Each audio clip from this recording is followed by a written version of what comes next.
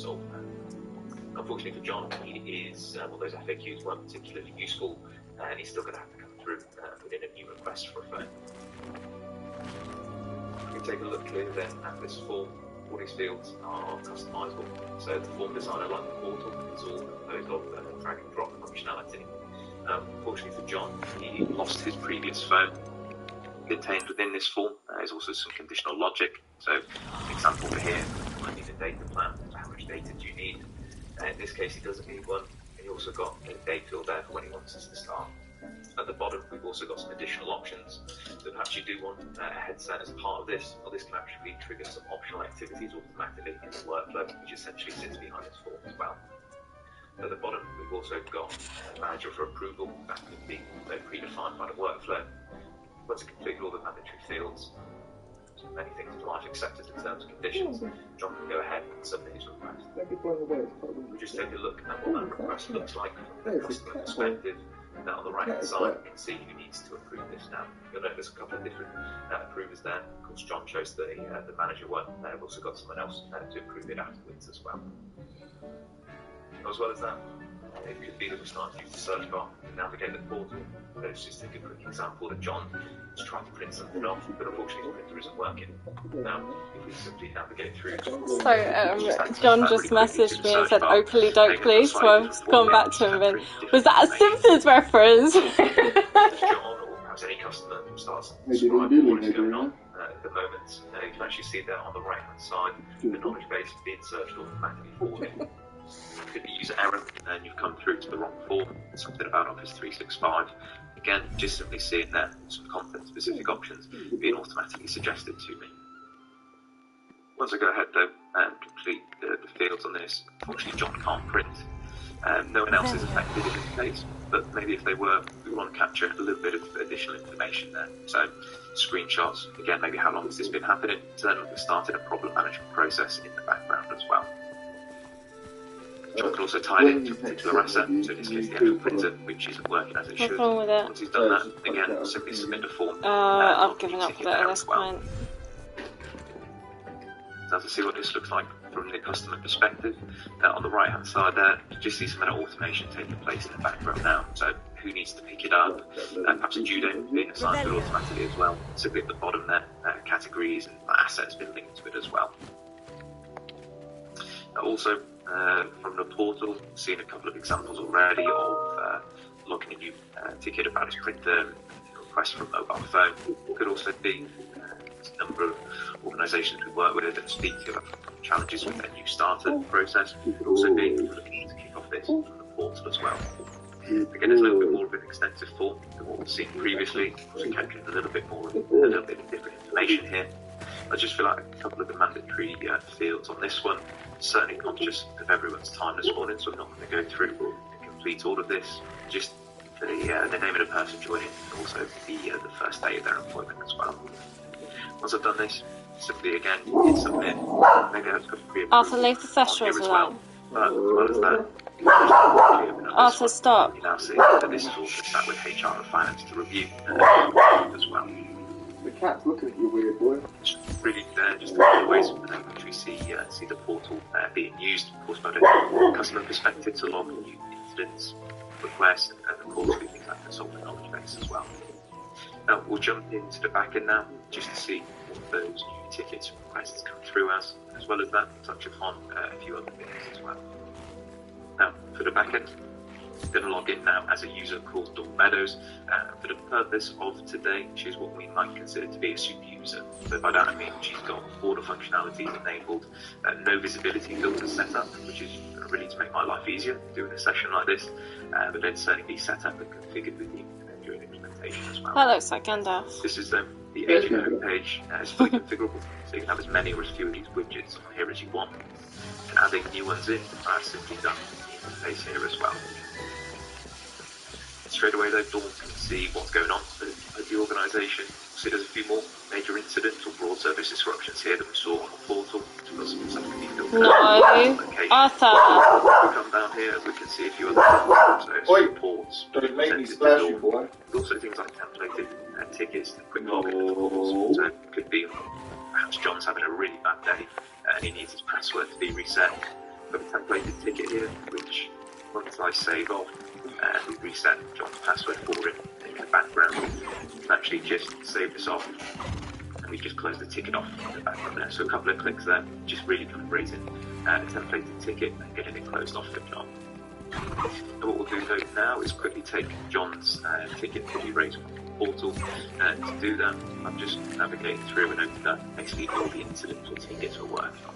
You'll see this is colour coded, bold and italics, meaning it's been logged today and no one's touched it. The red ones mean that unsurprisingly it's reached its target date. Now without going into the ticket, I can get a quick overview and a synopsis of what's going on. And you'll also see lots of similar incidents at the bottom right there. They're really kind of helping to spot and identify and understand trends. If we quickly open up John's printer ticket here, what we can see, John is not happy about this session, as in the presenter, because he's like, it's supposed to be an automation and this system is like really dated, and he actually knows about these systems far more than I do as well. So underneath that, really quickly you can see now what its priority is and who's working on it as well. If I needed to reassign to another team really quickly and easily, I can do, or perhaps to another person there. But in the same way, we want your end users and customers to start using knowledge bases and FAQs to of course drive efficiency. It's exactly the same in the back end as well. But just open up the knowledge base pop-up there for agents who's working and managing on incidents in the background. You see this has been automatically searched for me, simply based on the brief description of the form filled out. Yeah, I found it quite quickly actually. Is what we call a standard solution, and this essentially drives that automation and facilitates templated tickets as well. Once I apply that, change the status to the fact that we're going to send it back to John now and wait for his update. Top Desk is now thinking around status-driven automation. Now simply mark that as responded and also pops it on hold as well. Look at the status just so we can see what it looks like. Just got clarification that will be sent out. You don't have to see this. Of course, it can just get applied on in the background. If we did ever need to amend emails on the fly, we certainly can do. And actually building up these templates is simply done in the interface as well. If we want to take a quick look actually at this particular asset, I'm going to open this up from within the incident as well. The high-level asset management within Top Desk is completely template-driven. So essentially, all your printers would look like this. We just see some information now which can be particularly relevant as well. So things like purchase dates, warranty renewals, and expiries there. Going down a little bit further, I can see who it's assigned to make both physical location and user. On the right there, just got a fully auditable and filterable history as well in this particular asset. All the information that we see here can also be used to drive automation of the organisation as well. So it could be, if we take a look at things like warranty due dates, maybe certificate expiries, the date we need to decommission assets, so some of that information there on the right. All of that can be fully automated, so we're not missing out on those renewals. Setting that up is just done in the interface. We'll take a look in a second at how we can do that. Putting together these assets is really simple and easy to do, and it's actually just done in the interface. It's completely widget driven, so I can change the look and feel of these however I want. We're actually adding in new fields, so fields that we use on other assets across other cards, or actually creating brand new custom fields. This will be done in the interface as well. Once you build these templates, Top Desk will generate you a template which you can populate and import it. That's done at its very most simple, very simple way there, of course, but off the shelf, got things like connectors into Intune, of course, so importing asset information in can be done by API, or again, any structured information that's sent to Top Desk will automatically import and map into the CMDB or the inventory. So just to take a quick look at some of those other assets we're going to manage in, and again on that theme of automation, I'm just going to open up a couple more as well now. What we can see here then is pretty much every single asset at the organisation, so both from an IT and non-IT perspective. If I just come down here, we'll take a quick look at this networking server. Of course, completely different template now, completely different asset, but more importantly than that, I can actually see that we've got a status trigger. Again, this is my demo environment, so it contains example data in there. I've got it done manually, so we can show the toggle, but of course that can be determined automatically simply by integrating Top Desk in with a network monitoring tool, network scanning tool as well there. But if I come down slightly, further, I can now start to see my dependencies between my different assets. And probably the easiest way I could see this is just to have a look at my network topology view, network overview here as well. This is also dynamic, so what I don't need to see, I can simply drag out of the way. If I wanted to see what would go potentially wrong if this server was offline or something like that, I can easily now see how those assets are related to each other as well. Just before we take a look at apps, we can then kind of build in forms to facilitate that automation via the portal. Just if I quickly go back into that asset overview, we can take a quick look at how we can start to build some of those automations within the solution. Automation within TopDesk essentially works on an if this, then that basis. And what we can see on the left-hand side is both kind of webhooks and schedule actions there, which very conscious of time today, don't have the opportunity to look at those ones that we can do in the future perhaps. So again, integrated TopDesk with other solutions or scheduling actions within it as well. If we wanted to take a quick look at how we can actually start to build a new asset automation, it's done in the interface and really just in a few steps. So it could be kind of with things like warranties, expiries in mind. We want to have an alert that actually before our laptop warranty is due, we just simply want to get notified. So it could be 90 days before the warranty is due that perhaps I want to utilise TopDesk automation engine to fire off some automatic actions there, maybe generate documents to send across to the supplier, or really easily and simply, I just actually want to email the person who paid for it. So all of these are the same fields that we were seeing on the asset before as well.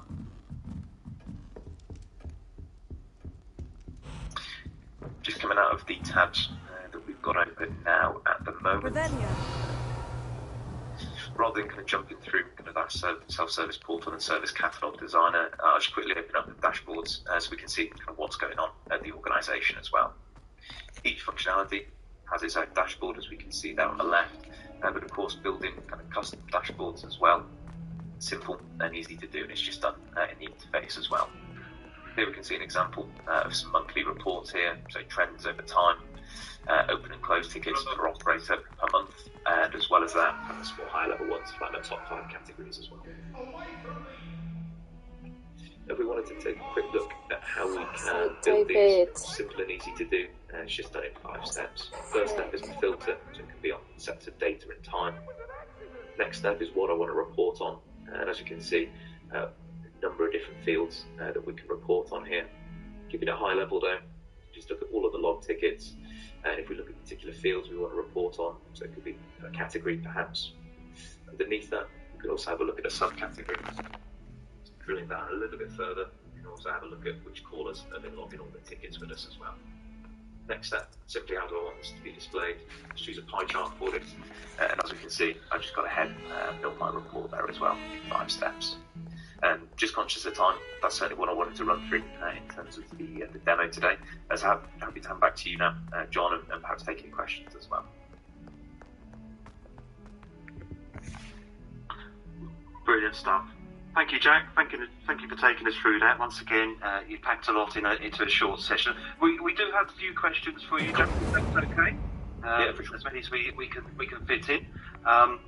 Excuse me, just looking towards the questions. First one is very proud of one of my audit customers asking me this question. So the question is, does TopDesk reporting cover all of the requirements of the SDI/SDC standard? That's a good question, John. So while we do, of course, have a number of reports out of the box, I would just have to just to double check to see whether they're aligned to those or not. I certainly know that customers that we do work with have I found all the demiguise statues then. As well, using TopDesk to help support that. So the exact number and how they're aligned, I will have to double check that one. But no, thanks for the question on that one as well. No problem. Sorry to put you on the spot for that one. I did appreciate it. It's slightly difficult, but it was a question that was asked. The next one was, and as much as you can cover on this, could you tell us a little bit more? The question is around the TopDesk development roadmap, and maybe just a chance for you to tell us, what's coming down the line in the TopDesk product. Would be great, please. Oh, yeah, no, for sure. So, Dan, in the first instance, this closet here was in Prisoner of Azkaban. the boggart closet. The key theme, or one of the key areas for this year is around knowledge management. So that's around, of course, improving redeveloping what is there already. So be that different overviews, different approvals within that, but also different ways in which we can display content in those knowledge items and FAQs as well. So really conscious of time, but at a high level. That's one of the key ones for this year. And as well as that, of course, continuing to develop out things like the API to further integrate Top Desk in your ecosystem and other kind of development fronts on the asset management side of things as well. Okay, brilliant stuff. One more question, Jack, if you don't mind. That's the advantage of just having a few minutes of your time.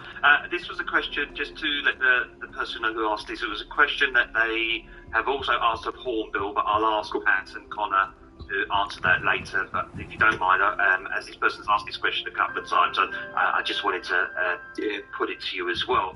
In terms of Item 4, what's the scope and coverage in terms of practices and, I guess, processes within Item 4 of Top Desk, please, Jack? Yeah, that's a good point there. So, in terms of Item 4, Top Desk is certainly aligned to that and kind of the thematic approach it takes. Again, for some further info and clarity on that one, I will have to come back to the question on that one, perhaps certainly ahead of the panel as well later on that one, John, just to further understand kind of what is aligned to it really. No problem. Oh, Jack, sorry, we put you on the spot on a couple of these questions. They're quite detailed, aren't they? So thank you for that. Yeah, please do. Yeah, for sure. I think then those were the 3 questions I've asked, Jack. Thank you again for your time today, and look forward to seeing you a bit later on at the Q&A. Those must be upstairs. Yeah, absolutely. See you later today, John. Thanks, Jack.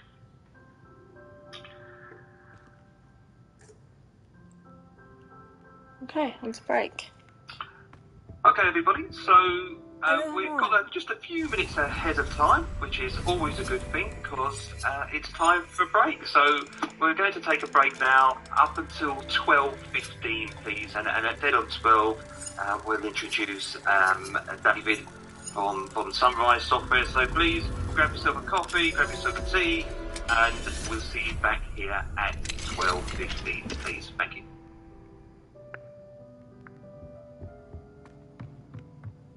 Turn the camera off, John. There we go.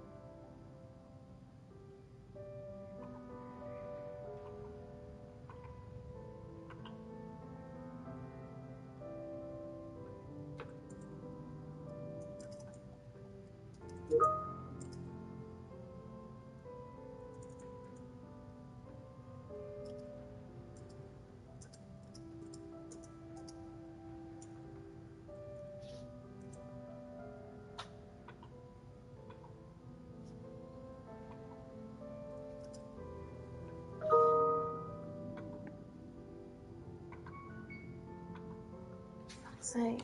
Just leave the slide on, John.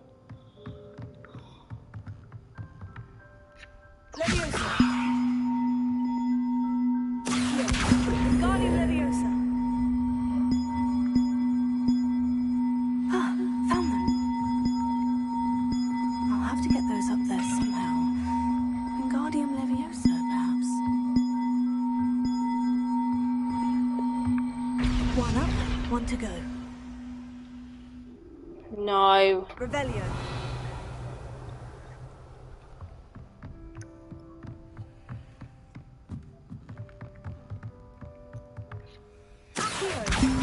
Wingardium Leviosa.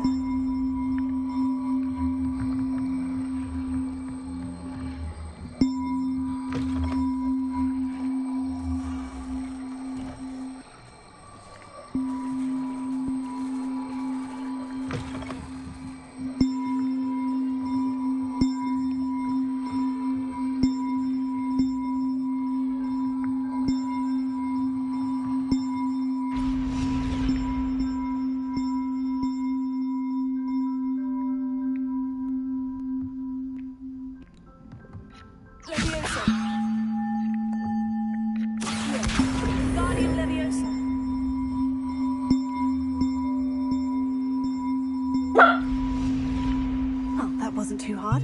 Evangeline should be pleased about this, even if Black isn't.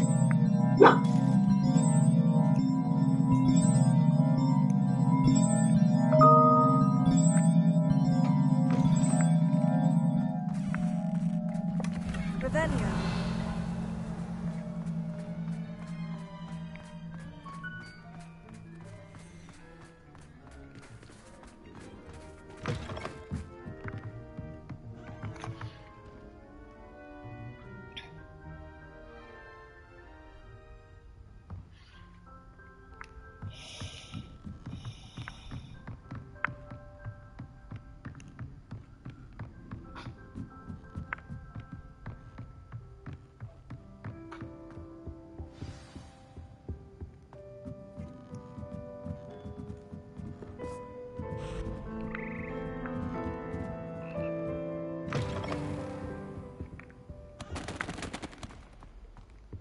Here then, eh?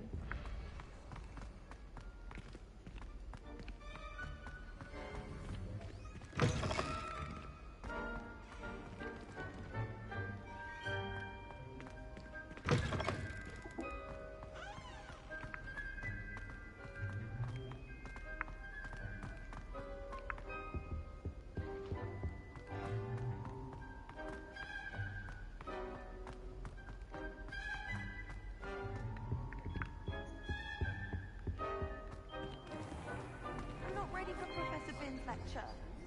Forgot my pillow.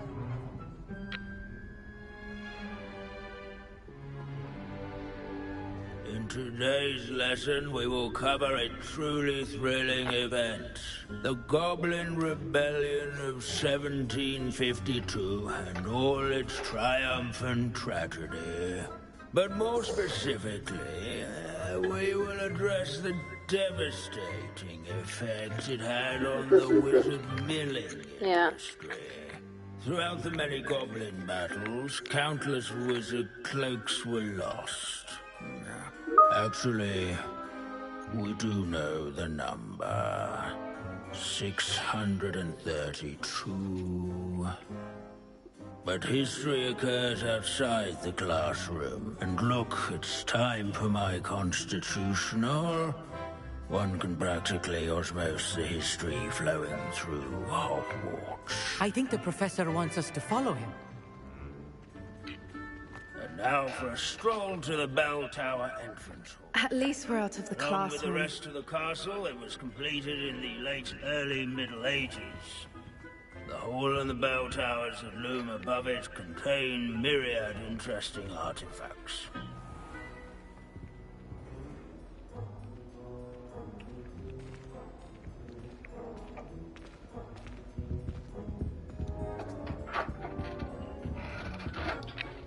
Good to see you again. Recovered from that nasty bout of dragon pox, have we?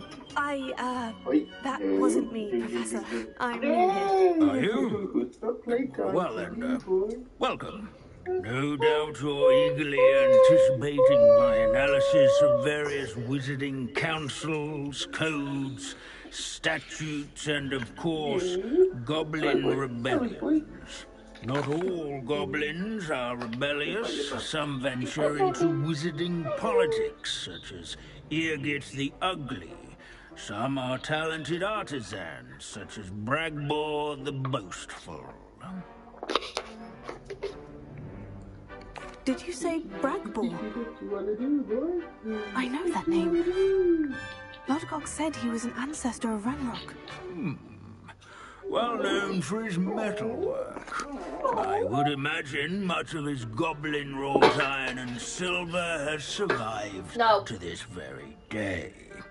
Now, where were we? Oh yes. Back to our class topic for today. Grimbold Weft.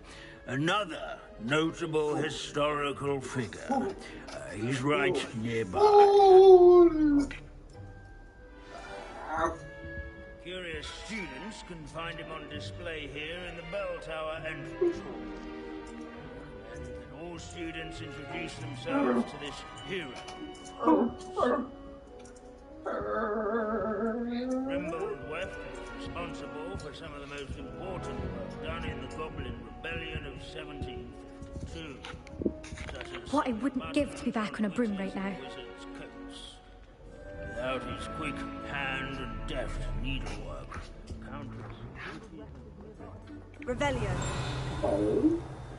No. Ow. No. Wagadu's history is, well, a bit different than that of Hogwarts, to say the least. These bits of broom are all that's left of a witch called Celine Mortnaby. Rumour has it, she was demonstrating her Anyway.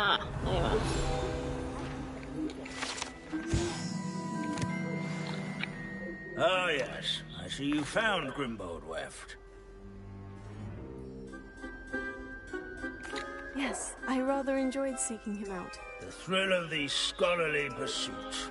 I know the feeling quite well.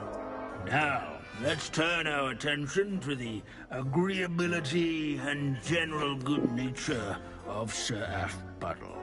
He's also nearby. See what you can learn from him for your next assignment. Standing in eternal but symbolic watch over the bell tower is a retinue of loyal knights, or rather, standards of knights, I should clarify. Keen-eyed students will spot the statue of Sir Athbuddle of the cheerful countenance nestled among the ranks. Leave it to Binns to make the most interesting school in the world. Sir Skaggletop the Heedless once challenged a mountain troll to a game of musical chairs. Bloodthirsty dragons, rather in training yards and scullerings.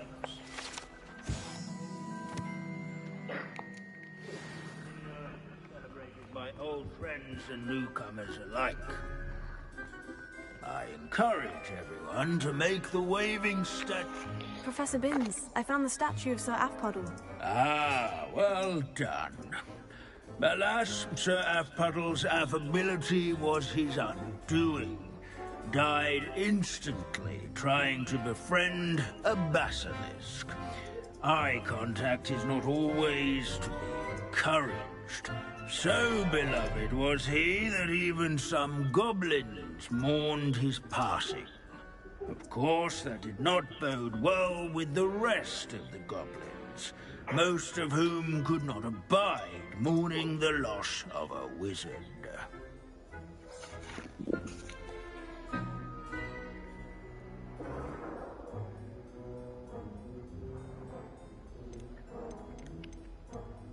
Goblins and wizard kind will never trust each other. Yes, well, it takes a cauldron to raise a chisperful, as they say. History does tend to repeat. It is a series of patterns, a thought both comforting and disconcerting. The wise student, such as yourself, will learn from it.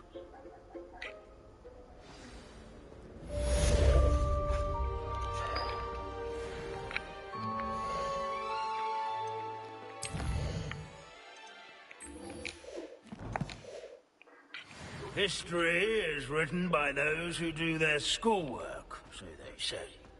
Or at least, I like to do that.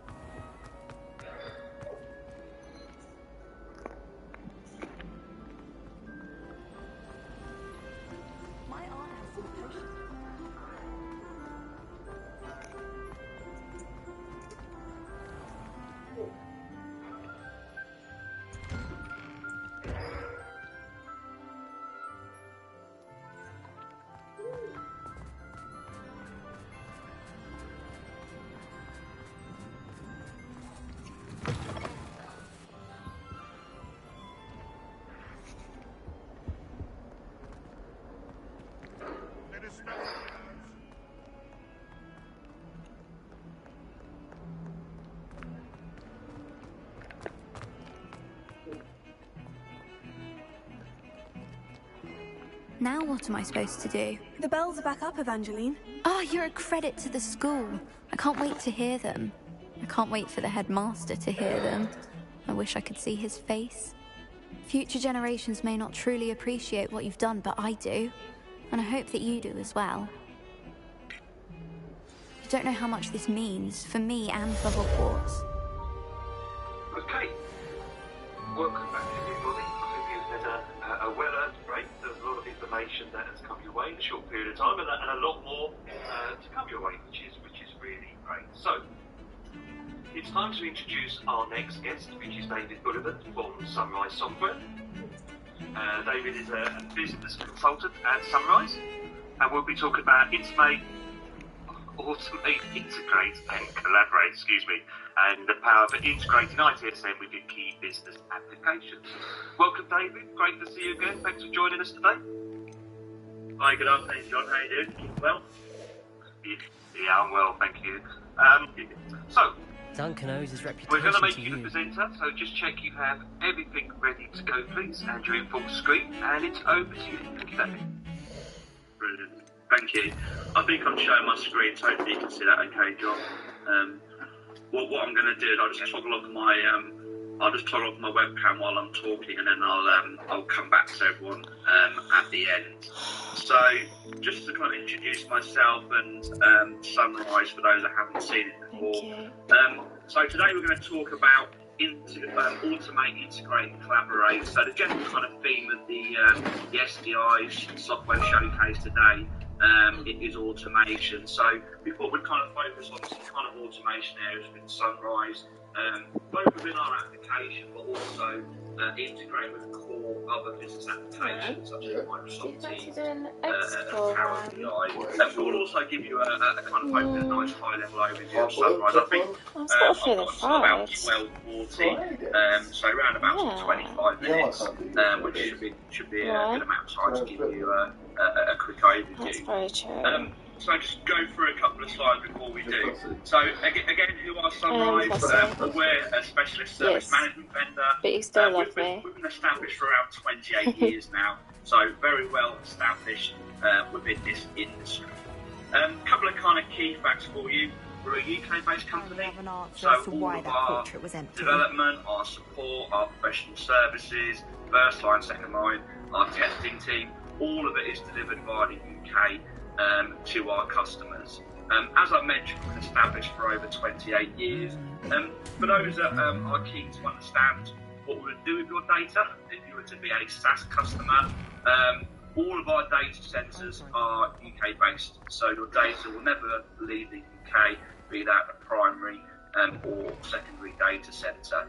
And I guess, as you'd expect, for a kind of a vendor that's been going for so long, over the years we've had hundreds of customers across all verticals and all sectors with a very high retention rate. We'd also like to believe we've got very proven and flexible service management software, but I'll come on to that as we go through. Likewise, the pricing, we try very hard. We offer kind of like an all-inclusive price. So if you were to use our SaaS system, you have a very clear price which covers absolutely everything, be it all of the processes, so the ITIL 4 processes and beyond, but also it covers the admin, config, the approvals, everything all within one license within the application itself. So what we're going to go through today, as I said, we're going to kind of look at automating some kind of key business applications. The ones I'll focus on today will be Microsoft Teams and Power BI, with a little bit of Planner and Azure AD thrown in for you as well, within the time available. Another thing I thought was worth mentioning has come up today. We also have, as an organisation, the SDI compliant reports. We're one of kind of two vendors that have that, so if you want to know who those vendors are, I guess we're one of two. You can go to the SDI website and there's kind of a page there which tells you who has the accreditation. Sure how I'd There's fare in also a some little place videos like as this. well around what the KPI reports give on you. another I adventure, will are quickly we? touch on those towards the end of the session. But okay, so without further ado, if I just come out of that. and we'll just show the software. So hopefully you're all seeing that okay. So I guess to kind of set the scene, Sunrise is and always has been 100% web-based. We have two templates. We have the Sunrise ITSM template, which has all of the core ITIL version 4 processes, as well as value-add areas such as project management, IT governance, and order management as well. For any of you on the phone that offer more like an external facing support, so perhaps like a shared service, so that could be maybe a private organisation that's a managed service provider, or it may be a public organisation like an NHS or council that has a shared service. We also have our MSP template. That's effectively ITSM Plus, so it has absolutely everything you get within ITSM. We've just added to it to give it more functionality that's focused on external customers and the work they do. So there's no kind of difference in cost with those two, by the way. It's more about kind of appropriateness for what you're looking to achieve. So what I was going to do is just give you a quick overview of the main interface and visibility of the self-service portal, just to help you kind of understand and see the application if you've not seen it before. Then we'll go into kind of a couple of scenarios around the kind of automation, integration, collaboration that we talked about. So to kind of set the scene, I'll start by logging in as a main user. So this is kind of the entry point into our tool. You always go into this kind of configurable dashboard. So if you imagine all of your different potential users may have different needs and different requirements based on their job role. So there's a variety of ways you can send information through various gauges, and this can all be configured by a simple drag and drop within our application. You can also lock it down, so if you always want your service desk to see certain information, you can of course do so. But for, I guess, anyone that would like to kind of configure their application, it's completely bonus. And as I said, it's all done via drag and drop. So I could drag in new widgets, I can move things around, or if I'm into my aesthetics, I can obviously go in and amend things such as the colouring, or indeed even add a new dashboard. I can't go back there. So the view you're seeing at the moment is the Sunrise ITSM. So if I just click the globe icon here, this gives you an idea of the breadth of our tool. So effectively, as I said, we have all of the core ITIL 4 processes, but you'll also see project management, risk and governance management. We do not do on a modular basis. So if you use Sunrise, you'll have access to absolutely everything, including the configuration areas as well.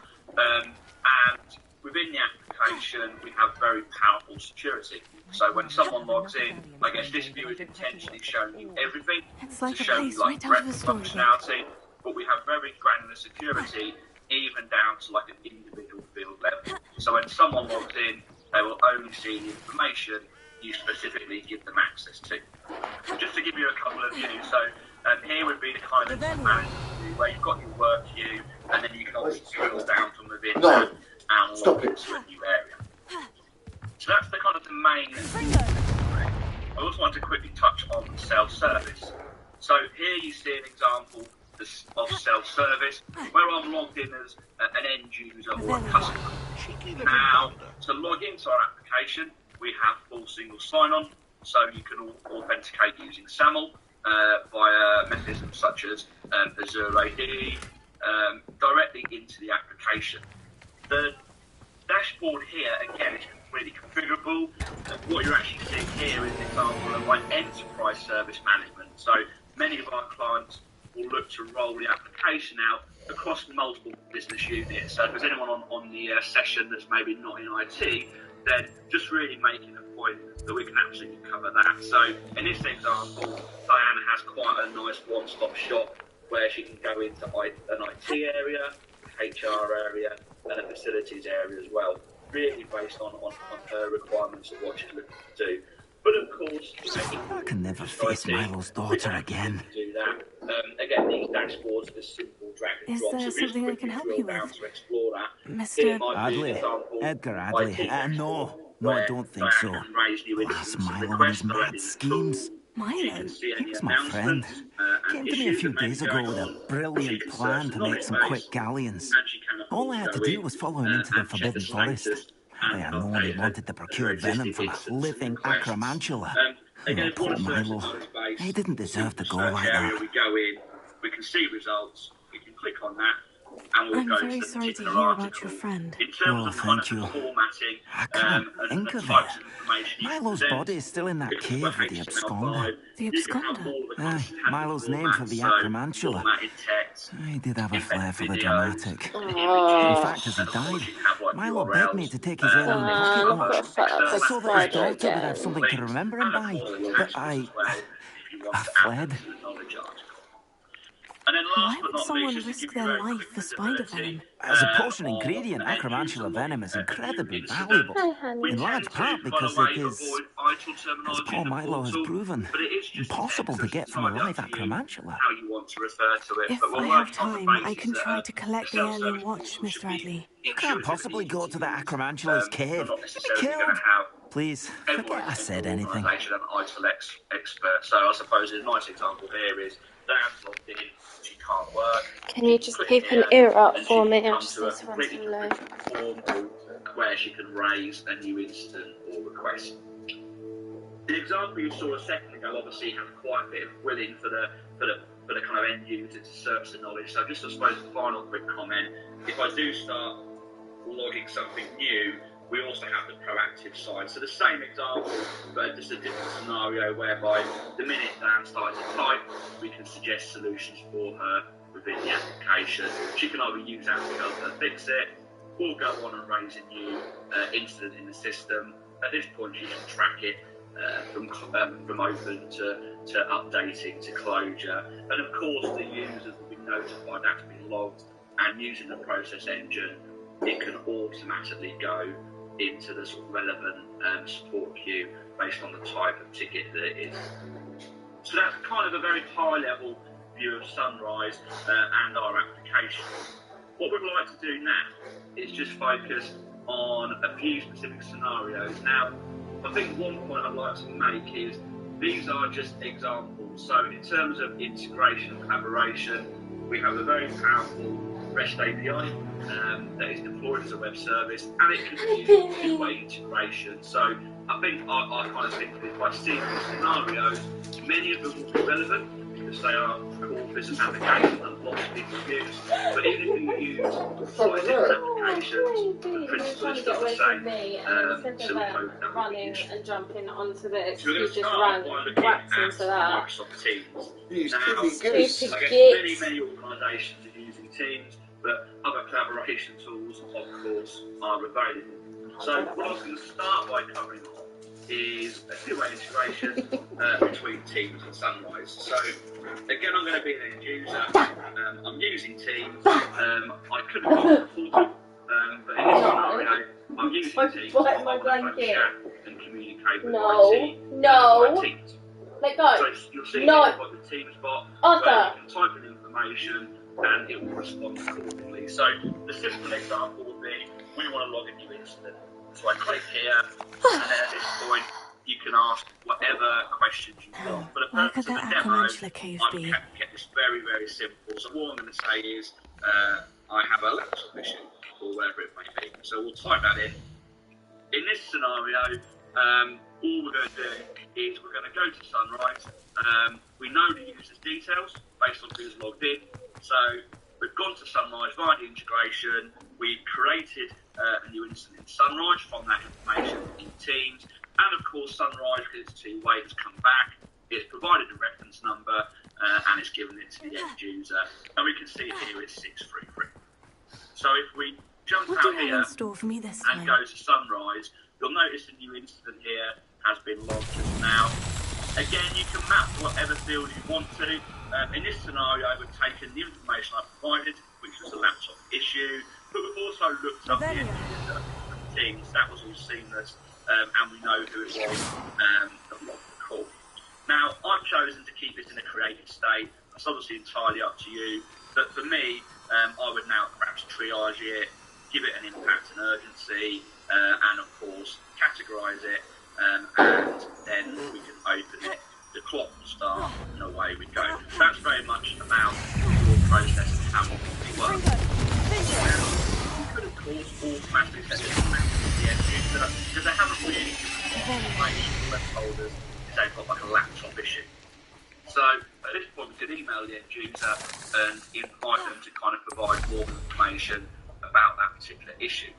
Now, I'm not going to show email. I thought it might be quite useful to see like integration back into Teams. So because they've raised them, perhaps you actually want to send a reply back into Teams. So here you've got various buttons and actions where you can integrate with these applications. So I can type in whatever I want to ask. So can you provide info or whatever it may be, and all we're going to do is add that to Sunrise. All of this, of course, is recorded in the history, so you have a full audit trail of everything that's happened. I dream of making a better world. If we just for a moment jump back into Teams though, what you can see is just now, like me doing that, I shall get that. On my inbound Teams, update has been sent. Now, again, the same way as mapping from Teams, you can send whatever information Sunrise. Your poaching So days are over. we've sent a specific question here, but we're also sharing information for the incident, so the reference number, start time, and various other details as well. We've even put a link in here that would take them straight to that ticket of the self-service portal. So I think Teams and self-service can work very well, hand in hand, side by side. It's really about how do you want to engage with your users. And of course, if we want to, we can reply from Teams back to the ticket in Sunrise. So kind of a full two-way integration example there is between Teams and Sunrise. Just to give you another example, going back to the chat area and the chat bot we saw earlier, this time I'm just going to go through the new starter process, and the reason for this is this kind of shows you more of a scripted one where we ask a lot more questions. So based on my answer, it's taking me through a specific workflow. So am I going to be the new starters manager? Yes, I am. What's their planned start date? So we'll go for the 1st of March. Lumos. And then based on the answer, it goes through to the next one. So we'll just give it a made-up name. There's a kind of a reason for this in a minute. So 78 demo and user. And last but not least, what's their job title? So again, we'll just call it. And all we're really doing here is capturing that information to pass into Sunrise. So we'll confirm that, and then without the end user having to do anything, that will just go away and raise a new record directly in Sunrise using all of that information I've provided at this time. So if we just quickly jump back into Sunrise, you'll see here this new one logged. And we can go in and then we can deal with it. Again, because this was a new starter, you'll notice it's different screens, different workflow, but you'll see it's taken the data that we have provided it, and again it knows who's logged it using that lookup within the Teams integration. So I guess that's kind of the outbound Teams. What we could also do here, if we wanted to, is integrate directly to Azure. So we don't necessarily have to make this manual. If we capture all the information using integration, we could just go to Azure AD and say, right, please create this new account, as long as we have all the information. But for the purpose of the demo, I've got kind of an action here that will trigger it. So what I need to do actually is I just need to get the domain of the record to use. So I'll just quickly grab the domain. So the reason I have to get this exactly right, by the way, is using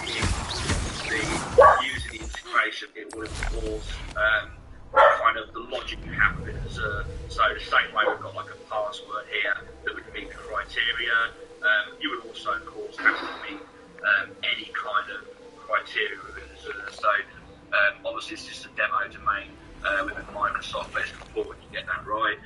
And again, you've got the password. We'll give it a mobile number. We'll just use the Sunrise office number. If anyone wants to call us, feel free.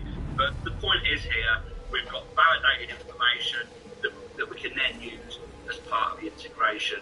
As I said, I've kind of got check and balance here, because I'm actually saying, okay, well, when the new starter request comes in from the end user portal, IT are reviewing it, they will then go ahead and create a new Azure account when they want. That's entirely your workflow. You don't have to do that. If you wanted to, you could just gone straight to Azure and created it with no kind of back intervention, as long as you have all that information collected. But within this example, we're just going to go away and we're going to now go ahead and add that to Azure. If I come into the Sunrise contacts, you'll also notice here that we've added the contacts as well. So the API is actually created with two areas. It's gone to Azure to create a new account. It's also then come back to Sunrise and created the contact within Sunrise as well, so you can manage it going forward. So you've got all of my key details here: username, job title, mobile number, and email address. I know some of you don't like to see things approved, which is fair enough, by the way. Just to show you, I've just quickly got into Azure, hence why I had to get the domain right. And you'll notice here, this demo user has just been created. So again, phone number, that's all been created in Azure for me, and click the button. So that oh my god, I am in a massive mess.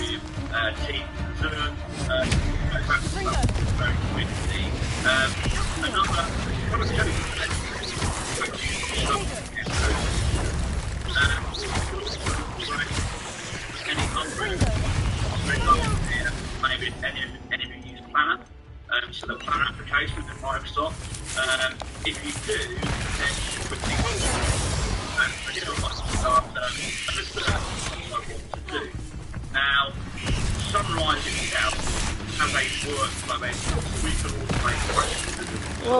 So in this scenario, you can see that we can get access. Now, why access? So, my application being passed will automatically created. So these are Sunrise that are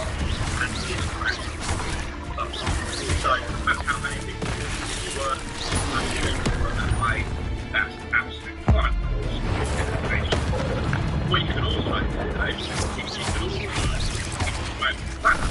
So I'm showing you the planner within Teams. Again, the planning side anyway, so the planning can be within Office 365 or on the phone. It just happens to be here within Teams. So the point here, though, is we're not just integrating at the instant level. Here I've got some tasks in Planner. I can complete these and close them off. I have a two-way integration directly into the whole Microsoft stack. So another quick example for you. Final thing before we quickly touch on Power BI and SDI and bring it to a close. All of this workflow can be managed with the process builder. So as I mentioned earlier, this is completely codeless configuration. So if I come to the admin portal, Dan, look at this shit. Figure, easy for me to say, our admin.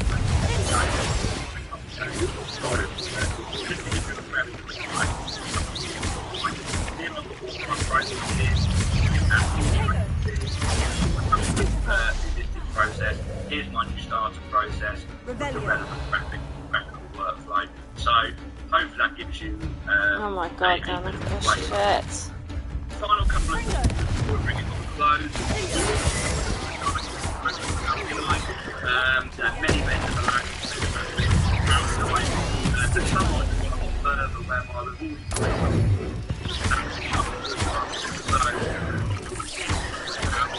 that's fantastic. Create your own charts, but some people they may not necessarily is we've pre-built this for you, so if you have no experience with Sunrise, you can have this out of the box. So all of what you see today is out of the box in Sunrise, within of course the Power BI application. So here you've got a summary information where you can track year on year. I'm actually in a den of spiders. You can analyse your data. So you in case you were curious. Select a month or a time period to review the data. You can even ask Power BI to explain it. So you see here we've got a low one. We might ask Power BI why has it gone down. So it's also data that you've recorded with Sunrise to suggest certain patterns. You had less urgent issues. That's what type of teams did it come from, or what was a category. So rather than just kind of generic reporting, you can really analyse it. You can even go in here and ask questions. So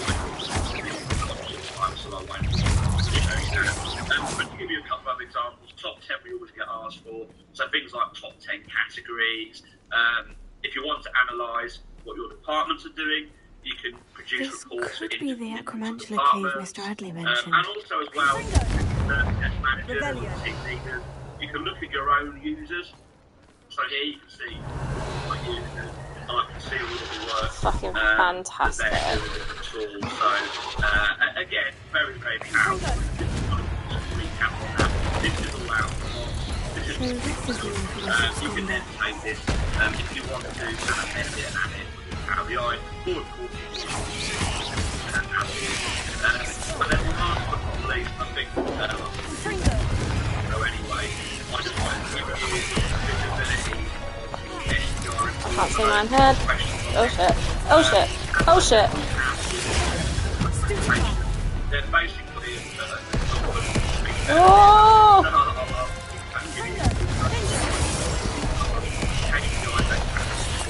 any are looking to go through the SDI accreditation, then this is basically chapter 8.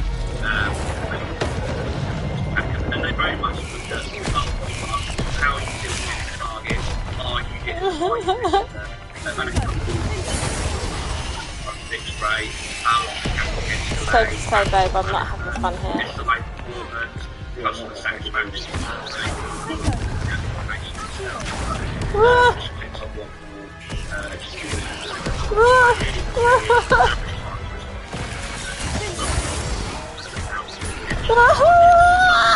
if you want to check this will be gold dust. If not, then I'm not very good kind of practice APIs. So that's what I'm time. Thank you very much for this. That's giving you a flavour. Sunrise, for those who want to get in touch, I'll leave their details on the screen, and I'll come back. John, is it some questions before we close? Yeah, we got some. We've got about sort of just a few minutes, David. Thank you for that. Excellent as always. I'm going to try and fire as many questions as you can answer in 3 minutes at you, if that's okay. There may be a couple of yes/no's in there. Somebody, one of the attendees was just asking a question around Dynamics 0365 integration, because it's their primary CRM and CDB tool and solution. Is this application commonly integrated? Yeah, absolutely. Yeah, and integration, but Dynamics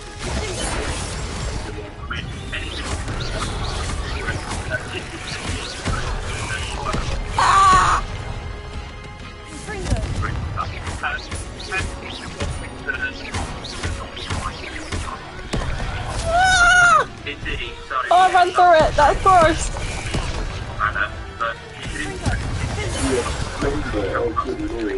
Yeah, this is a legendary big. Oh shit. The next question, sorry, I'm firing the next. This might be better to go and look at what kind of automation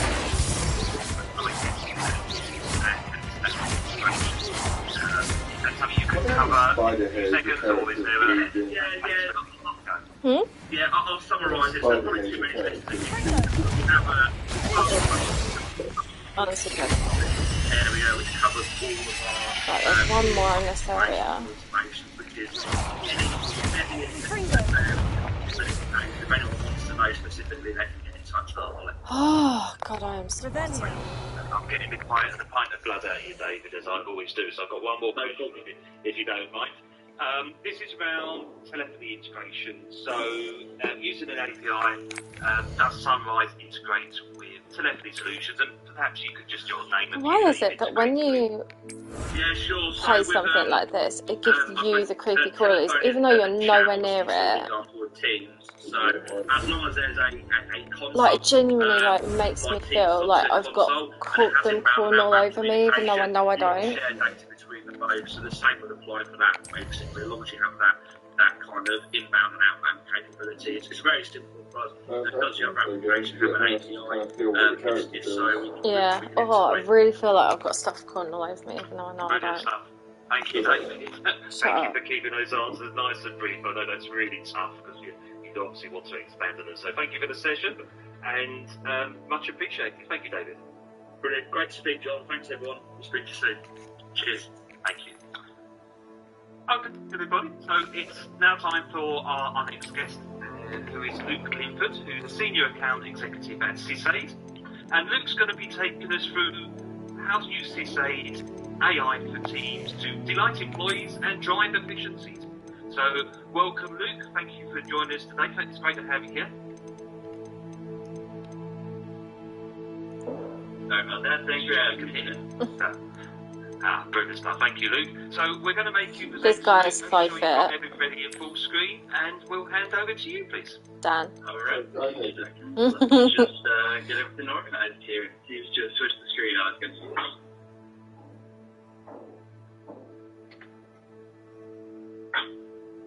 The absconder, this beast, is an aberration as it is not native to this region. In its short time here, however, the accurate mantula possibly mothered a number of other acromantulas in the area. I can see Arnold Schwarzenegger, yes. Fantastic. Dan, look at this quick before he changes it. My name's John Redford. I'm one of the senior account executives here at CISAID. Hope everyone's having a good day. Oh, that's really funny. So I'm here today to talk to you a little more about service automation and in particular CISAID for Teams.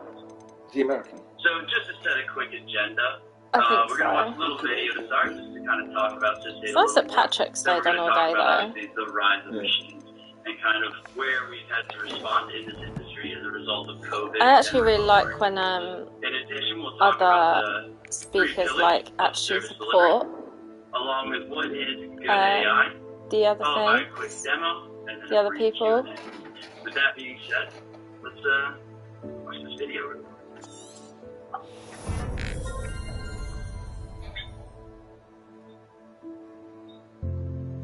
Is he playing a video or something? No, he's playing a video. I don't really get it though. There's loads of tennis ball.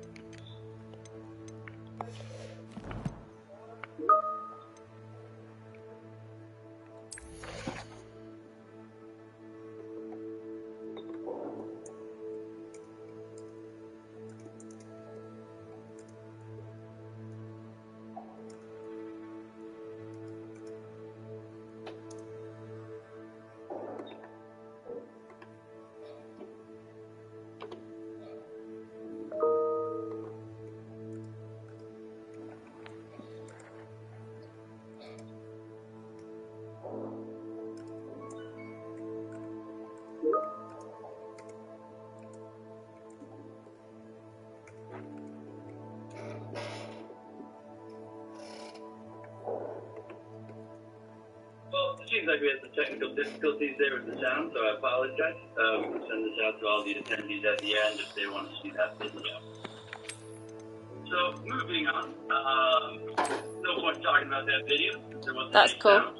But when I talk to a lot of IT service professionals, there's a few things that we see coming up. I need one more. So it should be no surprise to anyone in this room that these are common sticking points that we see. Now, I know things like this sound a bit ridiculous. It's always making a break. What? Get rid of when are we not what the thing looks like? It looks awful. So, honestly, I look mental. Many families work from home. Some never return to the office at all. So this created kind of a new way of agile working involving digital workspaces. And IT problems that used to be fixable by just walking down the hallway now have to be, serviced in a different way, whether it's remotely, through remote control, or through accurate ticketing. So as a result, organizations have to change the way they service their employees in order to stay ahead of the game. So why should I care about service automation and what does it do? So obviously you've seen things like this before. We're all in this industry. We're aware that these are kind of the three pillars. But when I talk to professionals in this industry, it means a lot more than that.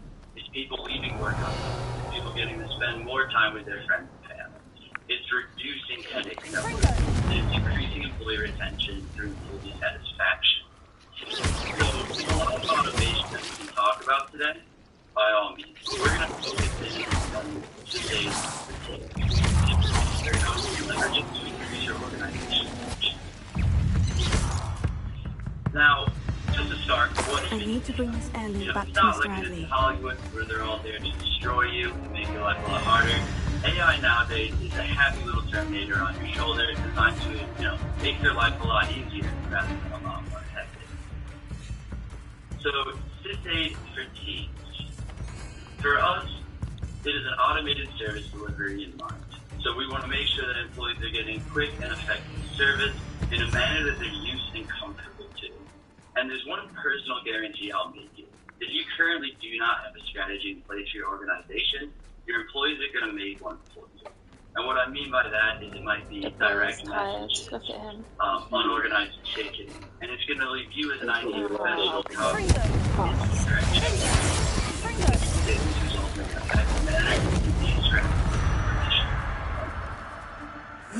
Shame. So, what are some of the key benefits? Obviously, the light of the employee experience. So, since they're working in an environment that they're used to and they're familiar with, they're not going to have to go learn. So they don't have to go hop to the self-service portal and figure out different ways of submitting tickets. It's going to be necessary to communicate with your coworkers every single day. And the great thing about the AI service desk in Teams, SysAid for Teams, as we like to call it, is it's in a language that they're used to and comfortable. Now, for you as an IT professional, we've seen that it means 10% more of your day back. So you can use that to get an extra cup of coffee and also reduce, yet again, some of those headaches that you get familiar with when you have this funnel tickets going. So here we can see some of SysAid for Teams. So just a couple talking points here that I want to go over. So unlike, some traditional methods, there is no link to a self-service portal. This is all based in Teams, so they never have to leave the environment that they're spending their day. It is as simple as a one-click ticket creation. In addition, it is a full service, so there'll be a knowledge base in there for them to reference, and it's also short and conversational, and it follows the language. With that being said, let's touch on that knowledge base just a little more. So our knowledge base is based on one-handed NLP. So what it does is, as it's getting utilized by your employees, it's going to slowly learn their behavior and what articles are relevant to them. So its simple features, such as the thumbs up, thumbs down, is going to continue to learn your environment and your articles. Now, what it's going to do is increase the efficiency of it. So it'll give employees answers a little quicker than they're used to, and also make sure that it's the right answers and relevant to the issues that they're trying to solve. So, with strengthening the employee experience, what we mean here is they're going to be getting notifications throughout the journey of the ticket, and they can do the approvals as well in Teams. So, they're not going to have to continue to switch between multiple platforms. They can do that basic ticketing that they're used to from the environment. Now, what does this mean for you? So it's going to build a better, more streamlined experience. I keep talking about everyone doing it from one tool. It's going to be the same for you. So from SysAid, they'll be able to see the status, they'll be able to send them messages, they can start the conversations, and they can access records from an audit perspective.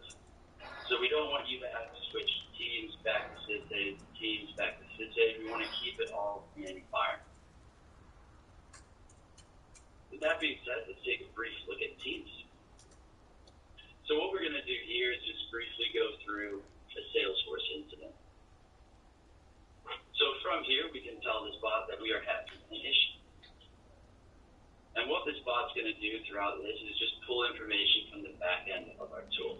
Mandusha is pissed. You know what? Our sales force is Hi Lauren and Emma. The first hour of the session was missed by all your attendees because of an error in the invite.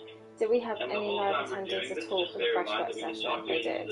The efforts that went into this demo day were immense considering we also brought our most valued customer as a speaker on board. This shows us in a very bad light in front of our customers and this will strain our relationship with them. We have invested in this event to capture the interest of your audience by watching our demo live, engaging with the polls and asking questions. I specifically requested the first slot to ensure there is maximum attendance. That's not guaranteed, the first slot. I believe none of that happened in today's session. An on-demand viewership on your Bright Talk channel does not help us control the damages we have lost on the live engagement, and we have a Bright Talk channel ourselves. I'd like to understand the situation in detail and how we can rectify this. Please share your thoughts. So Emma's just gone back and said, thank you for your email. Would you allow us until tomorrow to find out more for you? So yeah, I'm going to have to schedule something in. And then lastly, for this example, it's just not working. I'm not quite sure why. That's why I'm contacting the IT. Yeah. Now, once we hit submit, we'll get our ticket number, 689, and we'll get some of the basic info. Now, obviously, this isn't enough for an IT professional to work with, so we're going to give them a little attachment to make this life easier. So when we click the add attachment, you'll see we can either control it directly in, or we can click the paperclip. I don't like Mandusha. She's not a very nice person.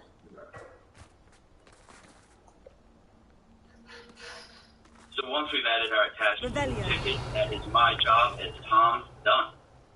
So quite simply, all this information will be in the ticket, and it is now going to move on to Daniel in this situation, which would be one of the lovely people in IT signature. So if we bring up Daniel's help desk, what we can see here is his screen. So we have the Microsoft Teams tab, as you can see. This is where he can start a chat with Tom, our end user, or he can start a conversation with the team just to see, anyone else encountering this problem? Is it just Tom? Do I need to be aware of a larger problem? Now, since he's been doing this a long time, he realizes the issue here is, in fact, his Salesforce license is expired. So what he's going to do, instead of having to hop between multiple screens yet again, he can simply create a new. The thing is, so when he clicks they ask for the first slot all the time. The most viewership that we actually get is actually midday. Or about midday, so I don't know where they've got this idea that best viewership is in the morning, because it's just not. In order to accomplish this task effectively. So it'll move to the approved stage for all of us, where we get zoning management and say, you know what, works for me. Now the great thing here is that manager happens to be Lisa in this case. Now she's not going to have to lead teams either, because we all know she's busy tackling other fires. So all she's going to have to do on her end is simply get a notification like this. So she'll see the basic information and the request and kind of the instructions. So hey, do I approve it? Do I want Tom to get back to work and be successful in a quick manner? And if he's using Salesforce, more than likely he's a revenue generator in the company. And obviously, we want to continue pushing forward for this double-digit growth.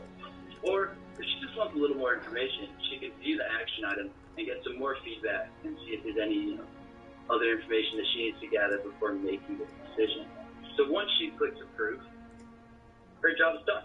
It's now moved on. I had a feeling she was going to drop us an email. Moving. In this example, it'll move on to procurement order.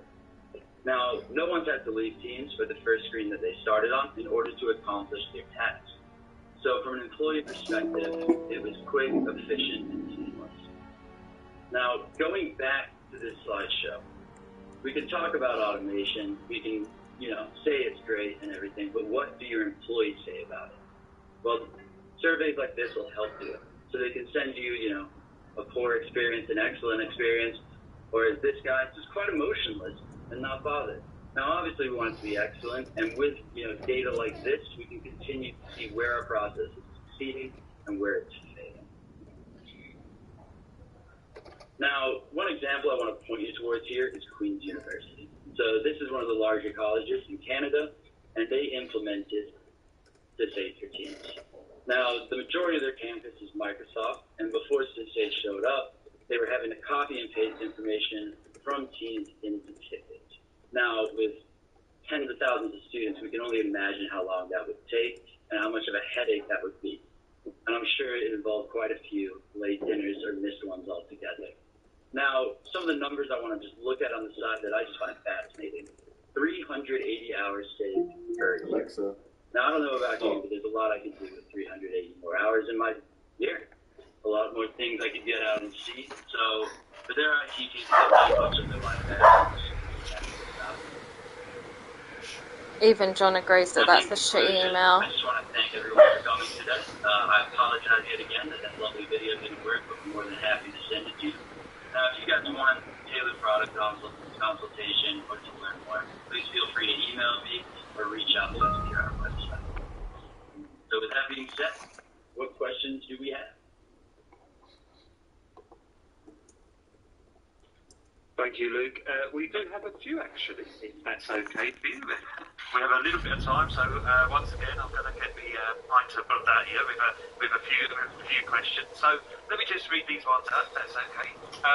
Really interesting question, this first one. I think this is specifically about the Teams integration that you showed. And the question is, do you have to have the full SysAid ITSM tool to implement that, or can that specific Teams solution you showed us integrate into a different ITSM tool? So you can use it in the ITSM tool, yep. Cool. So you need to have SysAid basically. Yes. Okay. Same question again on that one. That's an interesting one as well. So I've got these out, if you don't mind verbatim. I think you'd like to love replacing self-service with Teams. A bold move. I can understand it. We support a very large customer base. Can you confirm if Teams is the only form of self-service? All of us in the team that are old school and don't use it. No, so with Teams, we also have a self-service portal. There's an agent that can install on their device, and they can also use our email routing. So we kind of have multiple methods depending on how they want to submit. Brilliant stuff. Another question are great. I think this is going to put you on the spot, and you might have to think about this one. But how deep of a conversation can you have with the bot on Teams? I'm not quite sure how you answer that one, but it's an interesting question. Yeah, that's a great question. I mean, it's not going to be your best friend. It's not going to have bar chat with you, but it can tell you some of the basic ideas, suggest articles to point you in the right way. At the end of the day, we want to point you towards the professionals in your company to help you with your business. Okay, brilliant stuff. And a few more questions, if you don't mind. Lots of questions for you here today. Can we white label the bots and brand it for our internal tools and services? Yes, we can. So these we just put out that we're really happy about, so you can rebrand it to fit your organization. Fantastic stuff. That's sort of a general question, and I suppose it wasn't asked earlier, but what languages do you support? The languages that we support, well, obviously English, and we'll soon roll out support for Spanish, French, and Portuguese. And we do have additional languages to follow. Cool. Questions come up maybe with an exclamation mark at the end, so I'm definitely going to ask you this one. In terms of ITIL 4, could you let us know what the SysAid ITSM tool covers? Incident, problem, those sort of practices. Could you let us know the coverage in terms of ITIL 4? Yeah, absolutely. It's inherently designed out of the box. It does so change management, request management, problem management. I've booked in a meeting for 9:30 tomorrow morning. I want to get it out of the way. How did you? Just during that meeting, or is it? Actually, just me and I don't want to know. I'm not with her, Think about that Manjusha. Just me and Emma, because we need to talk about it before we can come up with any sort of solution. This is quite difficult to achieve. Shouldn't I get a reward for my trouble? Of course I'm happy to pay you. I can't afford much. I promised to pay for all the supplies. No, I'm not going to have that meeting with Manjusha, but I prefer to get meetings like that out of the way. Yeah, just want to make sure we cover that. And a little bit about...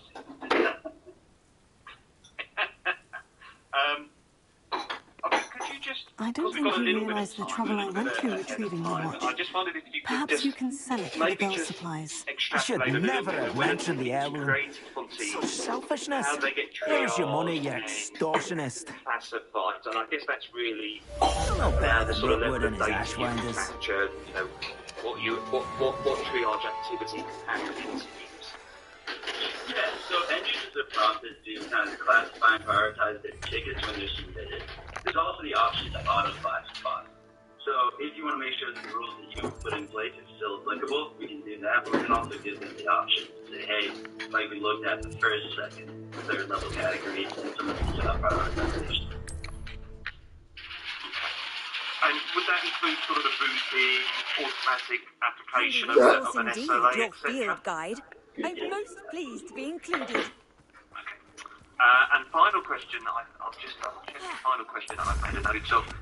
Does the AD automation support, I'll try that in English for you, support Azure? Could it be a Merlin trial? Brilliant stuff. Thank you, Luke. Once again, I think I've asked you the most amount of questions of anybody today. But you can blame the video not having sound for that, because I had a little bit of extra time with you.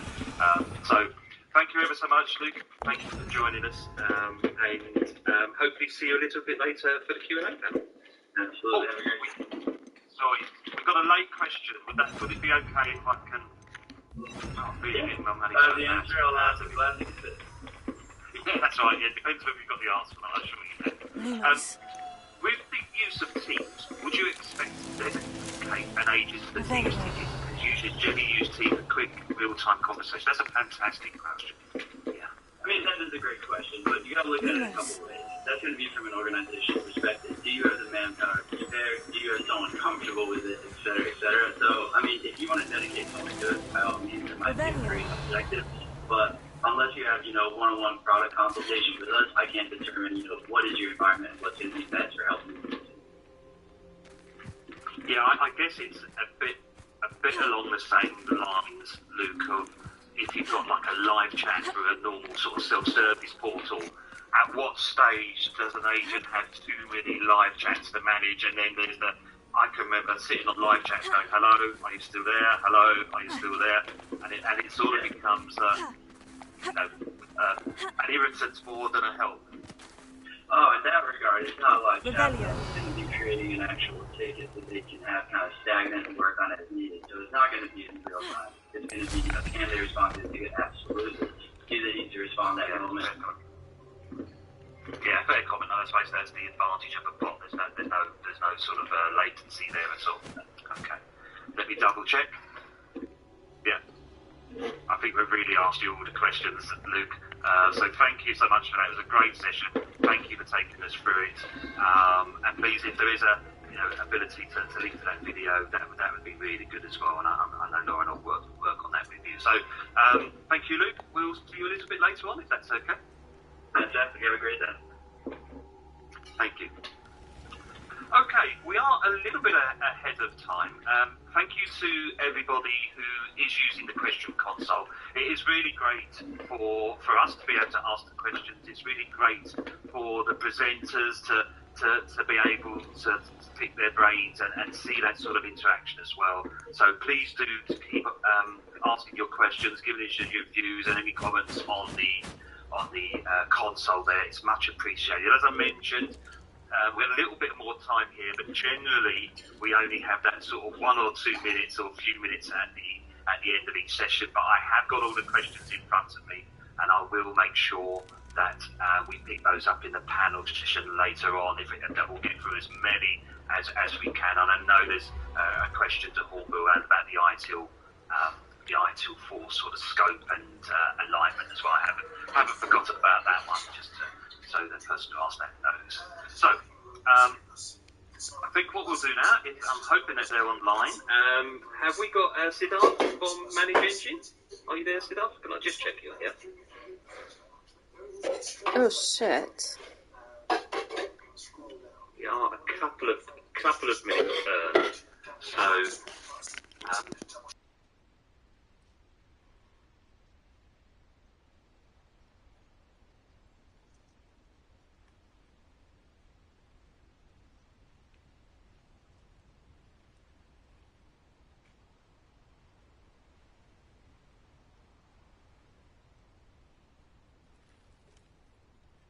Revelio.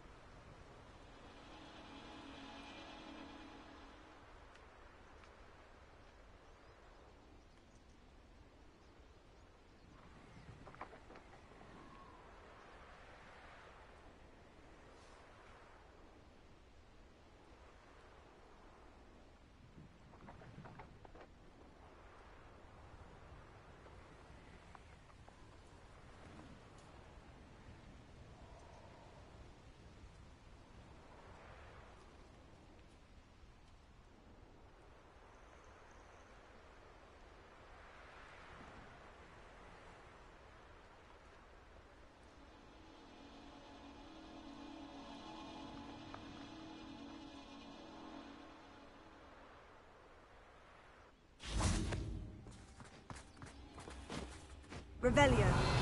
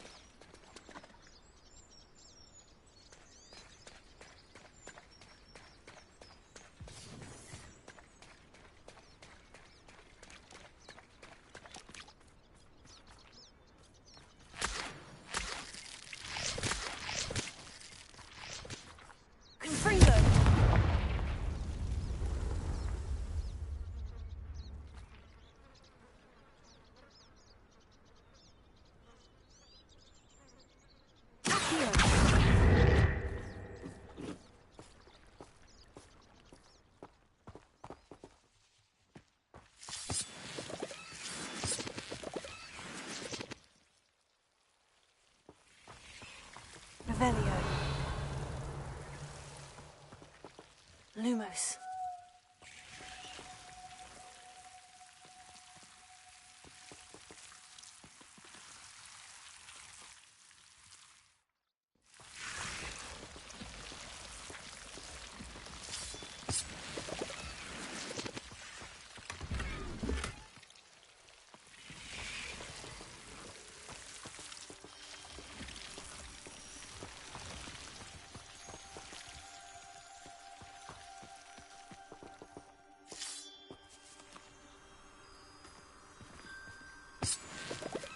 Revelio.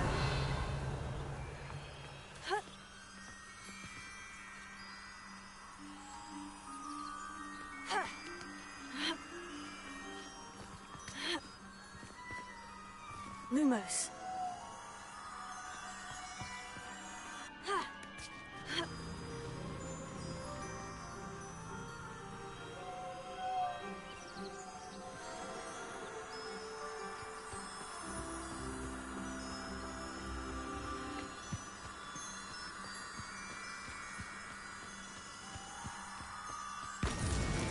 It's so tricky after all, man.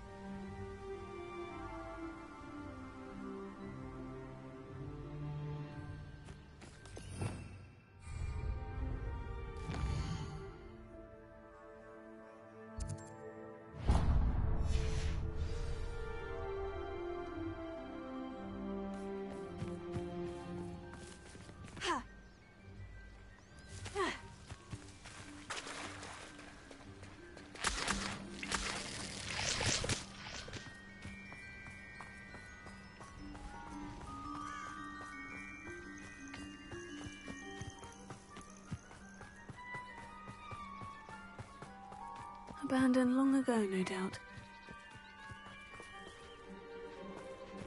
Confringo!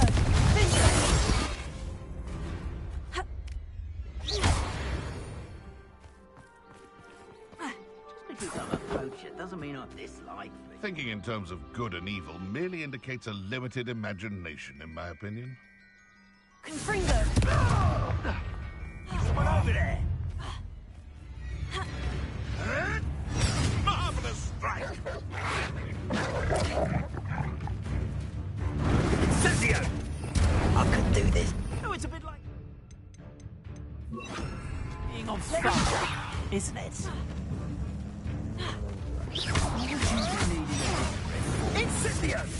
Slippery. Soon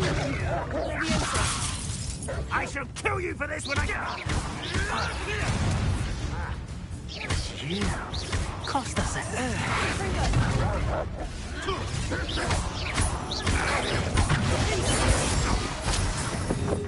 Hear the shot.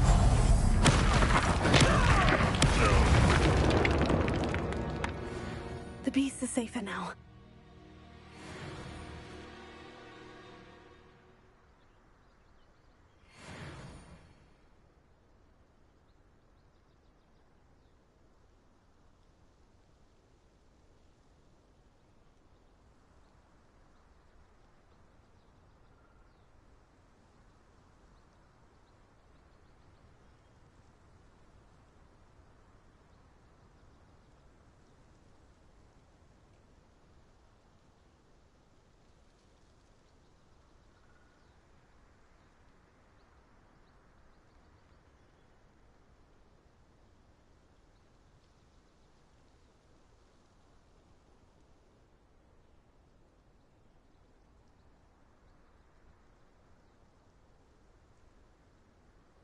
Revelio.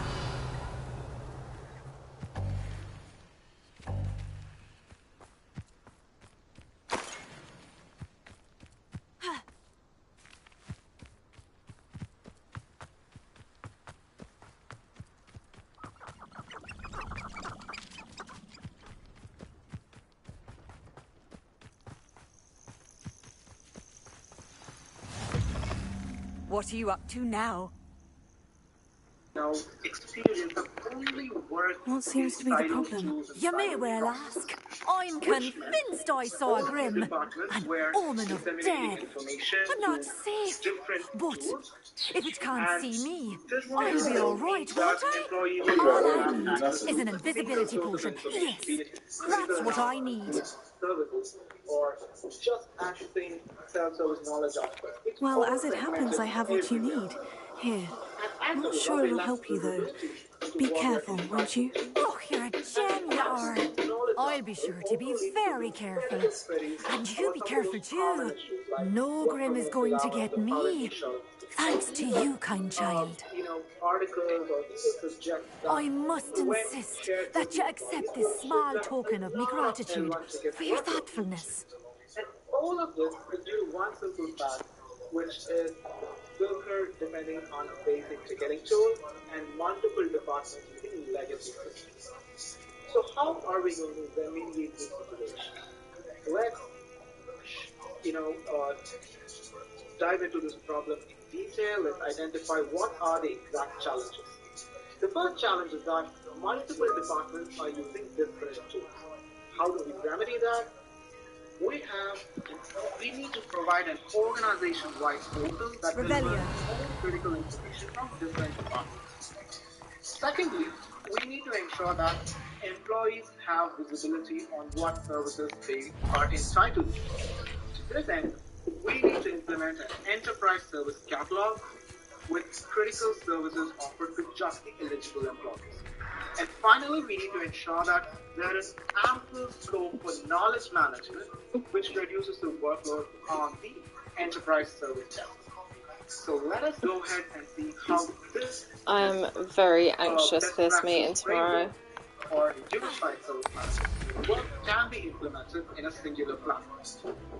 So let me quickly take you inside. Here's a pleasant surprise. As you can see on your screen right now, this is the Enterprise Service Management Portal, or Zilker, and as you can see, there is a unified search bar, and I've been able to access all the different services from a single console. So let's say that I am a marketer who's attending an event from my home, just like this one, and I would need some t-shirts, some brand collaterals, just to showcase my brand and ensure that I'm able to present well. So what I'm going to do is simply search for a marketing kit in the universal search bar. And what it does is that it ideally brings up service from the help desk. There is some small glitch here, so let me actually take you inside the help desk.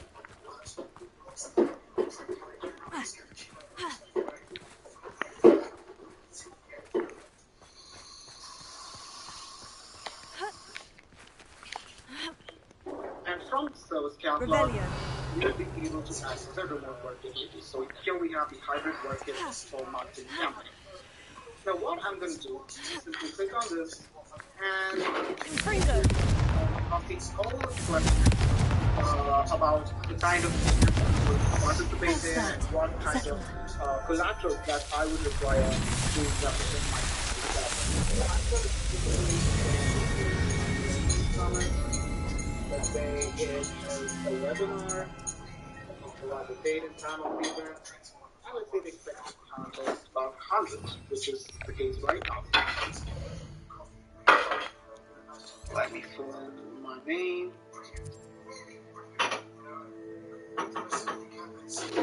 Once I'm done, I'm also selecting those items from the remote kit. Let me quickly fill it up. And let's say that we want this delivered to Pleasanton in California. Give you what I'm the address. That's where managing headquarters is. So now we have created this service request, and immediately, as you can see, Bless him, John sent me a message checking if I was alright, because I said to him, there's probably going to be some backlash from this when I noticed what happened. Obviously, at that point, I couldn't change it. I did try to, but I couldn't change it. And John asked if he could see the email that she sent, so I sent over, or like sent a screenshot of it. And he was like, they shouldn't be allowed to send emails like that. That is so incredibly shitty for no reason. Like, I can understand why. And let me quickly go ahead and approve this request. I can completely understand her frustration. That's why I sort of don't really care that she sent that email, because at the same time I can completely understand they're spending quite a lot of money. I don't know where she's got it in her head that the first fucking slot is the better one though, because I disagree with that completely. I think the second or the third slot is the best. That ensures that the technician is not assigned to a ticket prematurely, and Mary Bacon gets assigned only after the ticket is approved by William's manager. Now, apart from that, you can also see the tasks are automatically populated over here. And let's say that I'm able to assemble all the necessary items and I'm shipping it to William at present. And I'm going to simply go ahead to the status icon over here, and let's say that I'm trying to resolve this request. Immediately, Service Plus throws up an error because I've not really closed these tasks, or have I filled out the field resolution. So closure rules in Service Plus once again form a part of that no-code automation base that I talked about. And this ensures that your technicians are always ticking the right boxes and ensuring that they close up all of the tasks that they have to perform before resolving a service request. So let me quickly close the task. And let me add a solution over here that it isn't Nora Treadwell's precious. Delivered. That's done. Quickly gonna click on save. You're that pivot. And now, let me try the status of this ticket to resolve. And finally, the service request is resolved because we were able to satisfy the no-code automation working with the Now, these are just a few examples. You can mandate any number of fields that your actually. Thought we'd forget about that goblin helmet.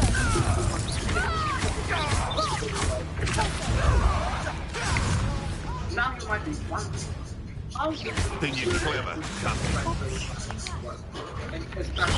I'm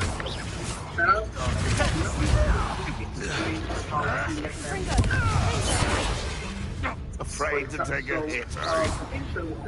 We have a multi-instance model, which means that each and every one of these service desks are data and process autonomous. They are in one single platform. You can connect all of these departments together by building work. But they would be able to retain that is the case, and that is a huge part of service providers currently, right? So when we're talking about cohesive service experience, when we are talking about bringing together different service delivery practitioners, we can ensure that they can still work the way they want to and still work the way they always do. But ensuring that all of these different siloed departments are now connected contextually. So let me take you inside the ESM directory in Service Desk Plus. And under Service Desk instances, you can spin up different instances. For example, you can just click on New Instance. Let's say this is a help desk for medical services.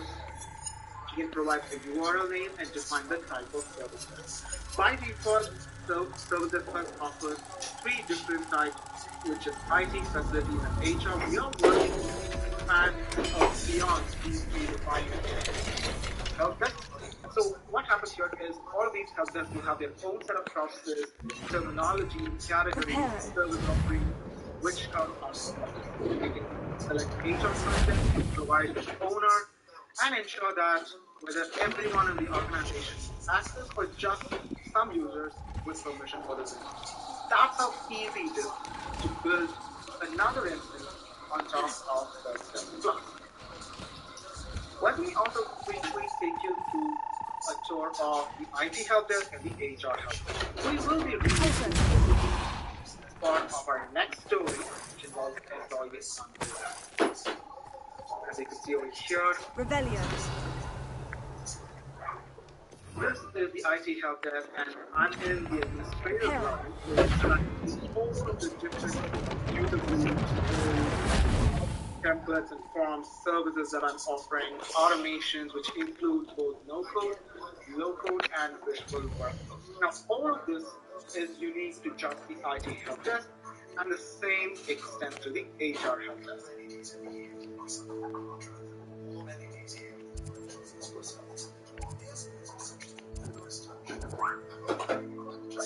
So let me quickly get you back into the presentation.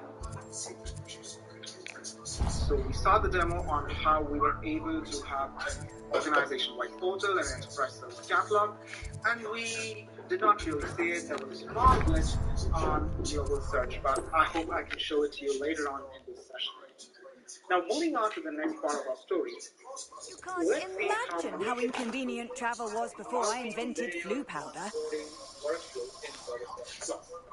The challenge with employee onboarding today is that it's not just a completely linear workflow where it starts off with an HR associate filling up a form, getting all the details, and then forwarding it to the hiring manager, and the employee gets onboarded. I wish it was that simple, except that there's another layer which involves 3 different work models, such as remote, resident, and hybrid.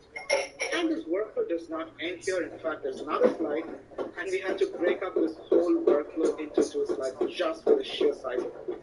It's very complex because all of these departments have to perform their own set of tasks, which might differ depending on whether an employee will be working remotely, working in the office, or in a hybrid fashion.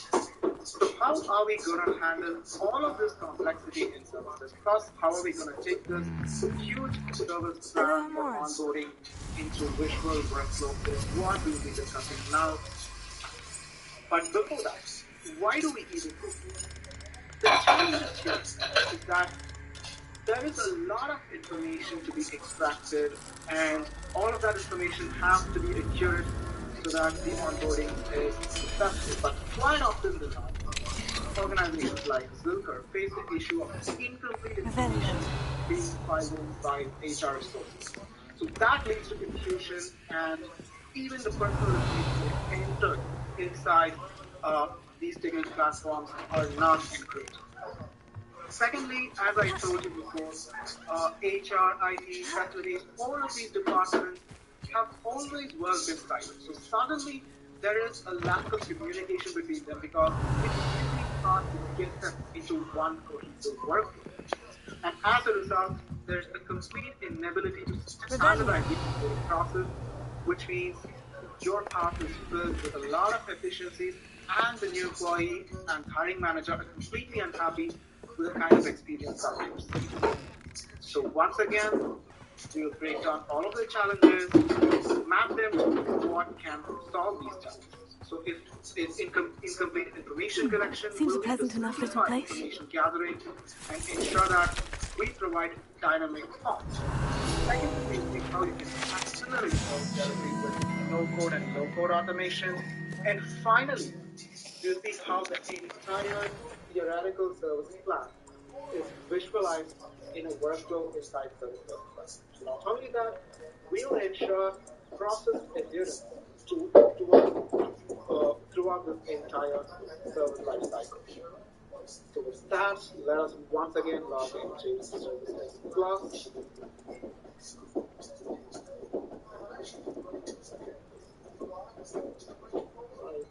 Just take you inside the HR service desk.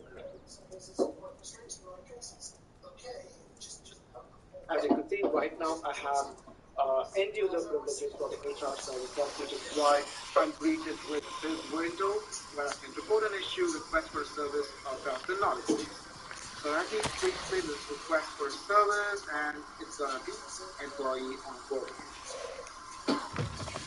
Now, what I typically expect is that there would be a lot of fields and a lot of questions waiting for me. But that's exactly the opposite of what happens, because there's just one field which asks the work model. So let me select hybrid, see what happens. Immediately, I'm asked about my immunization details, or about immunization details of the new joiner. So let's say, just for the sake of this demonstration, that the new employee is unvaccinated. Immediately, an alert pops up that vaccinated employees are allowed to, onboarded into the hybrid or remote work models. So let us say that the new employee is vaccinated. I'm just gonna fill out these. I already have a service request waiting for me, so I'm just gonna demonstrate how this form works. Now, as I scroll to the bottom, I can see that there is shopping cart-like experience awaiting me.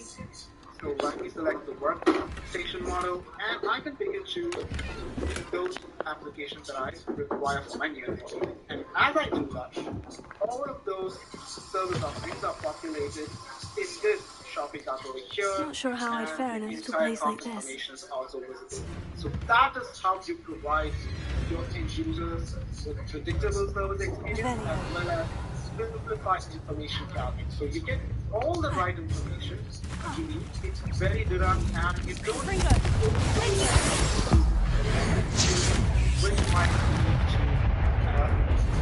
which might lead to inaccurate information getting into your HR service. So with that, let me quickly take you inside technicians login in the HR help desk.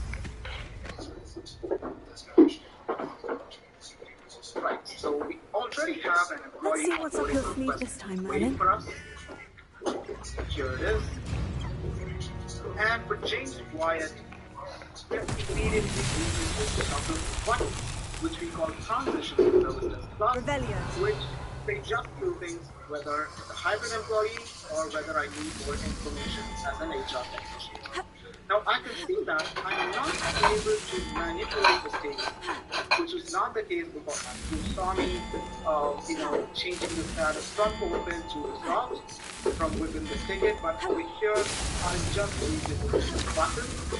Let me also show you the list of tasks. Oops, we don't have any, so I really have no choice, but let's just press this button. Now, as soon as I do that, the transition is executed and the status is set to processing hybrid employee. Now, let me quickly refresh the screen. And you will be able to see that all the right tasks have been added now. And all of these are very specific to onboarding and hybrid employees. So that's how you ensure process adherence. We prevented the technician from making any arbitrary action on the status of the ticket, but rather we enforced a standard operating procedure for employee onboarding.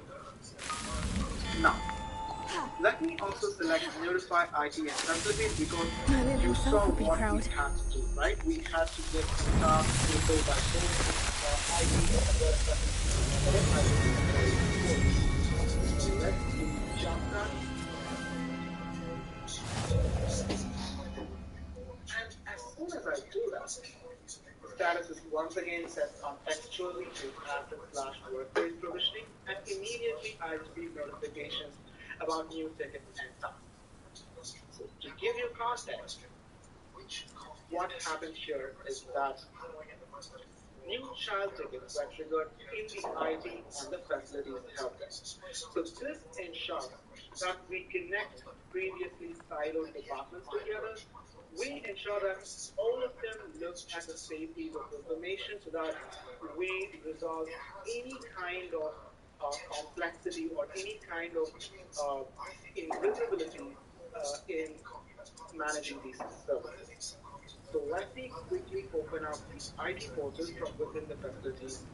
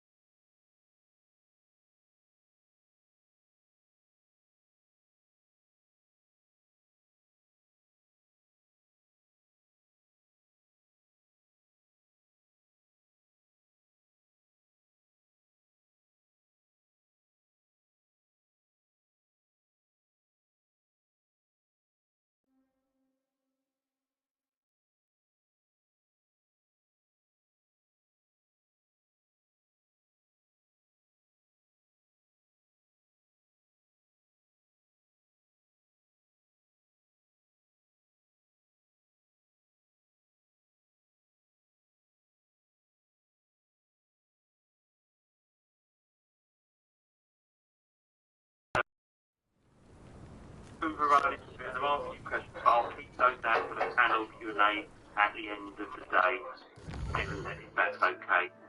But thank you for taking us through that. We are at a point of giving you all a well-earned break. So, we're a little bit over, just by a few minutes, but if we could take a break, please, and just have you all back for the next session with Next Think at 2 p.m, please. Thank you very much. Now, for me, there's a kind of softness to this cup in comparison to this one. This one's a little kind of Wonder who lives here. punchy in a way. That's definitely desirable, I think, in competition with your friends. This style of brewing definitely creates a punchier, bigger, almost caricature version of the coffee. You're starting with really great coffee. The other style of brewing is a little softer.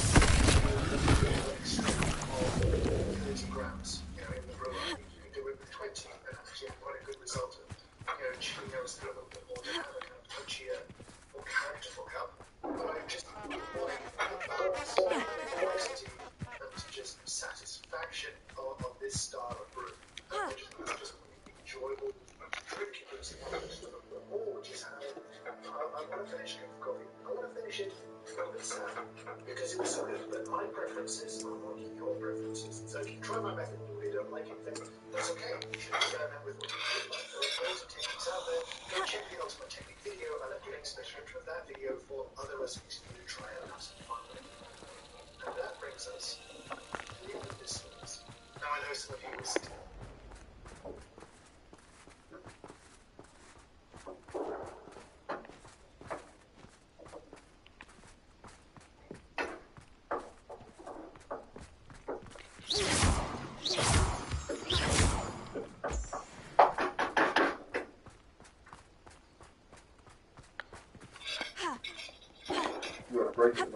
Yeah. Oh, come on. How many more speakers you got left? 2. One of them's a pre-recorded session now, so it's all good.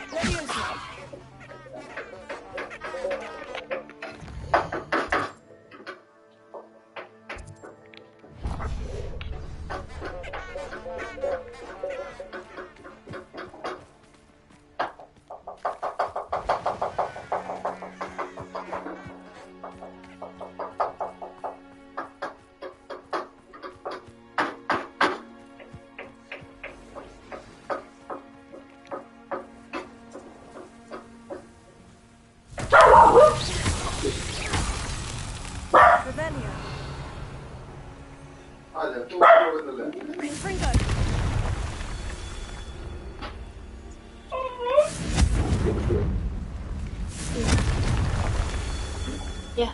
Hey, for your information, Shush. Revelio. Confringo.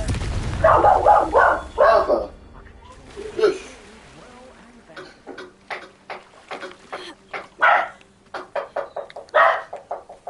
Arthur, that's enough.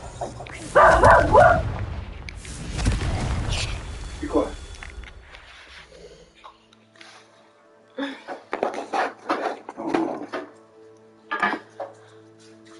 No.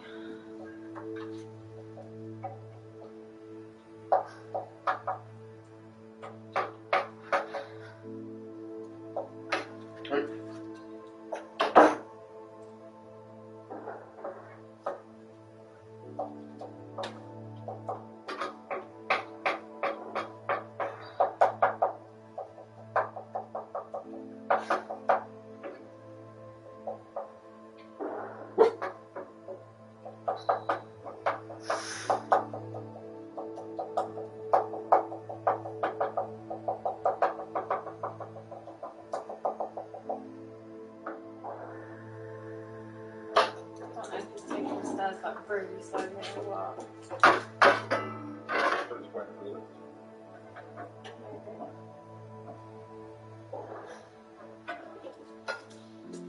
If they're much longer than I you're gonna have to get some.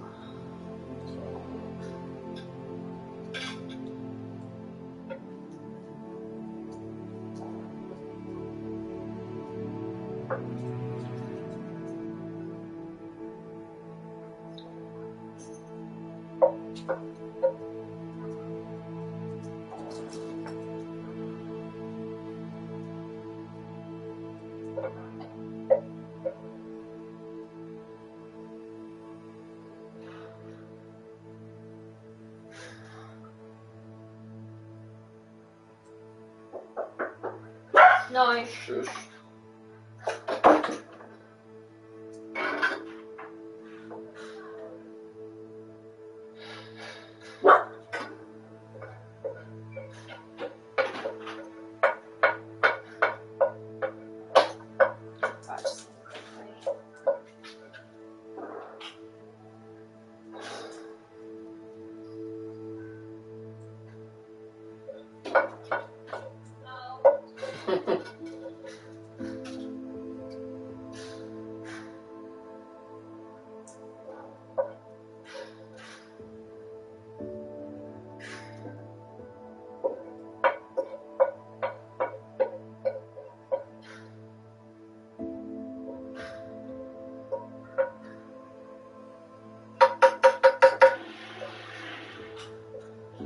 Yes, bro. I've got like 2 minutes now sent in next. 2 minutes to get involved.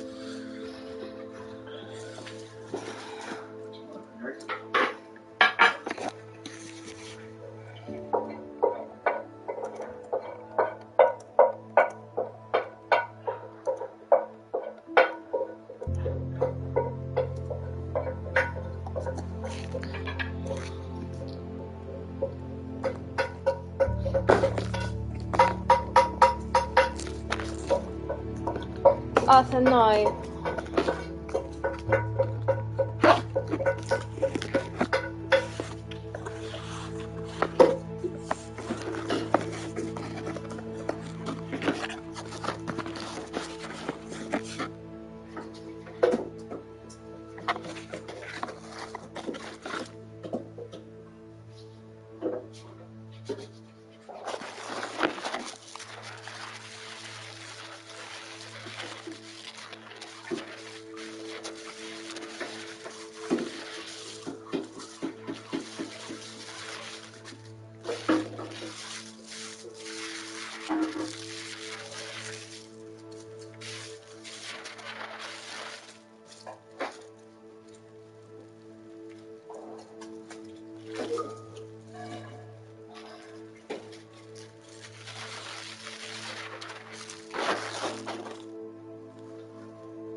Oh, these are nice.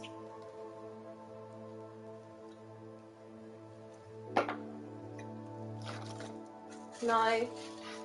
Arthur, no.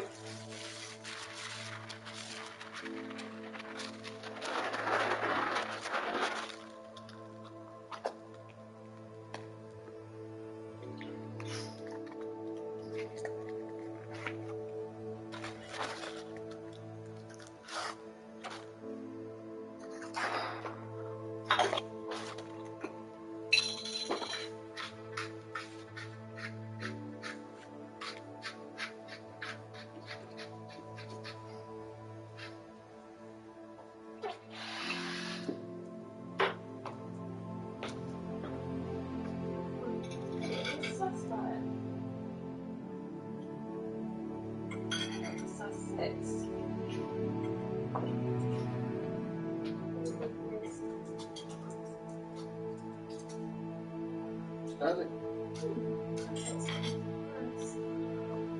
Okay, everybody, welcome back from the afternoon break. I hope you once again got a time to grab a coffee, a cup of tea, etc. It's time for our next presentation from Andy Phil, who's a product marketing director, and Daniel Riley, a senior technical partner manager at NextThink.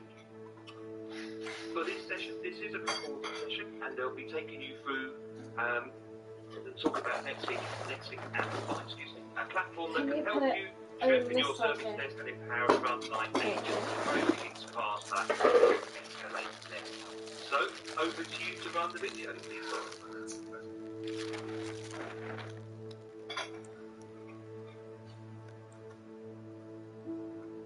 Hi, welcome to this session on NextThink Amplify, closing tickets faster and escalating less. My name is Andy Phil, part of the product marketing team here at NextThink, and I'm joined by Dan Riley, our solution consultancy. Hi Dan. Hi Andy. No problem, thank you. So, in case you haven't heard of it before, very quick intro. What we see is that increasingly teams are being asked to deliver a perfect digital workplace for everyone. And this is the reality. This is the amalgam of different types of tools that come together at any given point in time. Like management tools, networking tools, on-prem applications, all of these come together to provide an experience for a user at any particular point in time. The problem is these tools don't talk to one another, they only provide partial visibility to both. And what was complex and hard before is becoming more and more possible as the digital workplace becomes more complex.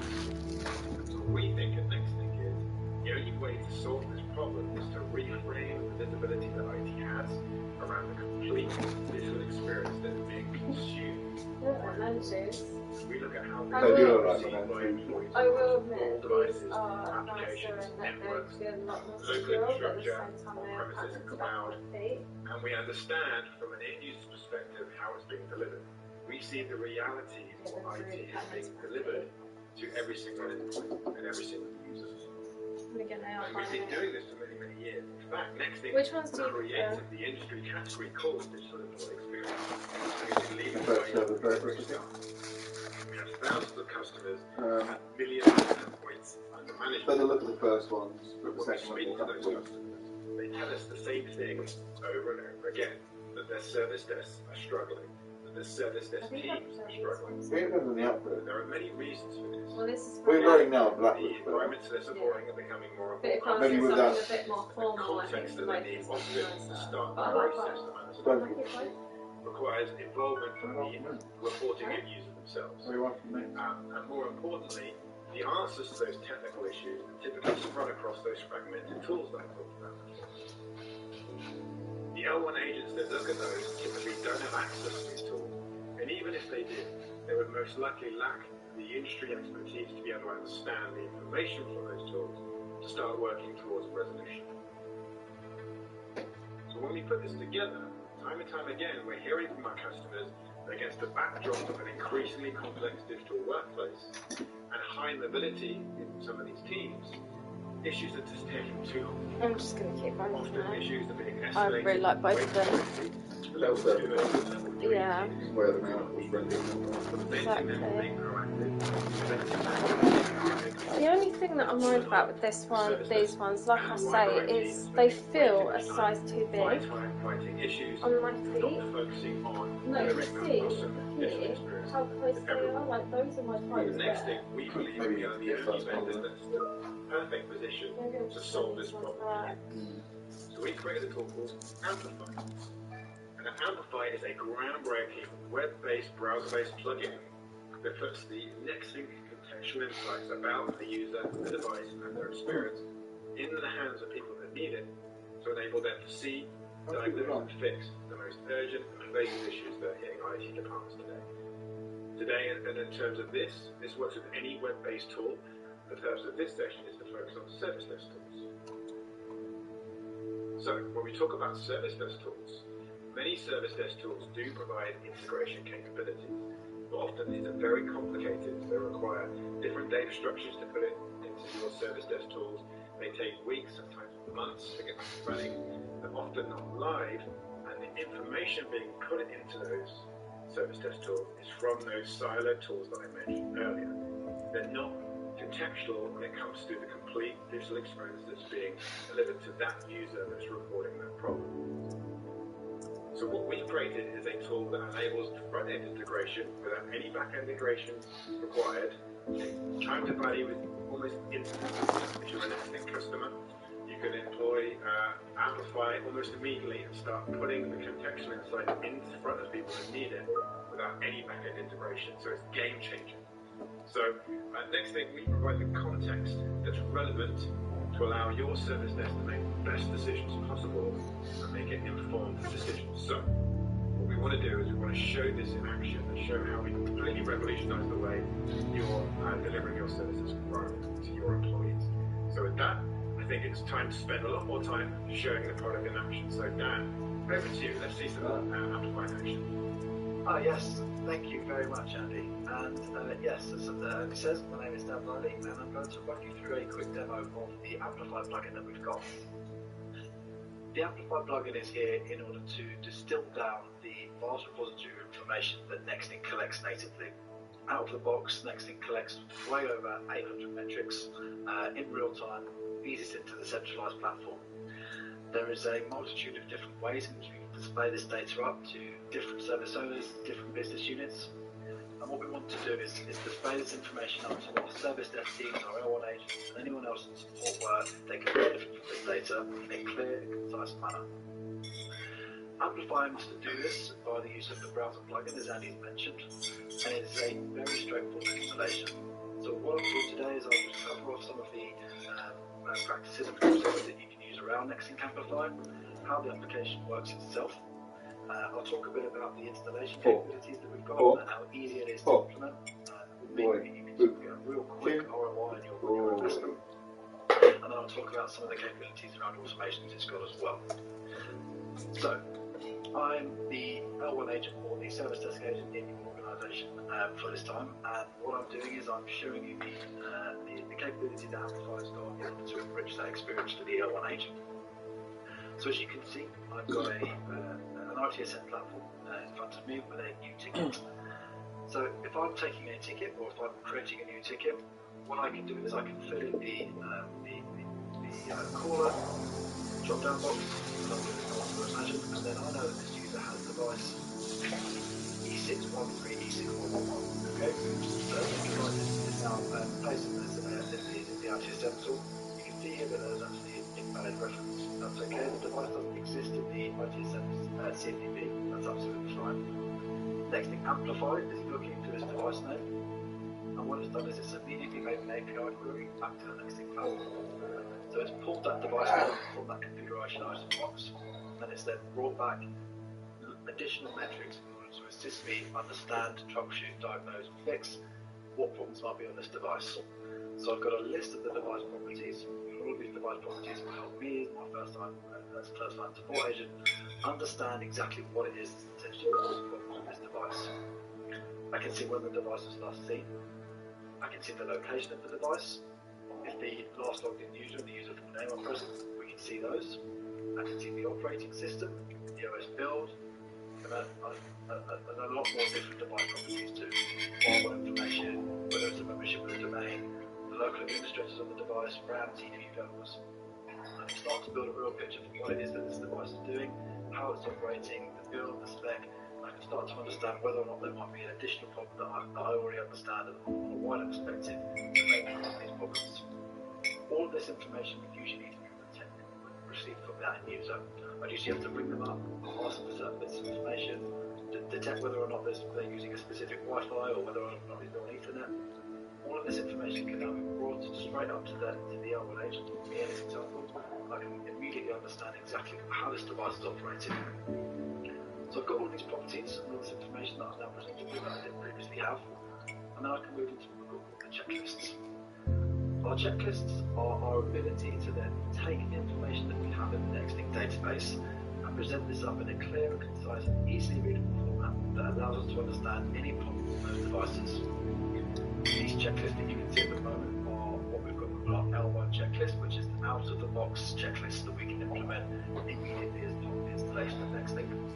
And we'll include a set of default standard metrics within there that we believe will help the vast majority of our L1 or service desk teams when using NextLink Amplify. As you can see, they're all red, amber, green statuses, and all of these thresholds are set predetermined thresholds, so NextLink sets the defaults. However, as you can imagine, these thresholds, they differ from organisation to organisation, and these are all completely customisable. What I'm doing at this point is now presenting up very quickly and very efficiently what problems might be existing on this device. So I know that Mr. Daniel has logged an issue with this device, and he's got a slow device in this example. And what I can see that his average CPU usage over the last 7 days hasn't been great. His average memory usage over the last 24 hours has been poor, and he's got quite a high number of application crashes in the last 24 hours too. This is information that would have previously been very difficult to collect via service desk or L1 agent. Whether or not they had access or not to the end user device without escalating this ticket, whether or not they then had the capability or the understanding on how to collect this information, and the amount of time it would take for someone to understand this information would take. We've now taken that information in real time from every device in the estate, brought it back into the Amplify plugin and presented this up to offer some potential resolutions to those problems. So we can immediately see what those problems are on this device. And as I previously said, this information now is completely customizable. All of these checklists can have these metrics added or removed. You can include any checklist item you want in here in order to fit your business. I work with a customer where they've got the L1 checklist in extensive use across a very large service desk. And they have a big repository of knowledge base articles. These knowledge base articles are manual checks in which each of the service desk and L1 agents has to do in order to correctly categorise those tickets. And when they want to understand whether or not a ticket goes to a specific team, what they have to do is read through this list of manual steps, log onto the device, check a certain amount of parameters, run remote scripts, run local scripts, check registry keys. And what they're trying to do is ascertain what type of device, and what application, and what VDI this device is. Previously, this process could take 5-10 minutes at a time, every single time a ticket was logged, in order to then escalate this ticket to the correct team. What we did was we took those processes, we automated the detection of whether or not those processes were in place. So take, for example, a virtual desktop. What they needed to do was understand what type of VDI it was, whether or not it was a VDI at all. And in order to do that, they had to check certain registry keys, check certain properties on the device after logging on. We automated that entire process, and we now present that up as part of a checklist item. So VDI is type X, Y, and Z. That process immediately eliminates all of that manual processing time, enabling those first-line agents to quickly categorise those tickets and escalate those tickets or prioritise those tickets to wherever they need to. Massive saving for the business as a result of these checklists. And you can harness the power of these in your specific organisation. And it's a point-and-click exercise to select which parameters you want and what the thresholds are within those parameters. Very powerful. And you can have a multitude of different examples in here. We've got obviously the user displays in here. You've got the Wi-Fi signals. It's very useful to understand whether or not there's potentially a Wi-Fi issue on that user device. And you've got some compliance pieces as well on here as well. WMI status, for example. You can also check if Windows is running a fully licensed version, for example. If BitLocker is enabled. The as to how we use this and then how we enrich that service desk information for our agents. Once you've understood the issues on the device, once you understand that there might be a problem with the CPU, for example, with the displays, potentially I've now got a list of hacks. This is a demo database, so there is a lot of hacks in here. I can put selections for my remote access as well. And now given the capability all reach directly to the Amplify. Next thing is a large repository of live actions. So these are free to use for all of our NextLink customers, and you can import them into the either autonomously or in a reactive manner, as you can see here.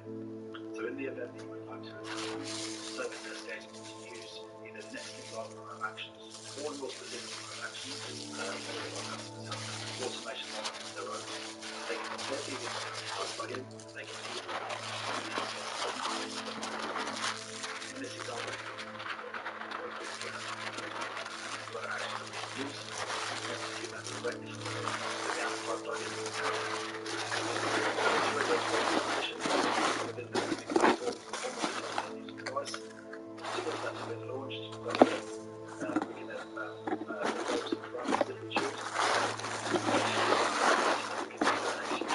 Successfully received. All of the information that we've just seen, again, is all customizable. So what we've been able to do is see the information, see the issues that exist on those devices. We can then diagnose whether or not there's a problem with a certain specific aspect of this device itself, whether or not it's a CPU issue, a display issue, an application crashing issue, and we can fix those issues as well using the remote action capabilities that we've got as part of this Amplify plugin. All of this functionality exists within the plugin itself, and then if you wanted to, you could then also expand this out into the fully fledged Nextlink platform if you wanted to. There's a small button in the top right hand corner. If you wanted to give access to potentially your second and third line agents, you can then pivot out and then you can open up the device for you to then dig into this a lot further. This is another aspect of the platform which I won't delve into, but that capability is there and you've got this ability to then roll back in time. As Andy said before, this isn't limited to a specific ITSM platform. It's not limited to ServiceNow. This will work across any web-based application. Take, for example, My Outlook. In My Outlook, I had received an email from another member of the organisation called Daniel Riley, and I can see that my device is slow as being the subject line here. So tricky after all. As a result, what I can do is I can highlight this, and I can see that my blue end is in place here. So what I've done is I've pointed my Nextlink Amplify plugin at my OA. So that's all I've done in the configuration of my Nextlink Amplify plugin. I've pointed it at my OWA, I've pointed it at this web URL, and Nextlink Amplify identifies that this needs to spring into action. What I can do is I can right click and I can look up this device and amplify. Again, exactly the same. We can then bring back all of that device information, all of the same checklist information, and all of the action data as well. All of this capability exists across multiple different platforms, and there is no restriction on where you can use this. The possibilities are genuinely endless with this. I've seen many in-house built platforms that are very strong in certain areas around asset management, but are lacking in remote action capability. For example, you can use the Nextlink Amplify plugin to bring all that information in, bring this capability in, and augment that with existing tools. You can use this on asset management, you can use this on Power BI dashboards, however you want to use this. There is no limitation in my mind, so it's a very, very powerful capability that we've got, and one that I'm sure you'll enjoy using. So that's a quick demo of the platform, that's a quick demo of the tool, and a run through of how it will operate. I've also shown you how it will work within ITSM tools and outside of ITSM tools, and I've shown you how the red, amber, green statuses can be modified in order to be aligned to your business's requirements. I hope that was okay. Any questions, please feel free to reach out. Andy, back over to you. Thank you, fantastic. And yeah, this really is really game changing because the next thing we put so much effort into understanding all of that telemetry that I was talking about, but finding the pattern, the concept that matters. Then the next challenge is putting that in front of the people that need it. So most of the Nextlink customers, they spend all day inside our Nextlink tools, inside our workflows that link all these things together. Amplify is about giving that same information and context to people that are outside of Nextlink, as long as they're in that web-based tool. So what we saw is we saw the ability for Amplify to deliver the context very, very quickly in one place. Who the user is, who the device is, and then very quickly to be even L1 agents to diagnose very simple issues, with compliance issues, disk-based issues, broken applications, whatever they may be, very, very quickly behind the scenes, because Nextlink has done all of the hard work for them. And then finally, once we've seen and we've diagnosed the issue, we're able to fix with a few mouse clicks and remediate and then move on. And this enables, especially with L1 agents, to see, diagnose and fix issues and have them dealt with before they even have to contact the user. And more importantly, as I was saying before, without the need to escalate to level 2 and level 3 teams, where, as we all know, the price goes up exponentially in the cost of the business. So the more that we can get issues fixed proactively before they're going to those level 2 and level 3 teams, the better. The only way to do that is to provide that context of what's being delivered to the end user in front of them. Now, we talked about it works with any web-based tool. Of course, this book is named on the ITSM tools. As long as it's browser-based, it works. Basic URL, and then finally, information on the screen, providing context immediately. No back-end integration with the service desk tools required. So if you're a NextLink customer, you can get access to this very, very quickly, and time to value is extremely high. We've also had studies done with Forrester for the total economic study, and when we look at putting more proactive information in service desk environments, the benefits are pretty obvious. Most of these centered around dollar values, efficiencies, and more importantly, it's reducing the time to fix issues, the mean time to resolution, and avoiding costly escalations. The Amplify product is now GA, but we've been having this running in our typical preview with our customers, and the feedback so far has been absolutely amazing. They love Amplify. You can see some of the feedback there with the screen here at the moment. Putting the insights in front of the people that don't normally have it to enable them to make the most informed decisions is a win-win for IT, a win for the service desk, and of course, it's a win for the most important asset of any company, which is the employees who are just wanting to get on and do their job. So with that, I want to say thank you for listening. If you want to learn more information, please visit nextlink.com/platform/amplify. More information about the Amplify product, more information about the Infinity platform, one that's continuously and in real time monitoring the complete digital workplace of millions of endpoints across thousands of our customers. And of course, if you want to see this in action in a more personalized demo, please contact NextLink and arrange a demo at nextlink.com/demo. Thank you very much for your time, and we hope to hear from you soon. Thanks.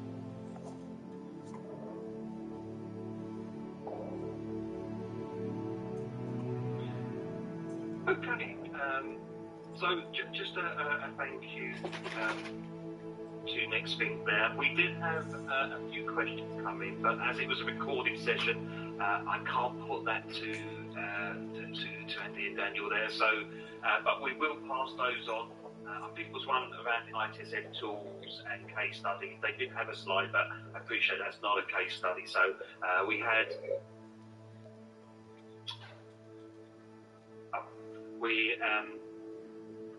We had a few questions come in, which we will pass over to the team now.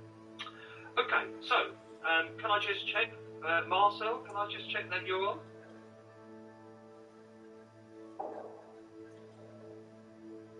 He is there. There we go. Yep. Hey, Marcel, just checking that you can hear me. Okay. Yeah, I can hear you. Can you hear me as well? Yeah, I can hear you lovely. Okay, thank you for that. So our next guest is Marcel Rubau, who's Director of Sales Corporate IT at Ninja One. Marcel's going to take us through the power of automation using Ninja One. And there he is, just see popped up there. Welcome, Marcel. Thank you for joining us, and thank you for being flexible, because I think we put you involved just a few minutes earlier than the schedule, so that's much appreciated. I think if you can just check you've got everything ready and in full screen, and I'll hand over to you, please, Marcel. Yeah, John, thank you very much. Thank you very much also for having me. Just gonna double check. Can you hear me okay? And can you see my screen? Should see the dashboard. Yeah, fine. I can see your screen. Yeah, perfect. Okay, great. Thank you very much. Let's introduce myself and quickly introduce Ninja. And then we're actually gonna start with the dashboard. So my name is Marcel. I'm Director of Sales. And just 2 words about Ninja at the end of the day. Ninja One, for anyone who hasn't heard about us yet, is a unified endpoint management platform. In the end of the day, for internal IT teams, and responsibility to manage the whole IT estate. It doesn't matter if you have servers, clients, Windows, Mac, Linux machines, or network devices you would like to monitor and manage. Ninja is a tool that will help you streamline all the processes around different types of automations. For today, we'll of course focus about automation. And one of our main asks from our customer and all the main features that we have in Ninja is the automation of Windows patching, third-party patching, and software deployment. We'll also talk about other automations, but those are the most important for our customers. So I'm going to quickly explain the dashboard for better understanding, and then we're also going to jump right into patching. So what you're seeing here is the main dashboard of Ninja. It's a cloud-based solution. You just log in online, have this overview here, and the main part of the dashboard are your organizations. Organizations are completely independent from network or domain structures. You can create an organization and put any device however you prefer. A lot of customers do it office-based, location-based, if you operate in different cities or even countries put in, or if you have a more local office, you can also distribute it around teams or buildings, however you would like to do it. Ninja deployed via an agent. You create an organization first, you go here to plus sign, devices, choose what device you would like to add, and have Windows and Linux-based operating systems installers. Notice it's a very generic MSI you have to install for different ways. And in the end of the day, this is all you need to install on your Windows machines to get them into the internet connection, the agent, and they're good to go. As I mentioned, Ninja will do a variety of things for you, enable you asset management, will do inventory, will allow you monitoring of the machines that we'll speak also about briefly today. But what we're going to talk about now is the powerful Windows and third-party patching that we're offering. So we're going to jump into administrations, we're going to jump into the policies. The policy for Ninja here is basically a rule set, where you configure all the things that Ninja can do, and that apply to one or multiple organizations, and this is how the machines know what they are supposed to do. I'm going to skip a couple of parts and go straight into Windows patching as the main topic for today. As I mentioned, Windows patching is a big ask from our customers. They might be using other products, or they might be using WSUS, SCCM, or Int. This is what we hear very often from our customers. And usually there are problems with reliability, there are problems with patching home office users without having to rely on a VPN, and there's problems around customizability. Reboot is a very common problem for our customers. Some of you might have that pain yourself. And this is where Ninja comes in and can help you offer a very detailed patch management schedule. So this is all the configuration for the Windows patching. First of all, you schedule the scan schedule. At this time and date, Ninja's looking for new updates. Quite important, there's no download or no installation happening. I'll also explain here why in a second. So Ninja's really checking whatever is available at this time and date. We'll give it back to Ninja and we just provide this section below here. All the dashboard from Microsoft themselves. You have three options that Ninja can do. You can either approve an update, this means it already goes to the next step. Reject if you're not interested in that, and manual means you get a yellow notification to the dashboard, and you have to approve the updates for yourself. This means before you approve the updates, there's nothing happening before that. Very common question is we also support driver and feed updates, are the big updates as well, even though I would never recommend to put them on auto approval in this case. Everything that has been approved, either you or your employees or by the system, is then sent to the update schedule, and on this time and date, downloaded and installed. Again, here you can do it daily, weekly, and monthly.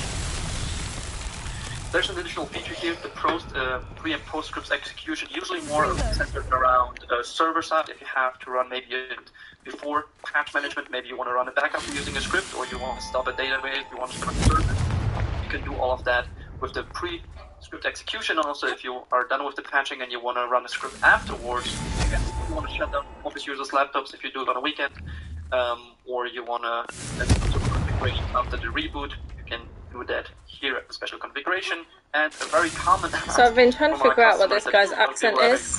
He's German. Users are not rebooting their machines.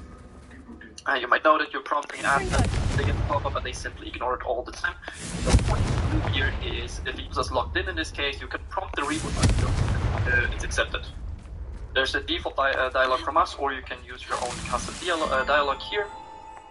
And something that is also greatly appreciated is you can force reboot after X amount of prompts.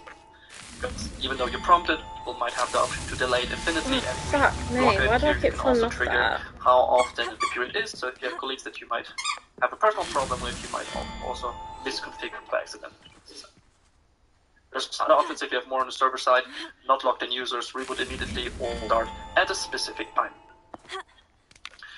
This is for the main features, let's say, very generic workflow of the window patching. There's a couple of additional features like run scan immediately if it's missed, for example, on the laptop side, if a colleague is on vacation, not traveling, turned off machine, whatever, and you want to make sure that the scans are always there as fast as possible. You can run the scan and also run updates immediately. If this means that the machine is turned on, it will run it automatically, and you can also automatically wake up the system. Quite important, this is not leveraging the wake on LAN feature, because given the home office situation and a lot of necessary load configurations on the machine and requirements, this is very hit and miss, so we use the Windows task scheduler here in the installation. One also very important thing for our customers is the fact that you can now have multiple policies that apply to machines or to your organization for one simple reason. If you want to type in yourself, Windows update are a bit interesting the last couple of years, so it's not very wise necessarily to deploy all updates at the same time. So what you can do very easily with Ninja by creating a very quick sub-policy is create groups. If you have VMs, dedicated VMs, that where you want to test your updates, you can do that absolutely and test the updates there first. For your main organization, or however you want to call it, start them. You could do for a week, 3 days, 5 days, whatever is deemed necessary by you. You delay the update specifically there, deploy the updates on the test group. This can be again if you like the least. You test the update there first, and for yourself, and you can very easily either reject the update company-wide, everything else, and then you Just here for the Windows patch, the same thing also applies for the third-party patching here. Scan and update schedule, as you see, it's the exact same thing. In the end of the day, what we have here is the product list. This is a list of 52 vendors and 146 applications. This means if the software that you see on the left-hand side is installed on your machines, then you can offer you updates again. Very similar to the Windows patching, you have critical updates here. You can also order, approve, and recommend an update on the far right side, the full section and any other features. Everything else is featured doing yes. This means that Ninja would also do full installation if the software would be installed all on the server. A very good question you can add is add all software features to the catalog. No, you can add products, say the third-party descriptions you have. So for this very specific workflow, you'll have to work with that list. Different types. It's a very, very common answer that's also very much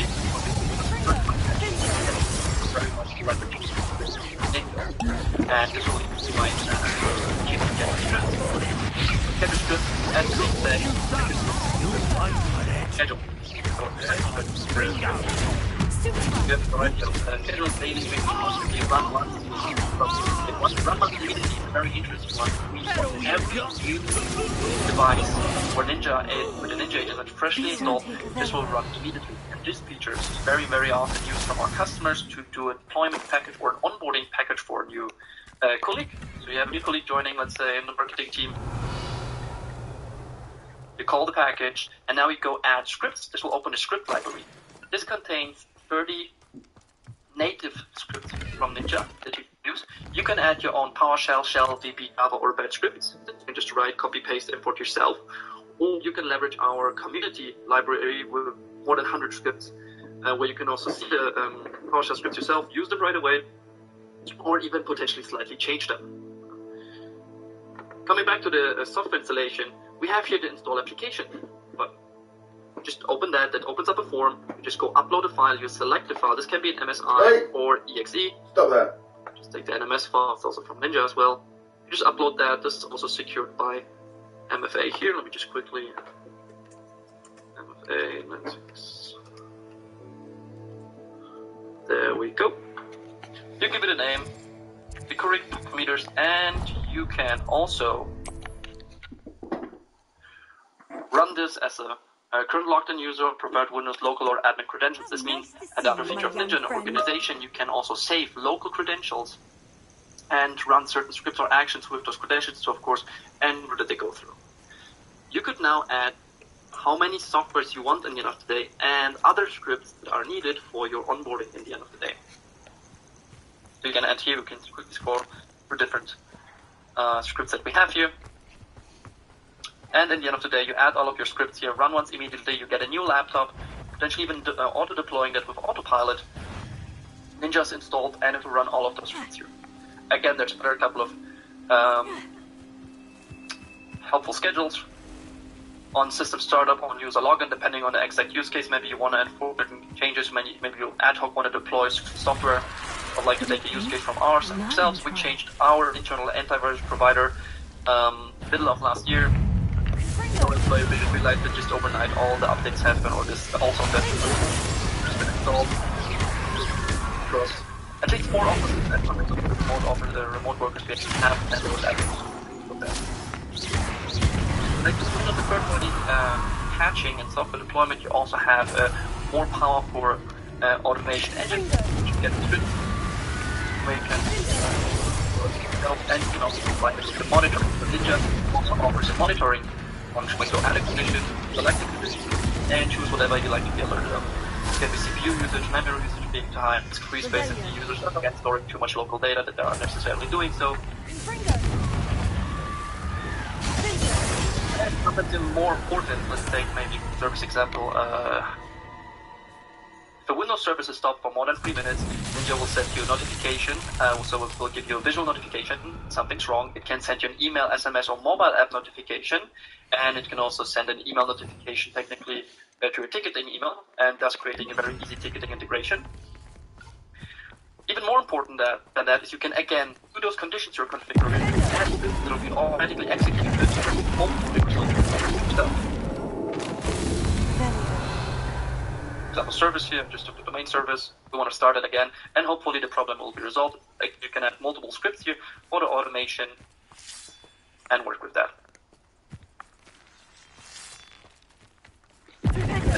Policy, again, the policy tied to organizations, you can override them on a low device level if you feel so. You can attach it to different groups.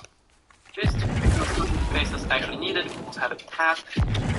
We go to task, create a new task, and you can once again add your scripts, and you can be more free with the groups you're taking. You can take organizations, you can take devices by just picking them, or you can take groups that are based on very different filters that you can also have in our dynamic search. So AV managed by Ninja has operating system enabled. What can we find else? Can't run script on a switch in this case. But as you see, for a different amount of filters, you can create own groups and run also automations through that.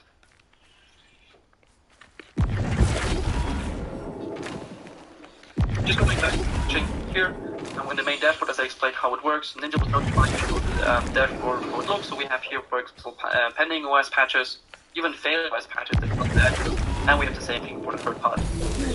I can also dial in here the patching tab and go to the OS patches and have the Windows OS patches dashboard that is currently hopefully released soon in general availability, where you'll also have more in-depth data about your patching status. There are also reports available for that. For OS patches, I could now show all pending updates if I want to, filter them by a lot of different aspects, and start approving them if I wish to do so. You can, for the whole organization, you can dial into one organization and do the very much same thing here. Also very much the same for the third party, patching all those pending updates here. Or, if I wish to, also on a device level. Just go back and find maybe a Windows update here. There we go. On a device level, I have the same options here. Of course, approved update can be rejected at any time, well, we have none here. And rejected updates can be reapplied. Installed updates can be even rolled back to a certain extent. There's uninstall support, yes and no. And you may uninstall those updates from Ninja directly as well. That's pretty much what I wanted to show. Have seen better days. From my side. I'm not sure how am I doing on time. It's really, but if you need a little bit longer, please take it because it starts early. But if you're done, then. Yeah, I did start early, but actually I'm fine to go to main phone. I don't want to bother you with a lot of things. I would like to spend more time on the next section. Just the one. Excellent. Thank you for that. And this is quite a big question, so it might take you a little bit of time to answer. So the question that came in was, this looks incredibly powerful. And the question was, I think it's around best practice. So how do people prepare into one? And I guess if I was thinking what the question's asking is, you know, what are the gotchas that you find that what do people need to do before they get Ninja One up and running? What are the things to consider? That's a very good question. Wow. What are people to consider? I think it's a great question, and I think it's a question from the audience. Excellent question. Yes, but then we also try to actually see for our customers. Yes, a lot of people come actually for the Windows patching, or they have a certain pain need that they want to resolve. Often, again, it's Windows patching, but the whole point of Ninja is actually streamlining a lot of features, like combining an asset management tool, an endpoint management tool, and an automation tool, Windows patching tool, and even remote access that is integrated Ninja into one tool.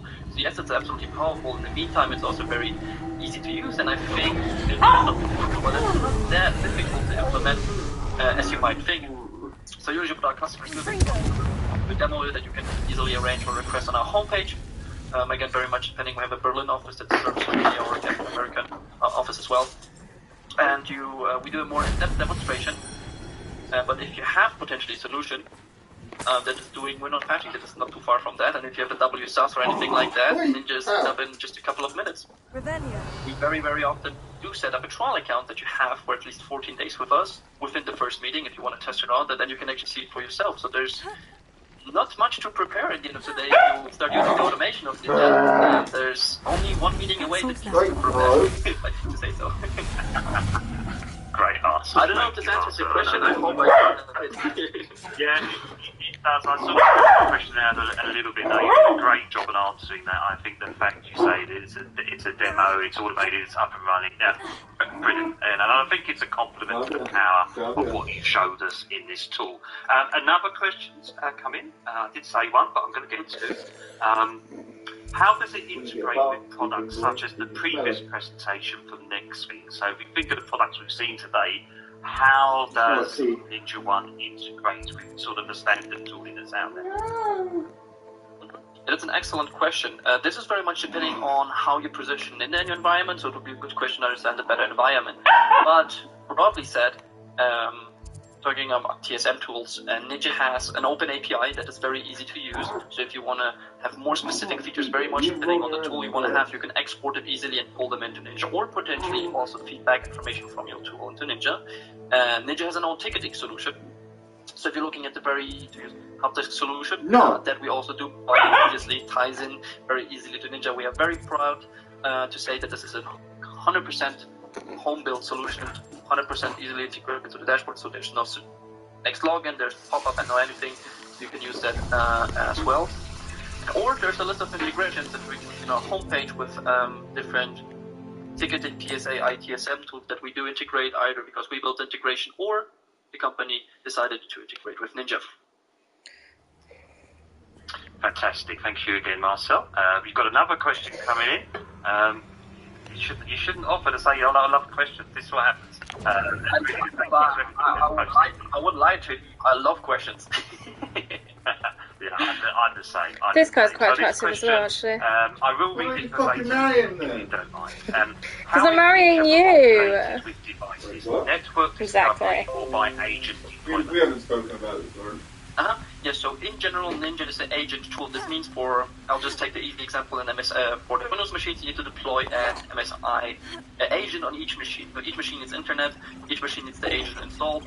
You can either use existing tools. I mean, if you have the local domain controller, you have GPOs, you have Intune, you can roll out the MSI package that way, or maybe you have SCCM, some heavier leverage tools that you can use to deploy the MSI. Or there's native features of Ninja how you can deploy the MSI agent on, for example, if you have a domain controller, you just need to one-time install the Ninja agent on the domain controller. This will use and actually deploy the use. Should you share my screen again? Because I think this is also a very good question. Absolutely.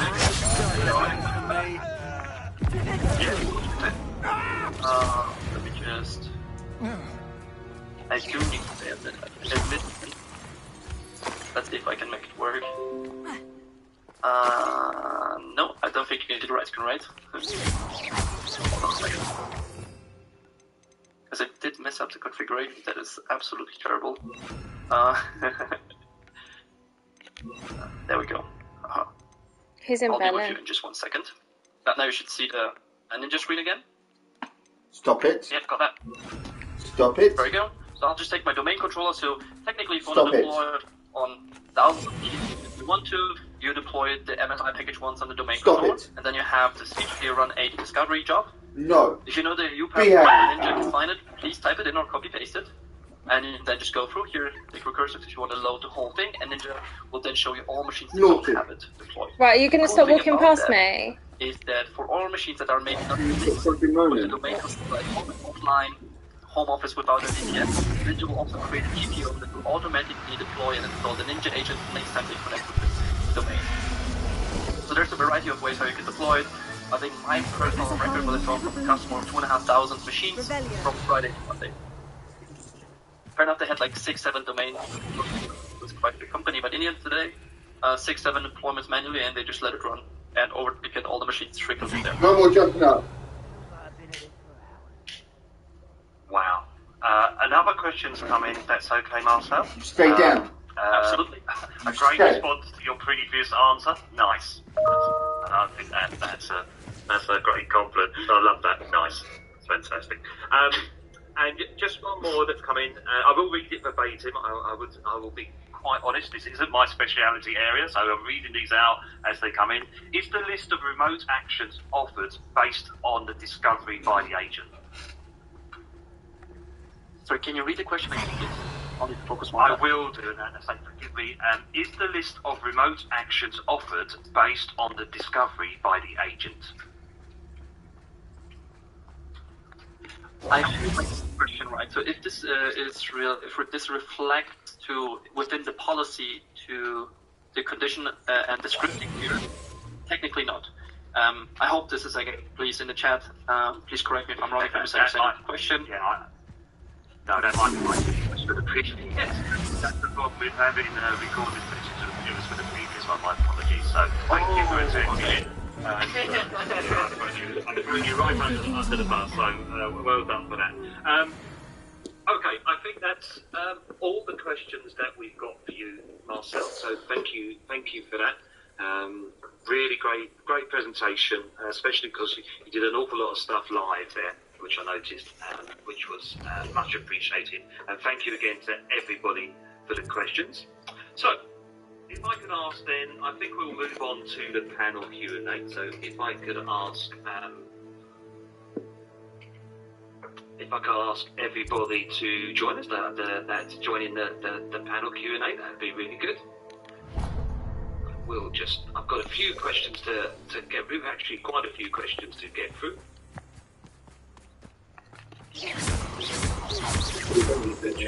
See you there? Not great. Okay, so let's welcome back all of our guests. Thank you ever so much for all the effort and the time you put in today to present these, because I also know I think it's on your side there. One of the things I know is it's actually harder to do a 20-minute demo than it is a sort of a couple of hours one in a way, because you're trying to get everything very much appreciated. Well done to everybody. Again, to our listeners, please, if you do have any questions or thoughts or comments, do post them now. We'll get through as many as we can. And there are a few that I just didn't have time to get to that have been asked for specific people. So I'm sorry for that. Excuse me on the spot and ask these questions directly. One, I did ask this of Jack, so Patrick, I hope you don't mind, because the question was asked for you specifically. Could you just talk about Hornbill and ITIL 4 alignment, please? alignment to the ITIL 4 practices. Can't hear you, Patrick.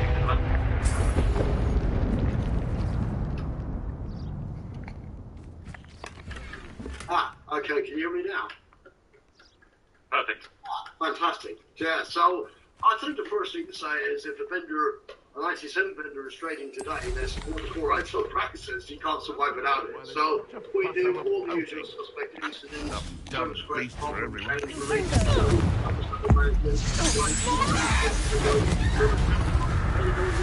What do you have in store for me this time?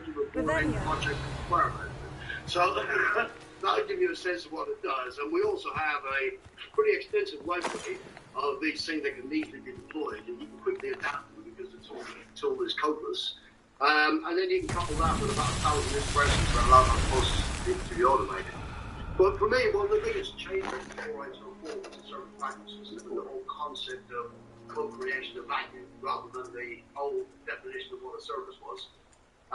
John, you touched me on that one. Delivering outcomes customers want without publishing specific costs and risks. Am I right? My ITIL 2 one. Okay, yeah, but that was good. That was good. We get you through the exam question. Well done. That's all right. Well, I delivered a key message today, and I want to come back to that. Companies have to change from processes to people and from infrastructure to products. And that means getting out of your silo and understanding what our employees want and to make their life more better. So my advice to anyone with ITIL 4 is go back and read the 7 guidance. Start where you are, be practical, optimize and automate, progress iteratively with feedback, collaborate, promote visibility, focus on value. So, I mean, frameworks are great. So, sadly, most of the IT industry is still focused on cost efficiency and far too few are focused on value. And most of the value that you can easily deliver right now is outside of your silo. So you need to get out there because ESM, I think, is the biggest opportunity for IT since IT. Yeah, I think you make a really good point there. And I would sort of echo that. Sometimes I get asked, and Jack, I'm sure you get asked the same, is, well, where do we start? We've read the book, we've taken the course, we've passed the exam.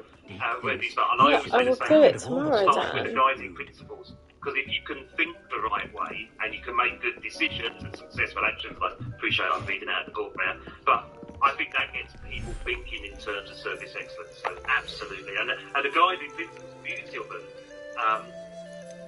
maybe apart from optimize and automate, which is a little bit more sort of on the techie side, is all of them, I think, are business guiding principles. Focus on value, start where you are, think and work holistically, collaborate, all of those are for me, just good business guidance, I would say, which supports your ESM.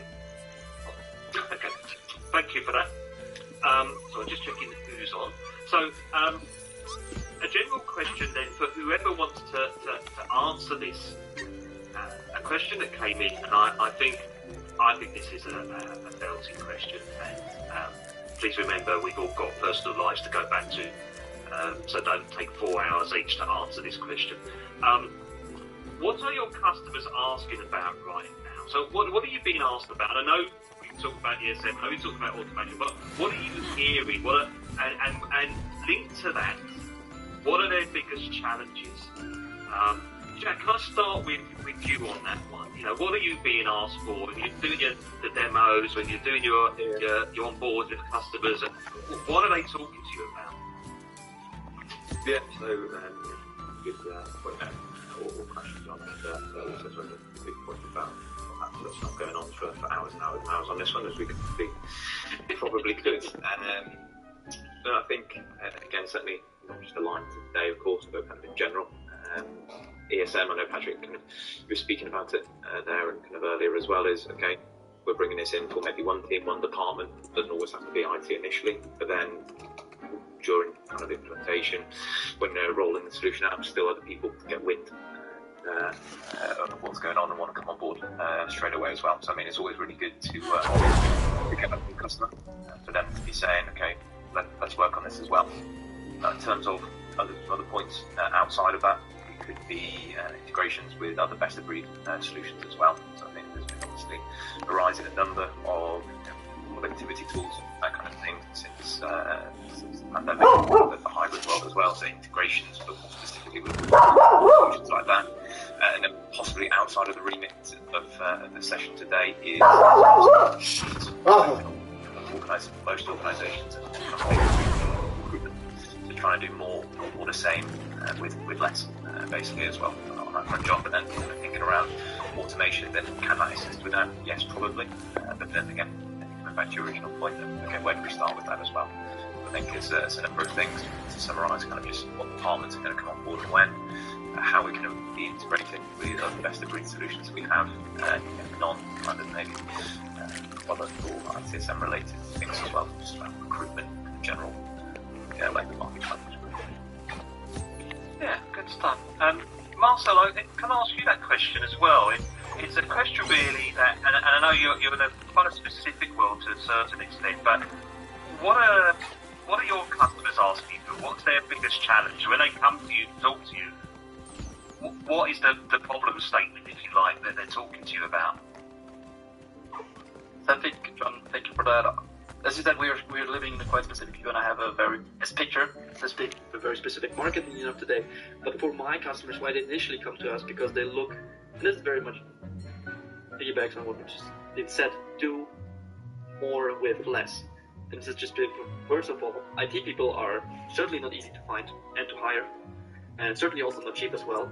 So just having the option to have a tool that will do more with less is always appreciated. So that general idea of just streamlining a couple of products into one is also an abstract idea, especially for certain markets.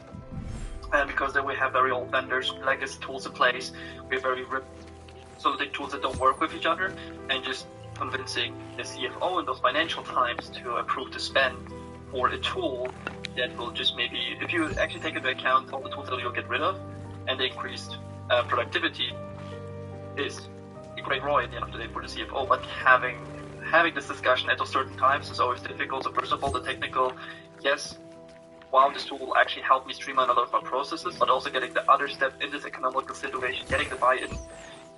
This is where a lot of people also ask us for help when they actually fell in love with the product, and this is also something that can help because we have different, let's say, tools internally that we can share with the prospect and customers how they can have this very uncomfortable discussion with finance and their CFO. Lovely, thank you, Marcel. And Patrick, I just wanted to ask you that question as well. We've seen a fairly radical change over the last 2 or 3 years, and we're now being approached by non-IT or parts of the organisation to basically say, look, can you help us solve some of our challenges? Typically that's not the way it happens. It typically happens with IT. They launch a portal, HR comes knocking and says, key stuff for us. So there's a real key effort to actually push service management down into the rest of the business, and there's also huge focus on automation. That's what we're seeing quite a lot of. But things are key to automate, but there's You've made marvellous improvements here. Low-value work, and also things like cloud migration projects and stuff like that, that there literally isn't the time for them to address this properly. And it's the leaky boat situation.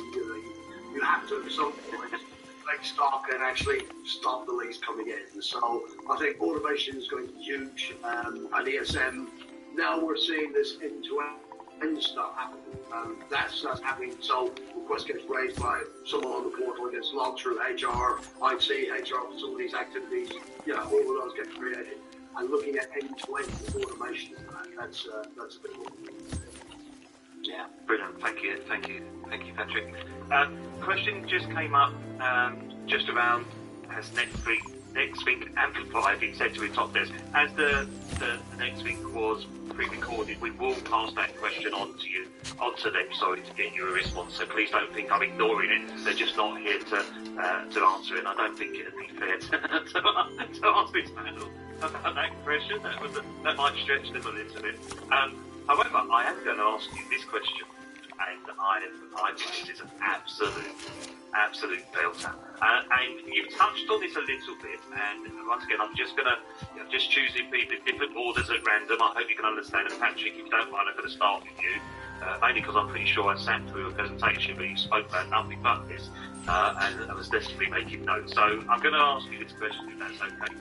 In relation to adapting and delivering services in this new digital economy, you know, we hear digital economy, digital services, digital organisations. What new ways of thinking will organisations need to consider in the near future when building their strategy out? And I think it's how do we think now in this, you know, whether it's COVID, post-COVID, whatever sort of world we want to think about. Well, I think the big difference there is that, as you know, we've gone through decades of standardization, trying to create a model that works for everyone. The fact is that doesn't work, or it only works to a point. So you create a single self-service experience. There's going to be a different set of needs, and they need to be in context with different roles within the organisation. So designing journeys, that's absolutely critical. So I'd say that one critical success factors for all of this is actually adoption. Because it doesn't matter how much automation or integration you put in, basically if people don't adopt it, you're not getting the cost and efficiency and the economies of scale and all the other bits and pieces besides. So if you start designing things like the IT self-service portal based on what you need, then people won't adopt it. So if you do want people to adopt it, don't make it yours, make it theirs. That's what I'd say. Brilliant stuff. Thank you, Patrick. Marcel, I'll go to you next. Sorry, Jack, I will get to you. Marcel, if I can ask you that, from your position and point of view, what's the new thinking people need to have to deliver on a strategy? I think just from the customers we're talking to and how the current position is, and I have the favorite position that I can talk to a lot of a variety of customers in different markets, different languages, different regions in Europe. IT as let's say as a team in the companies is often seen as just as a cost center, no real value, no real benefit for the company, and it's not seen as a strategic contributor. This is what some customers do very well at, and you can see it in the tools that they're using and how they're approaching certain tasks and things. I mean, we also see companies of a certain size actually have an own dedicated company within all of the other companies they are that just provides services really as a software as a service or as a managed service provider to the other companies. So I think a lot of companies that approach us still have to fight upwards with management and prove that hey, it's absolutely worth to invest into those tools. Yes, we potentially could do the same work with 20 euros a month per person. This doesn't justify anything. We can still streamline a lot of processes. We can unify a lot of things, and there's certain benefit. But I think a lot of people are still seeing IT just as a cost center, just as an expense at the end of the day, and don't invest into a lot of those things because they don't see the value of having employees spend 5 hours less with a certain topic, or have the patching done 2 or 3 days earlier, and just don't underestimate the productivity they could be putting into resolving tickets quicker. Working on more strategic IT projects like running up the firewall, configuring networks, and so on, and don't see the value in more increased security because your machines are just patched up to date and you have everything in one dashboard. I think people just have to understand that IT is not only expenses but also can contribute to the growth of a company, especially if you're in a fast-growing environment. Brilliant. Thank you, Marcel. And Jack, to you that. What's the new thinking? Yeah, I think the points made already on that, and I think kind of thinking ahead and thinking of the future, to think about it one way, problems, things that will need to be solving in 2, 3, 4, 5 years probably don't exist right now, and part of that as well is probably the technology to do so doesn't exist also right now as well. But I certainly think around, coming back to some of the questions before around kind of like IT4, the things around optimization and things between that, and certainly ways to go about building that into new approaches for the future. Also some really interesting points before as well around how they want it. Patrick, by that I assume you meant the customer things. And does that mean things like more user empowerment, so allowing more people to do more things, set things up themselves, actually go away and do things themselves? Don't really know at this moment in time, but I certainly think those are the concepts and themes that I certainly think to bear in mind, because at the end of the day, it might not happen yet. What we need to do by this time. Brilliant, thank you, Jack. The next question is really interesting, because it's one that I normally ask if I'm interviewing for service delivery managers or service desk managers. I'd always ask them this question, but the good news, I'm not going to ask you personally. This is more about your company, of course. And Jack, out of fairness, I will give you this question first. And the question, I think actually it's a really good question, because I think people would find this really interesting as an insight into your world as, thought leaders and software designers and developers and whatever the right terminology is. But how do you make sure that you keep up with industry innovations and new ways of thinking and working, so it becomes part of your sort of solution strategy itself? And the simple question I link to that is, and this is the question I'd ask people, is how do you innovate? Penny wishes you might be great going personally, Jack, but I'm sorry about that. I've asked you some great questions today. Is that there wasn't much of a choice in that job. I know it's sorry about that. Sorry. That is a different way to, I think, start to think about that in the first instance. Again, coming back to iterative feedback, that's the customer. So what they're currently using, what they currently want to do with us, with the solution, having them involved. Thank you for asking. I'm Betty. Betty Bugbrook. And no, everything is not all right. It's my dear friend Hazel. She's in trouble. Hazel? Yes. She's a unicorn. Known her for years. She doesn't like to leave the forest, so I visit her once a week to brush out her mane and bring her some treats. Her coat is glorious. Well, the last time I saw her, we were violently attacked by a pack of wolves. Hazel, long friend that she is, leapt in front to protect me, and in the process, fear she may have been injured. I'm sorry to hear that. I want to help her, but she seems to have gone into hiding. Out of fear, I'd imagine. I know you Hogwarts students learn a fair bit about caring for beasts. Perhaps you could find my unicorn friend and get her somewhere safe so that she can heal. 2015. How did you become so close with the unicorn? It was luck, truly. I came across her when she was a little golden foal. Didn't even have a horn yet.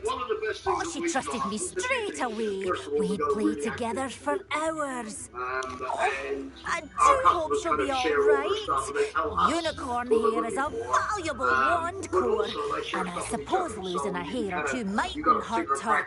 But I'm terrified those poachers will want her for her blood, to keep themselves alive. That is more than I can bear to think of. I'll keep an eye out for your unicorn friend and take her to safety if I see her. Oh, you've a good soul. I can always tell. Please, don't risk your own safety, though. I don't know precisely where she is, but I can tell you that her den is north of Hogsmeade. And although I haven't been able to brush her lately, I imagine she still has the brightest, most beautiful coat of her entire herd. Remember, you'll know her by her brilliant coat, and be warned. And we do things like an annual Insights event where we run the Stars Awards, and we showcase the girl. She may need some convincing to come with you. So these guys are proper rock stars. We need to look for a unicorn with a beautifully bright coat. Sounds as if she's in trouble. For others not to be doing precisely the same. But that's really encouraging. Sometimes it seems all roads lead to Hogsmeade. Come in. Sorry if there's a smell. New batch of toad-hide. And the other thing that we've started to do is designing specific packages based on where our customers are in their maturity cycle. So it might be something like how do you increase self-service adoption? How do you get real traction with automation? How do you effectively embark upon an ESM journey? Those are the types of things that we can do for our customers. We see hundreds and hundreds and hundreds of these.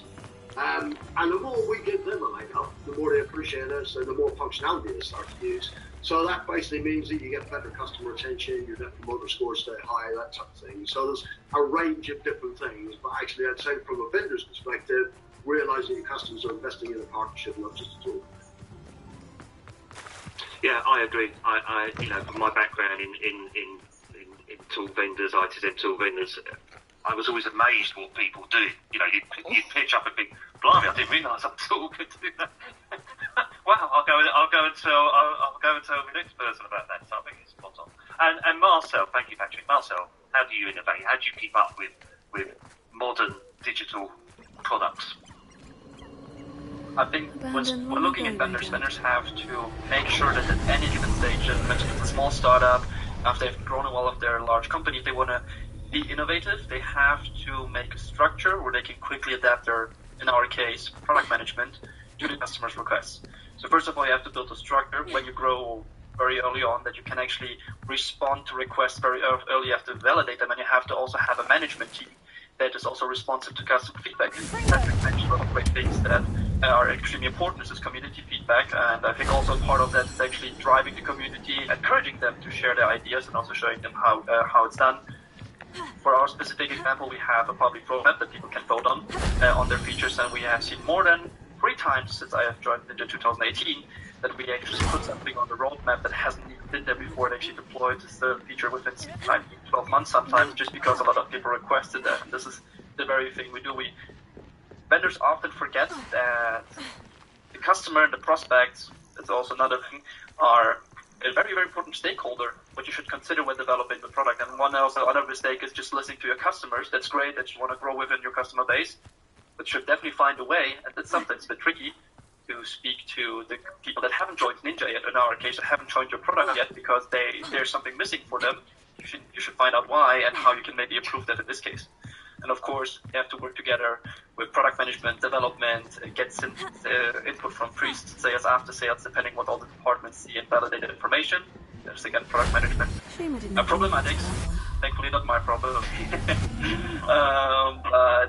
This is very much what this takes, and at the end of the day, to stay innovative, to just get the feedback and think outside the box.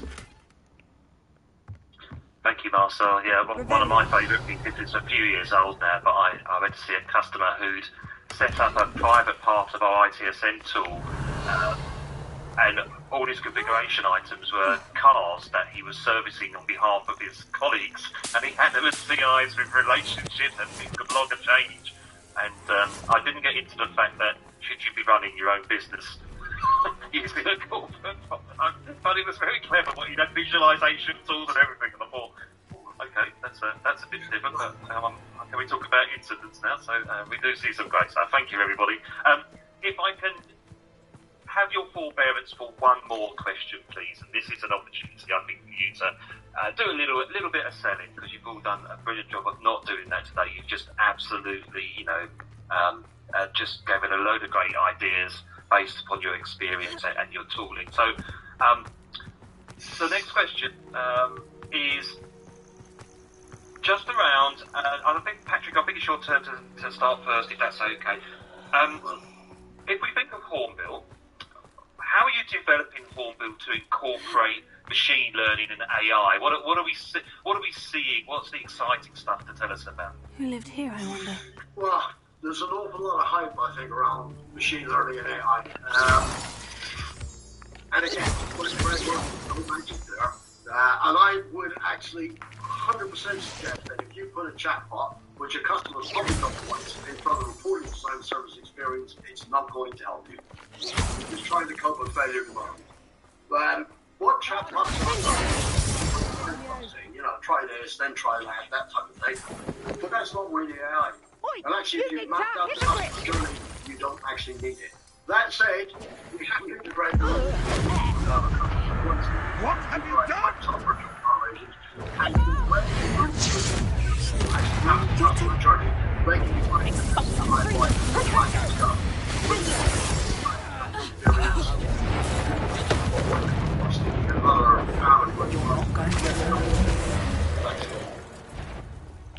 Yeah, I agree. I think the best message I ever saw, I saw a presentation on chatbots, and the opening line was, don't enforce adoption. And I thought, that's a good message.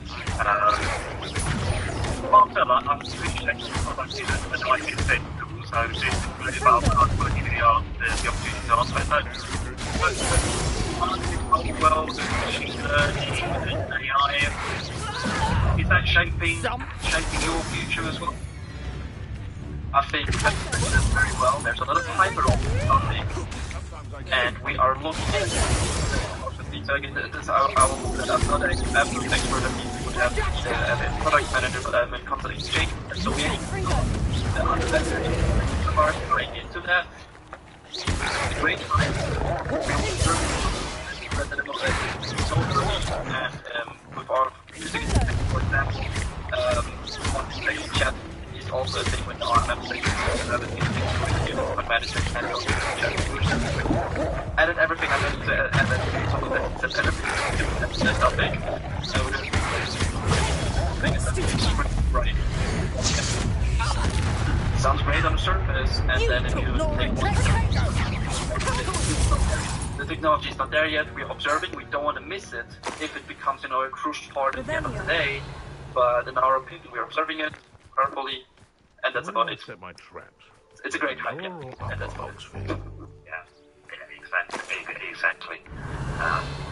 Thank you, Marcel. And Jack, just for you to answer that question. I've never heard that. Yeah, I'm not going to play devil's advocate and just completely go off on something else, guys, because it's a big hype around what you can do with it, and to come back to kind of what Patrick was saying before around actually if it's used implemented poorly, then no one's really going to use it anyway. It should always be a complementary channel, a different source as well, rather than pushing everyone towards something like a chatbot. Thinking around the hype and actually what you need to do to not only kind of do chat, but also other You're the AI solutions as well as feed a lot of data. And that's the business. I'll get that covered. Afraid to take a hit, are you? Around that, in terms of top desk in the solution, there are certain things like smart suggestions. If you want to categorize something and drive the information on the back of that, they're native within the solution, and also integrated with other solutions as well. So to provide things like chatting, that capability as well. So be that like Snap Engage, Teams as well there. So by having the foundations in the product to be able to integrate with best of breed solutions to be able to suggestions and predictive aids within the tool as well, of course. But actually, are we there yet? Are we even kind of ready for things like this as an industry as well? It's a good probably point and question which we possibly would need a lot more time on to go through. He's must be here somewhere. Yes, I think that's a whole session and possibly a couple of pints to get through that one as well. I completely agree. I think all three of you have touched on this, and over the last couple of years, I've sort of realised that what we've really been trying to do, and we should be doing, is all we do is deliver an experience. That experience could be fixing a fault experience, it could be giving someone a new phone experience, dealing with a complaint experience, whatever it might be. And I think if we get that at the heart of our thinking, it shapes the decisions, right? Pat, as you were saying, that sort of outside in, inside out. We find a solution and try to find a problem that it might fix, rather than understanding what the challenge was and then make a decision on the solution. Thank you for that. Thank you to all three of you. I've put you on the spot there, both all the way through the day and in this panel session. So thank you ever so much. Brilliant answers, and I'm sure you appreciate, just getting that little bit of expert insight from all of you. So just before I finish the panel session, there are 5 questions that are for Manage Engine. We will pass those on again. A couple of time zones, obviously it's very late for those guys. I couldn't join the panel session here, but thank you to Patrick, thank you to Jack, thank you to Marcel. Bring the panel session to a close. And so everybody, that's it for today. It's been a pleasure to be a part of another SDI event and to be able to host it. Thank you for all the wonderful questions. Thank you for participating, the suggestions, the feedback. Once again, to all of our speakers, both to you, all of you personally, and to your organisations, because your organisations, give us your time for these as well, and I appreciate, I don't know if anybody else is finding this, but the world is not getting any quieter. It's just getting busier. So it's very kind of you to give up your time, and thank you for sharing your stories and your thoughts. Thank you also. You don't see her, and you don't hear from her, but without her, none of this happens. I want to thank Lauren. Yay! Does all the switching and gets everybody ready for the tech checks and everything, and has done a bit of an answer. So thank you, Lauren, for putting everything together and looking after us and managing today's event. And thank you to all of the listeners, everybody that's joined us. And we'll see you next time. So until then, good luck, good luck, and please stay safe. Thank you again. Take care. Bye-bye. Thanks, John. Thanks, folks. Have a good one. Thank you.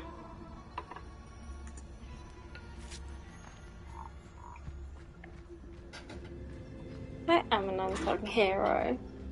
What are you chatting? She sits there playing Hogwarts. Yep.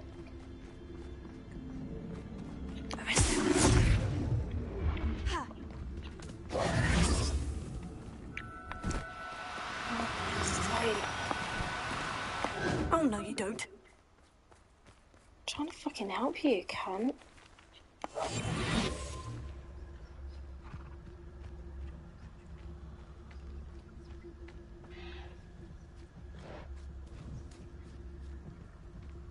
I don't know when I must call him.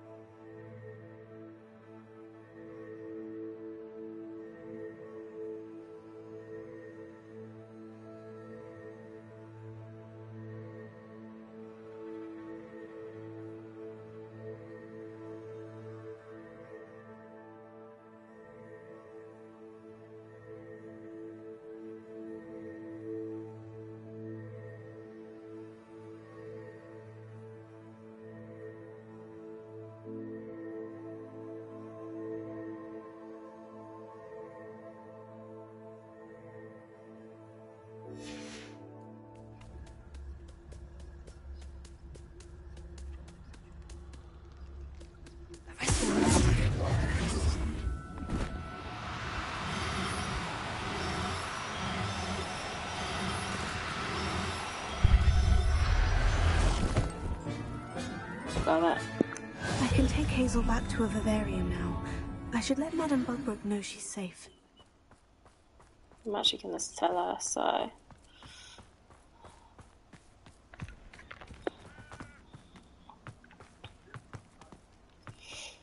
I think they wear me out so much because they're just so fucking boring. Like, every single one of those events, I'm just like, oh, I'm ready for a nap.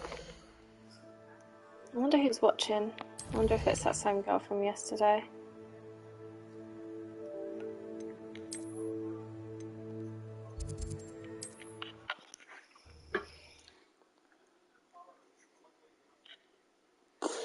Hogsmeade, here I come.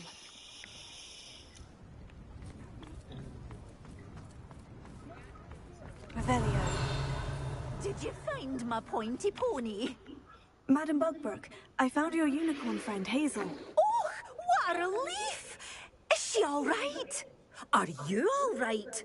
Do you have a safe place for her to stay? We're both fine, and I can keep her safe, I promise. But I wonder if you can help me with the costs of caring for her. Oh, I'm so relieved. And of course, it's worth almost any amount of galleons to make sure my dear girl is cared for. Take good care of Hazel now.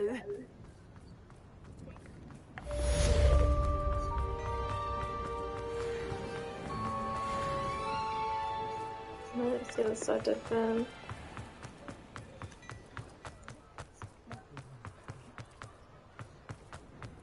I'm not being funny. I think if I turned around to John and said, oh yeah, I've been on like Hogwarts all day, I think he would just be like, yeah, I can see why. Do not ever say that. And I'm not ever going to say that, but... Sorry if there's a smell. New batch of toad-hide. There's literally nothing I can do in those events. It's not like I'm in the back, like I'm talking or anything like that. It's literally just me watching these things that mean absolutely nothing to me.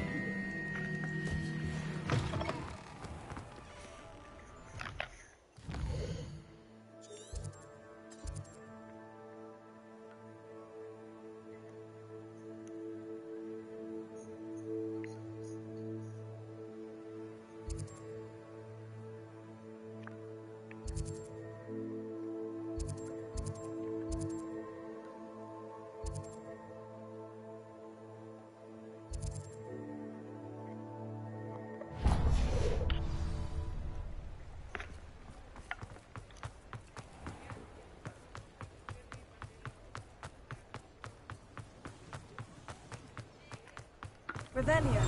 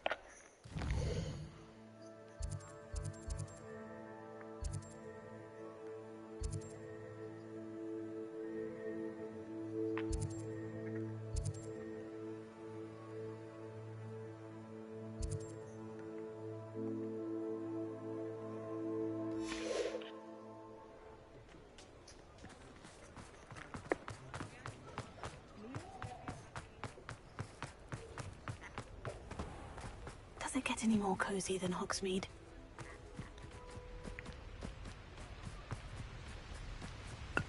Revelio.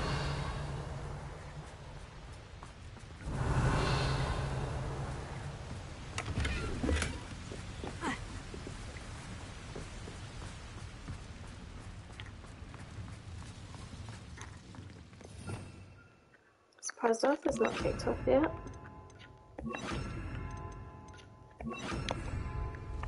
Lumos.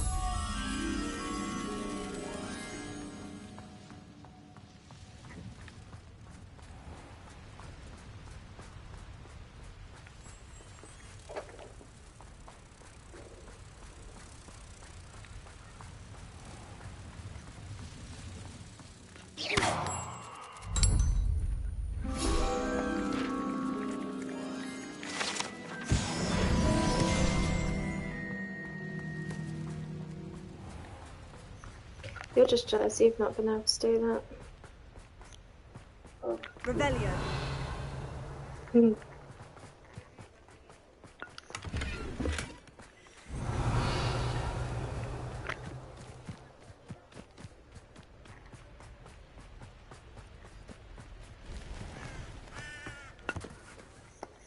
Alohomora.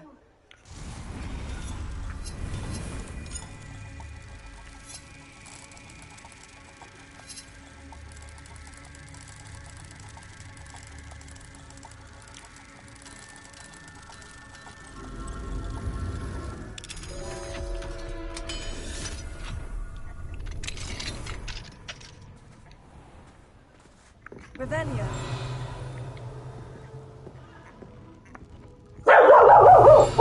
There we go.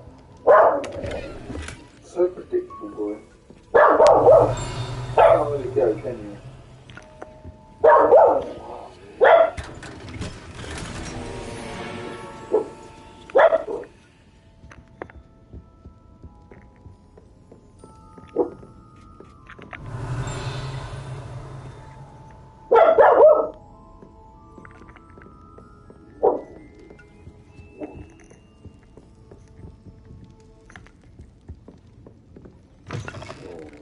Revelio.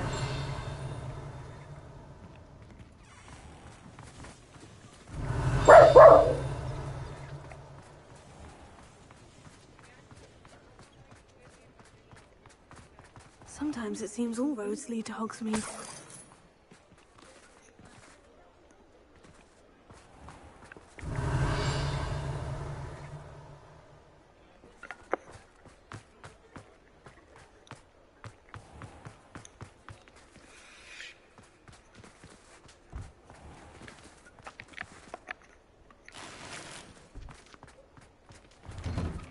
Revelio.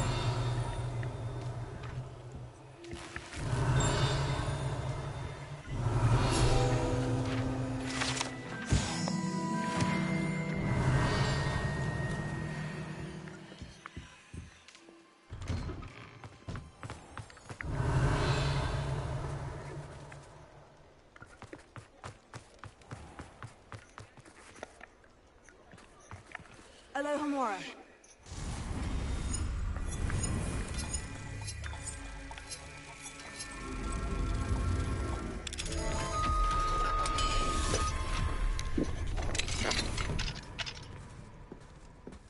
Revelio.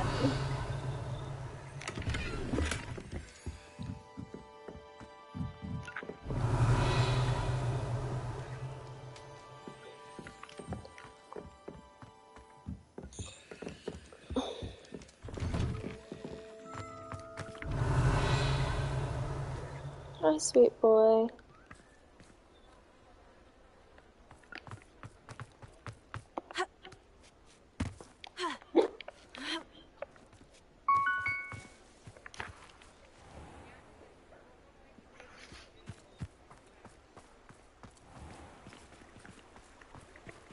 Alohomora.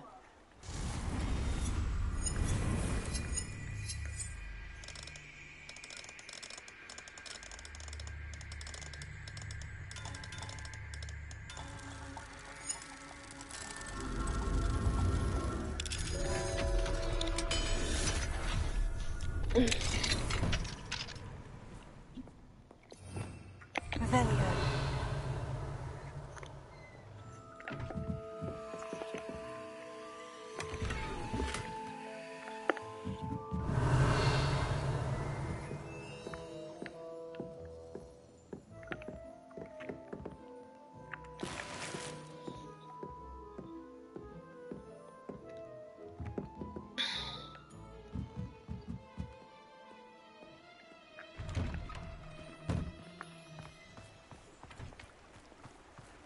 Revelio. Come on in, come on in. Don't be shy.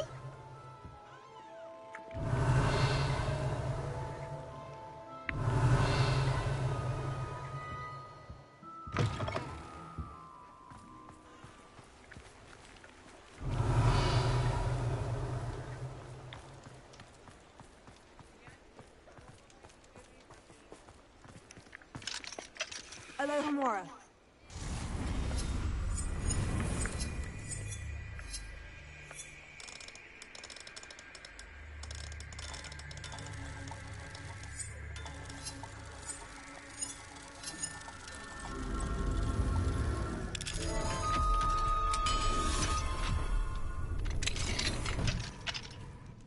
Revelio.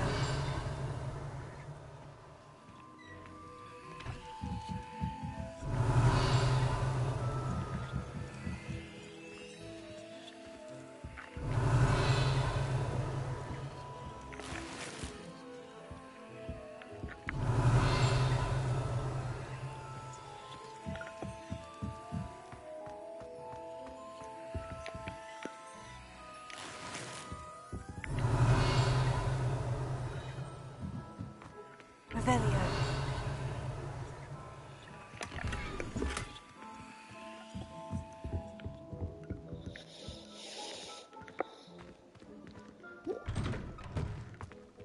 Ha.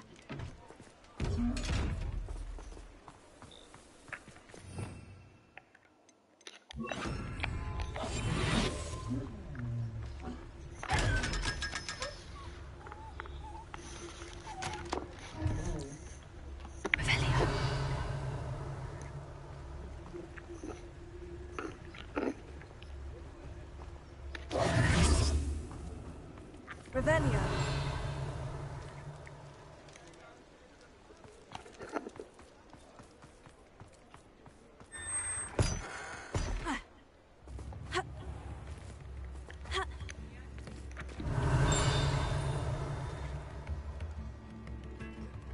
I could use some gold.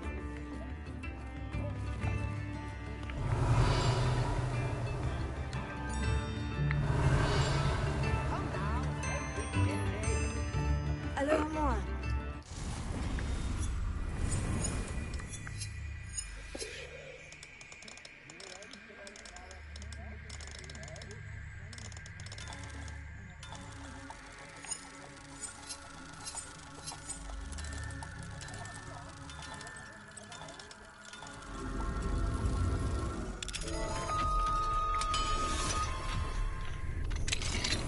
I could use some gold. Revelio.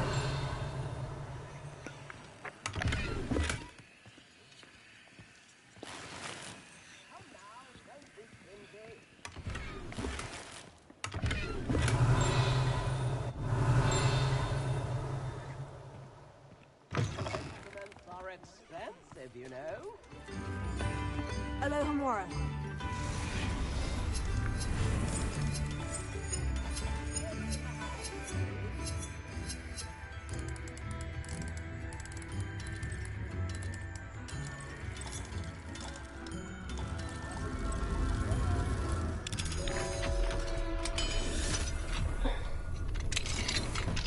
Revelio.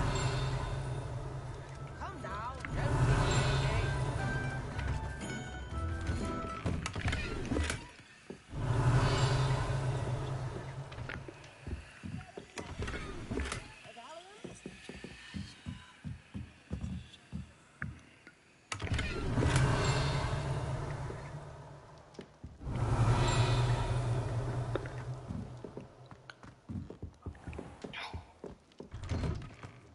Revelio.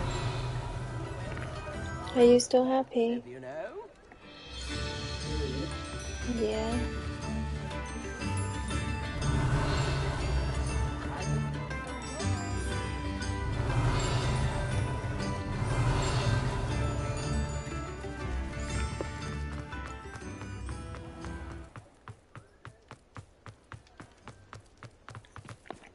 Aloha Mora.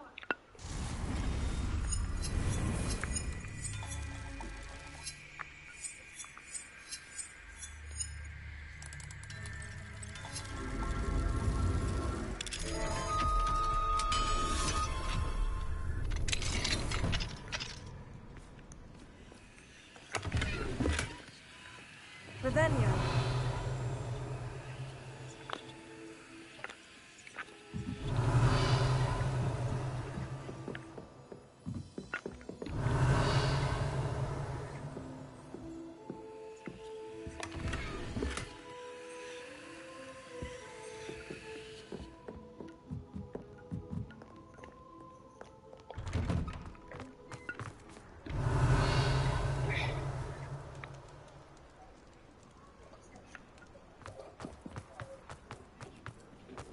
Revelio.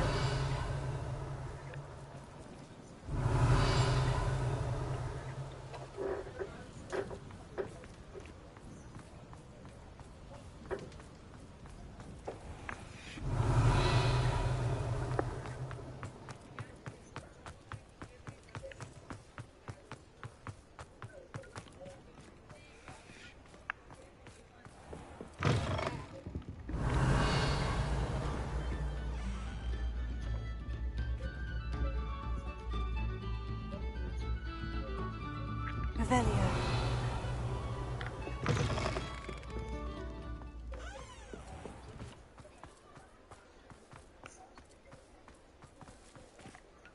Ha.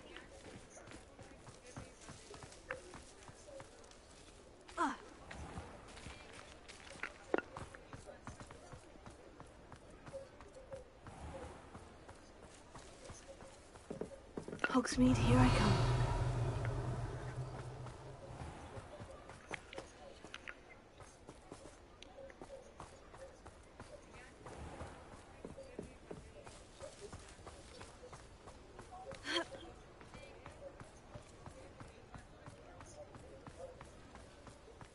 Revelio.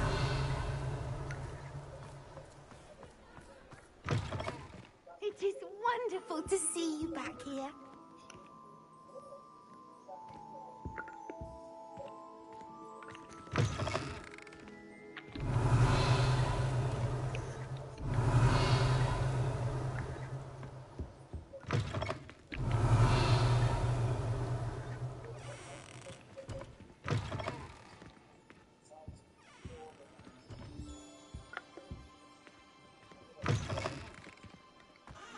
Revelio.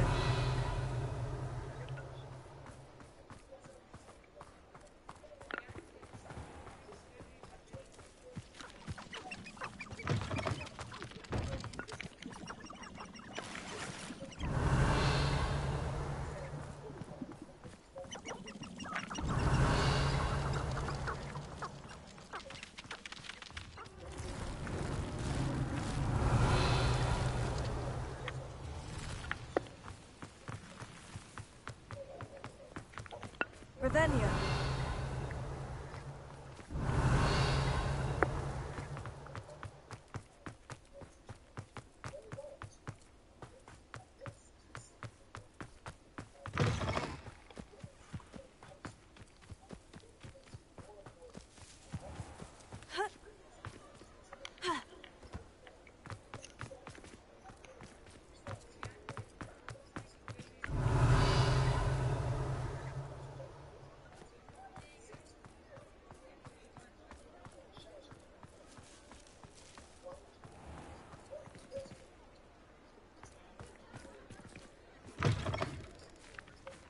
Revelio.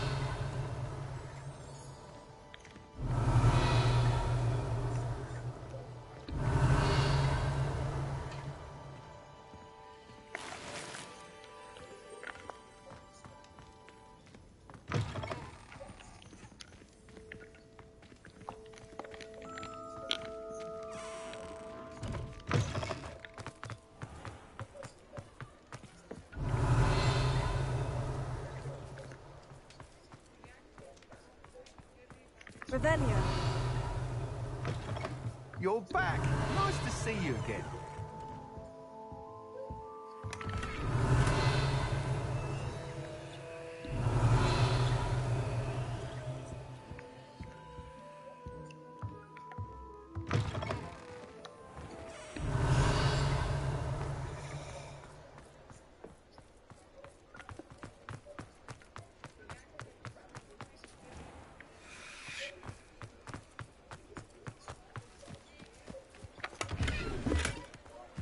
Revelio.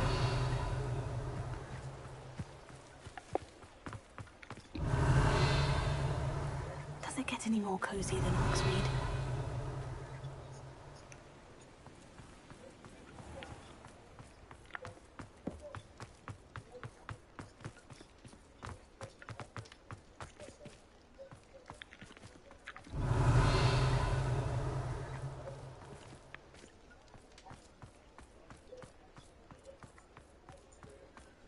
Revelio.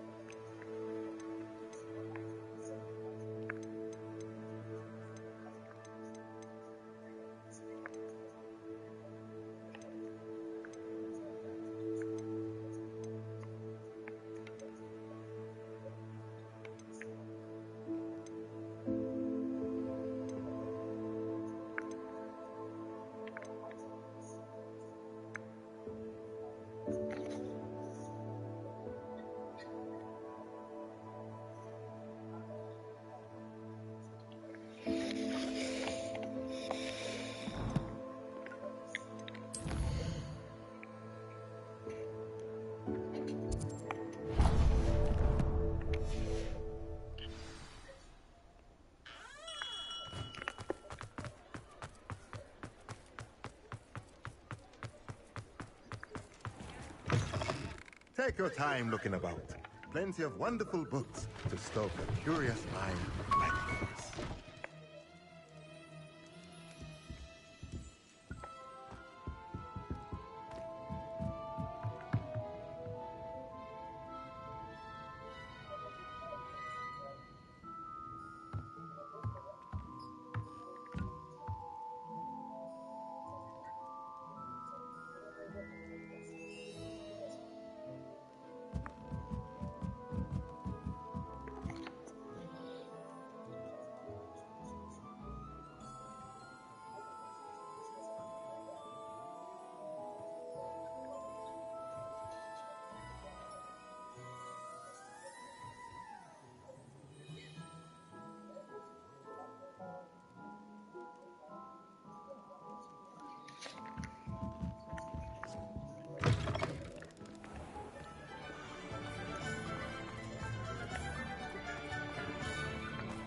House elves and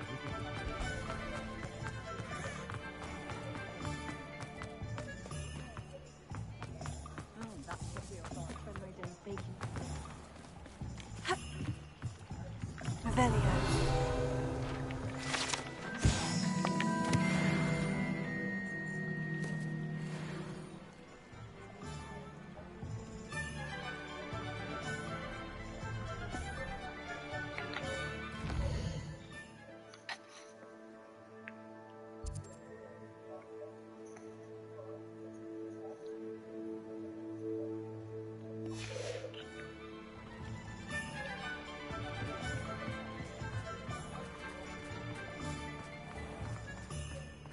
if it thinks it's got half a chance.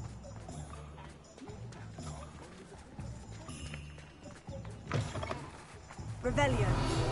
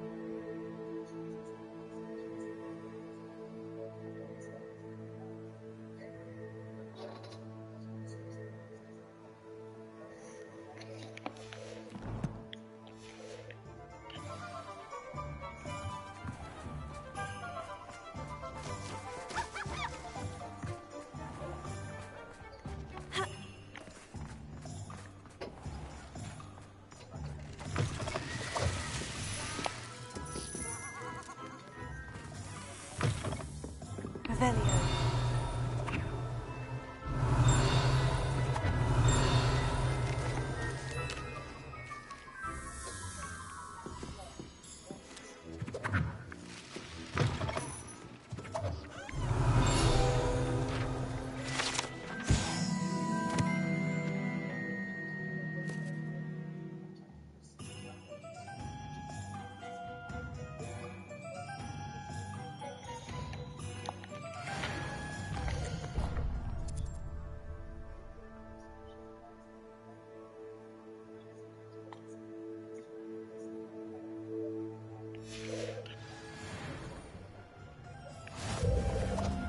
Revelio.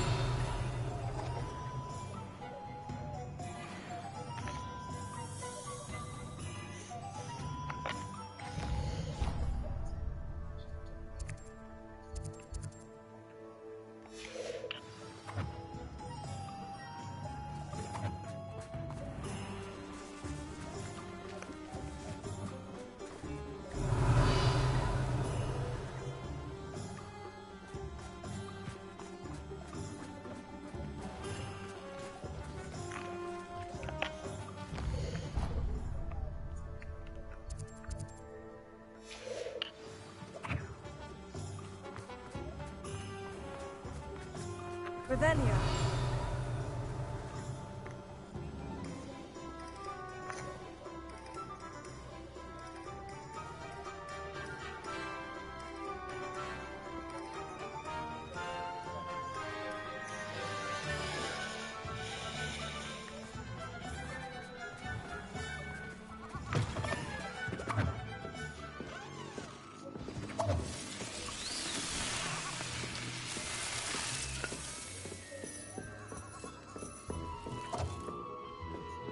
Revelio.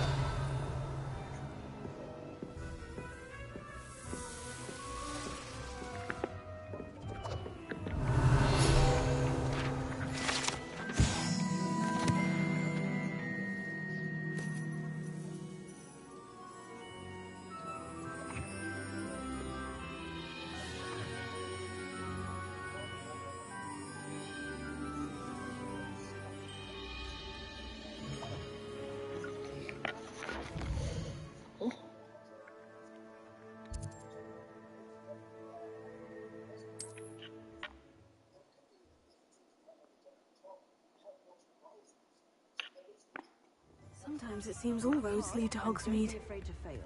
That is the path of a leader. Revelio.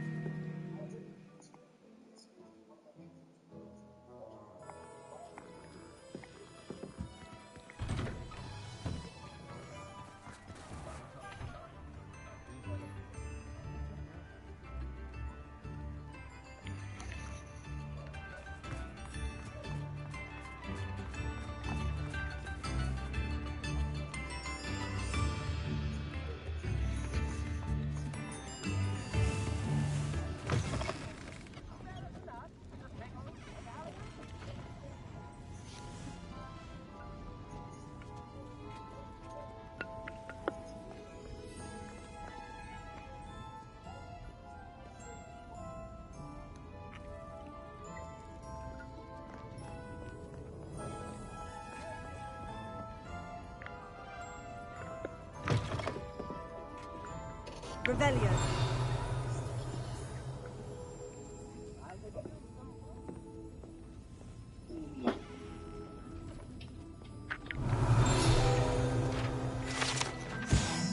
What time is it?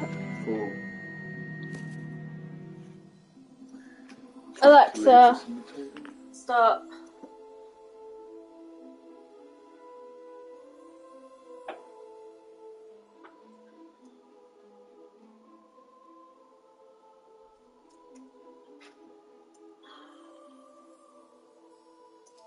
There's English, please.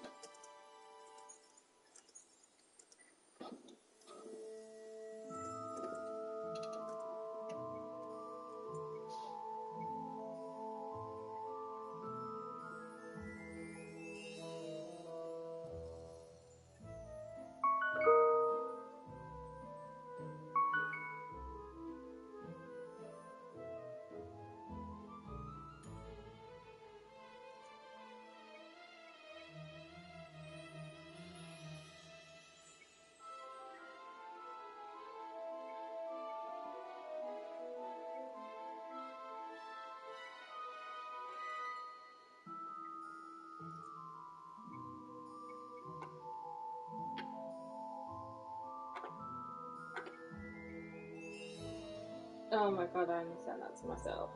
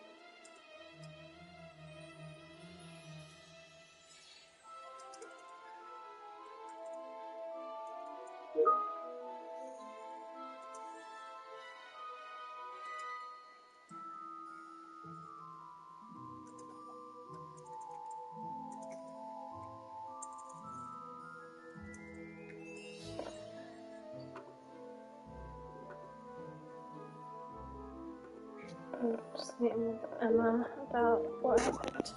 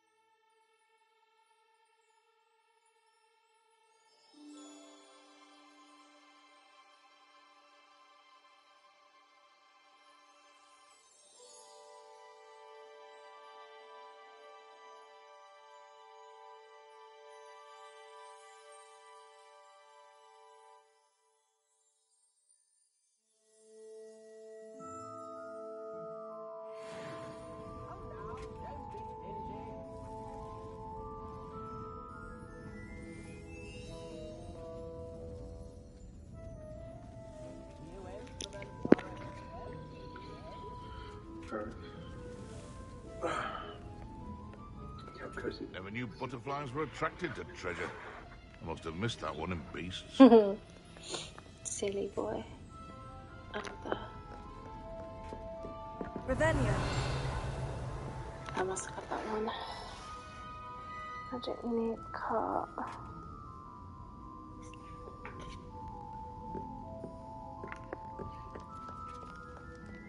Did you just use the vape? Yep. So I could really smell something, and I was like, "What is that? It smells really good." Which way is the magic meat? Hogsmeade, here I come. No. Where is it? Oh!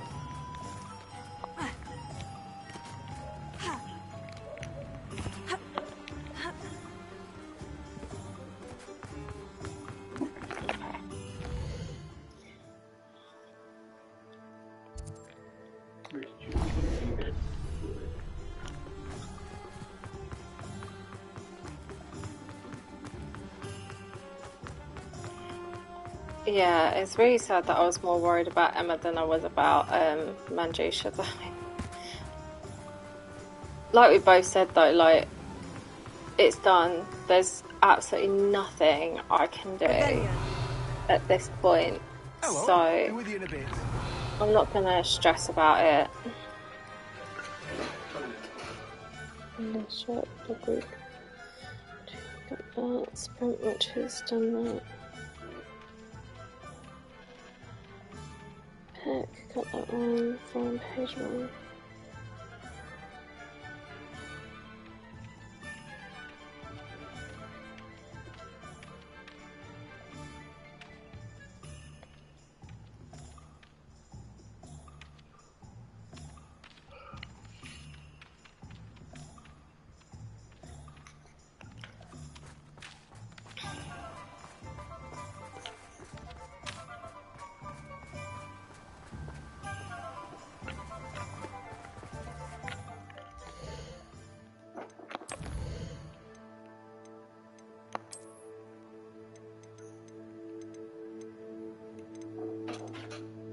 I've only got 2 more left.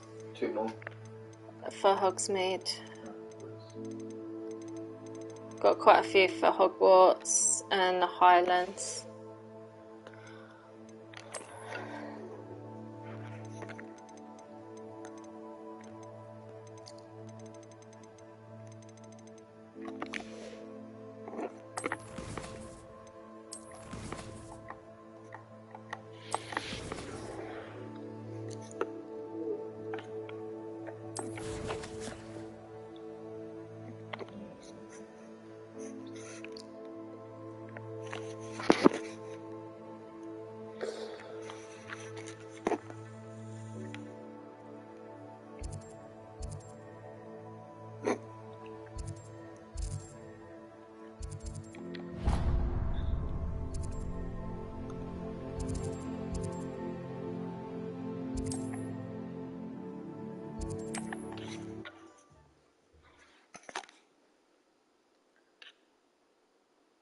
Handy resource indeed, your field guide. Ravenna. I'm most pleased to be included.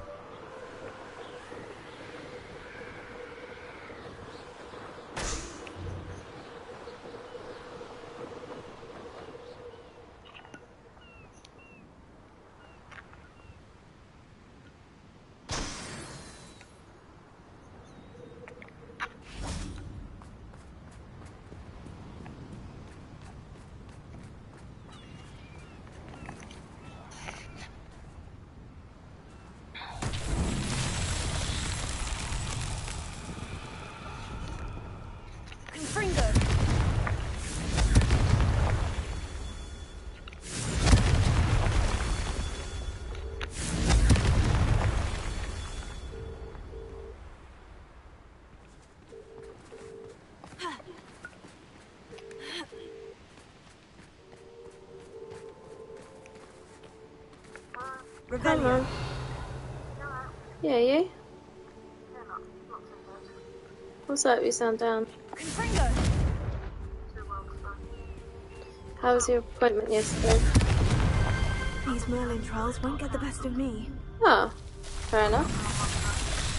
Oh, why did it get cancelled?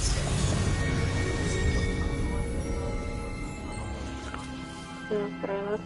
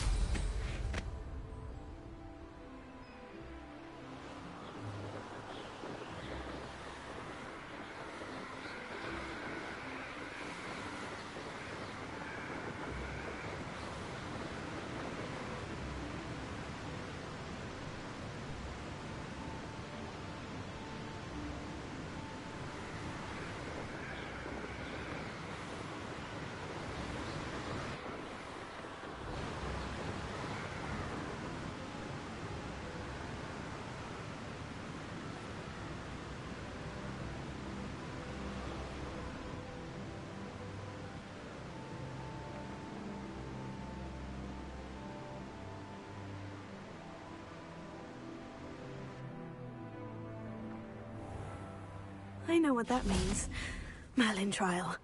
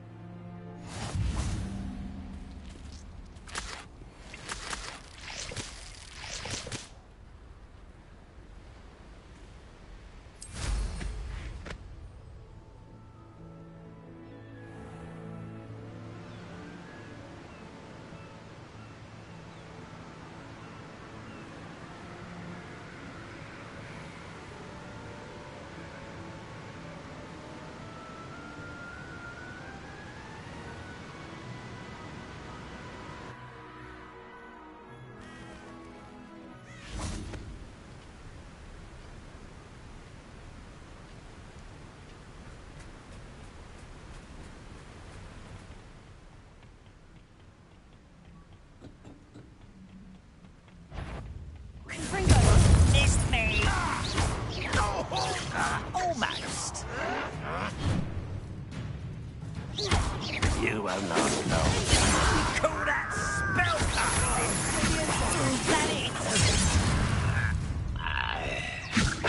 This is almost too easy! That's the student who stopped us and fell from. What enough for you?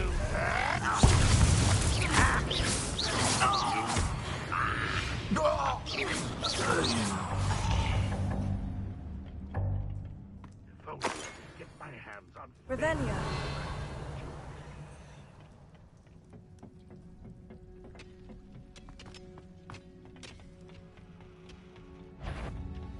Enjoy suffering, do you? You won't be able to stop my revenge. I've always said...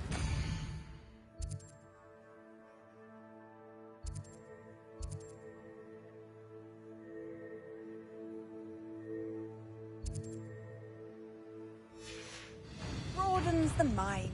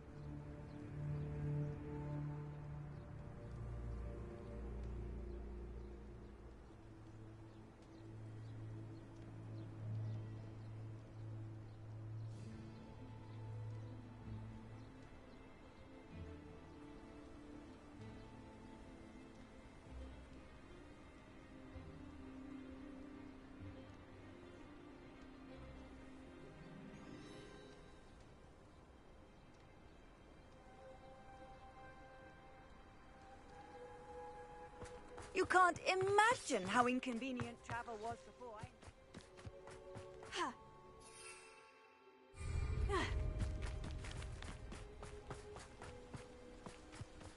This looks intriguing.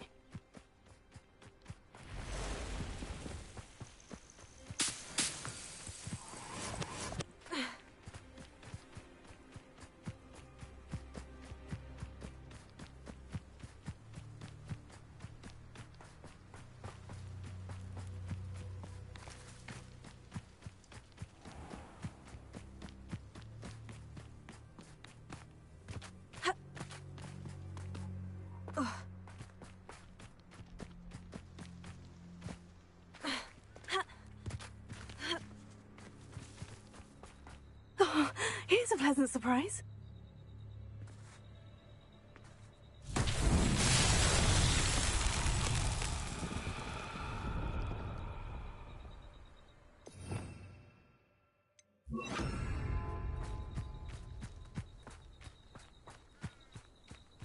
Lumos.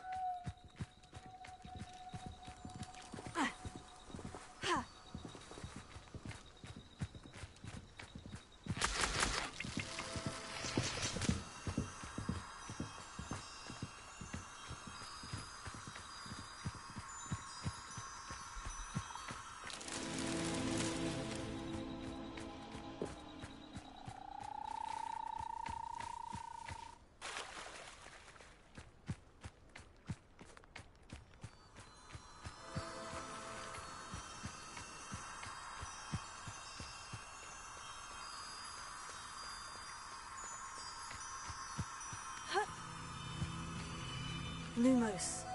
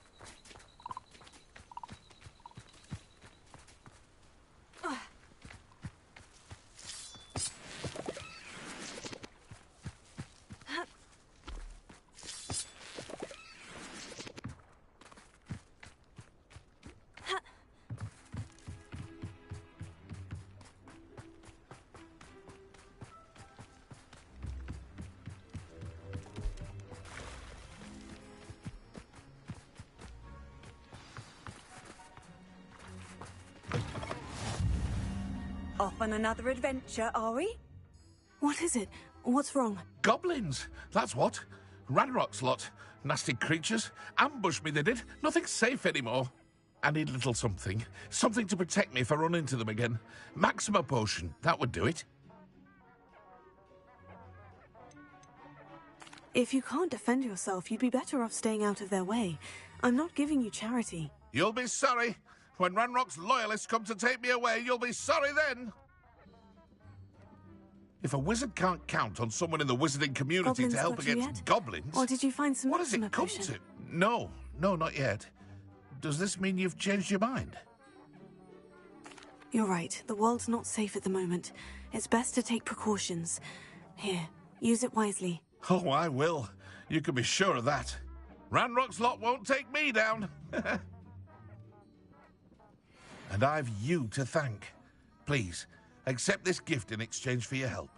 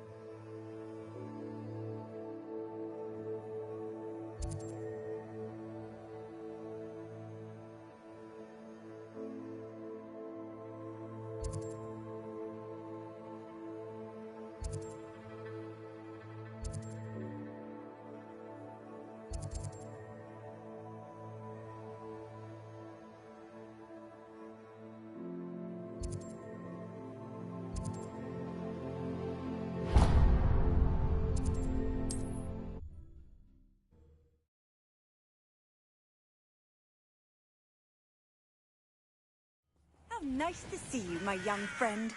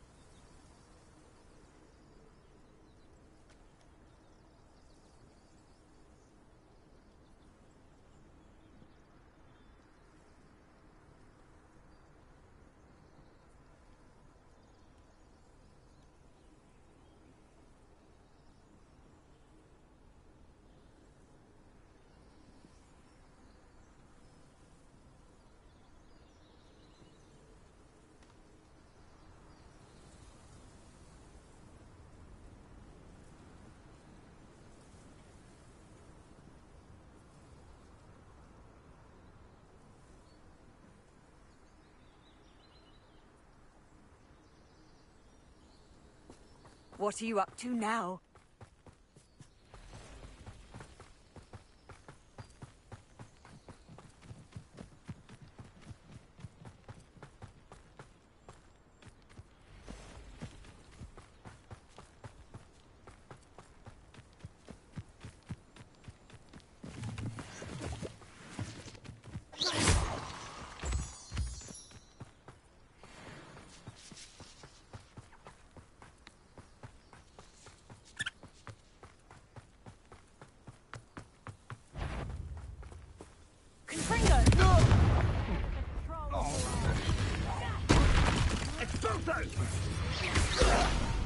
I know I'm not hearing things.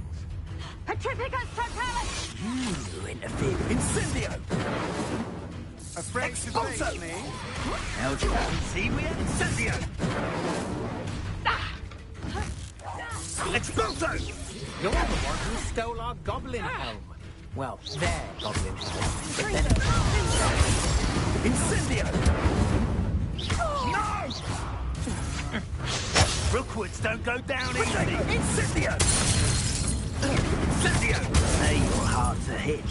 But that one. Incendio! Expulso! You may be more skilled than those. Incendio! Sounds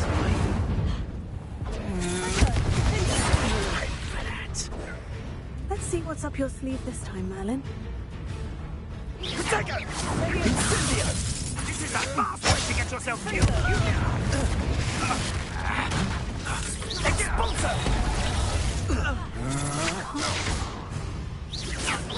Pathetic display. Expulso! What's happening? Expulso!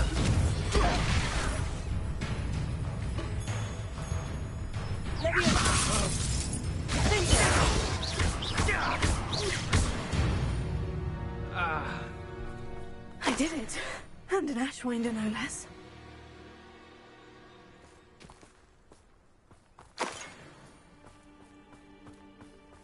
Revelio.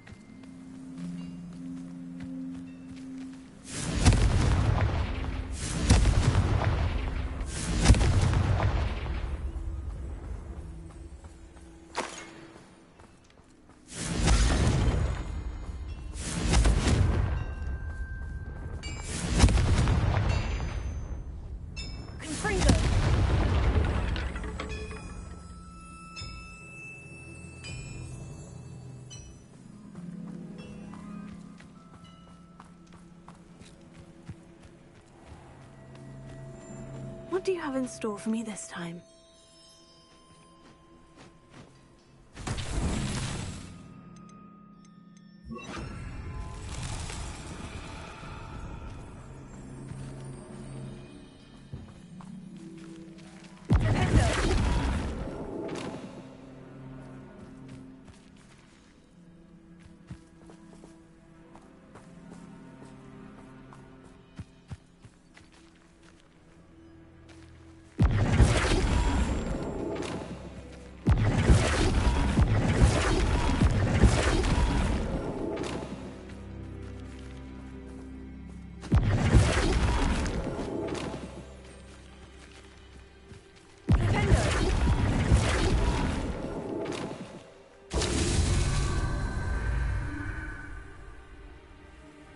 Revelio. This place has seen better days.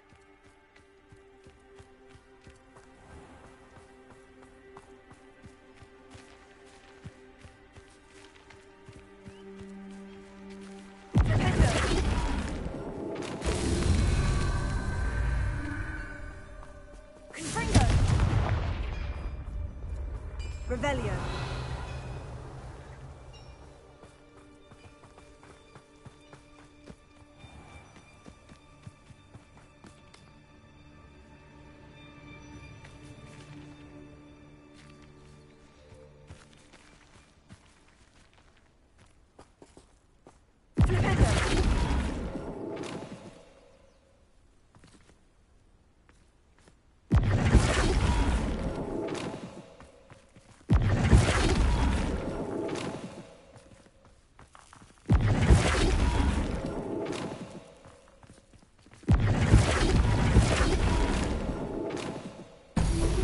After all,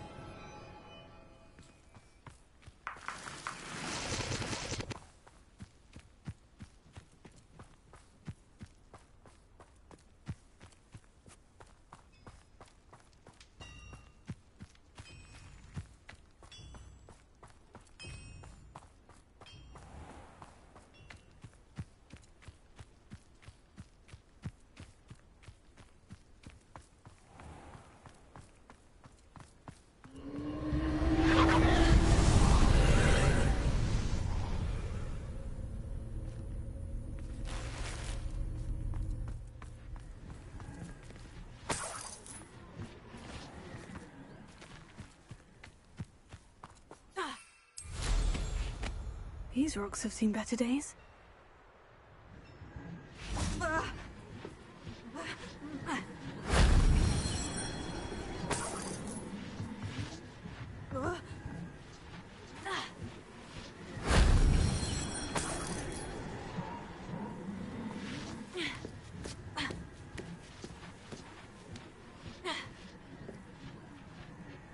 Revelio.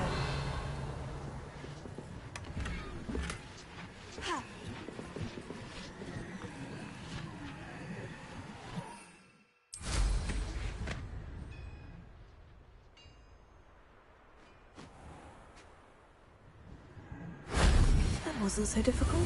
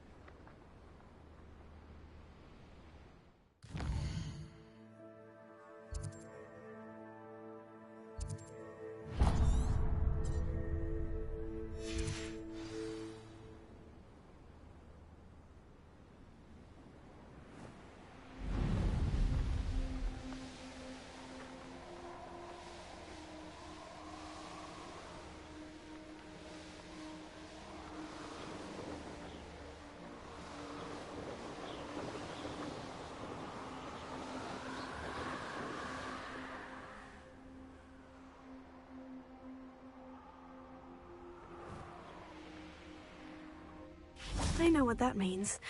Merlin trial.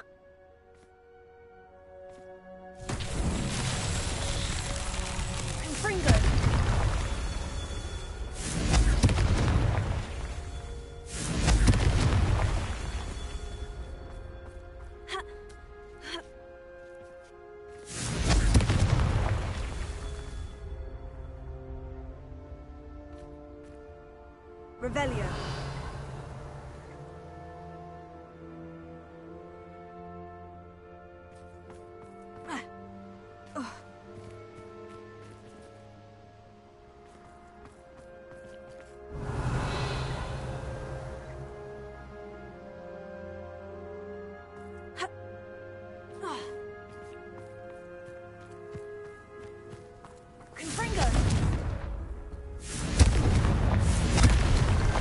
These Merlin trials were...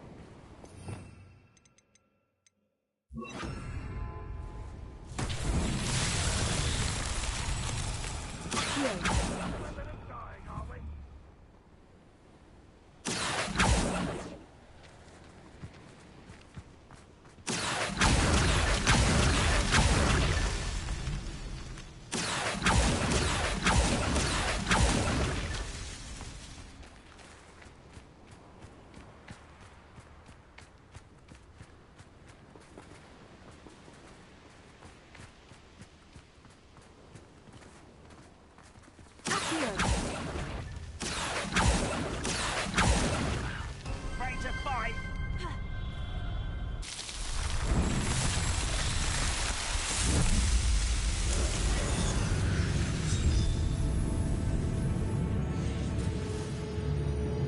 You will regret coming here.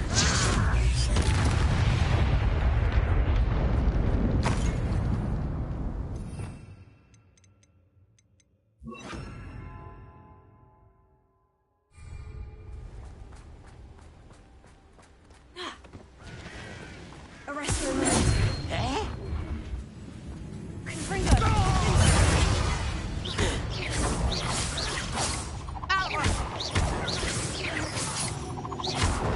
Not quite. Arrest him.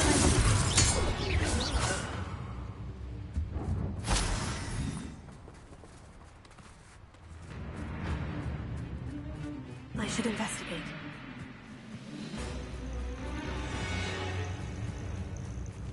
Oh, here's a pleasant surprise.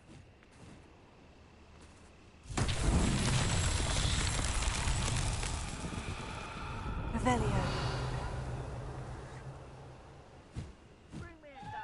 Confringo.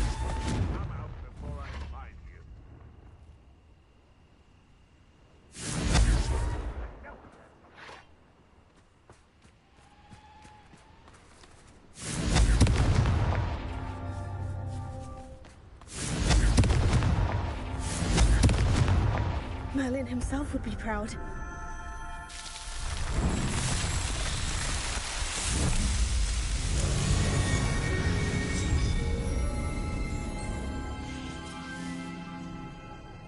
No witch or wizard will be spared.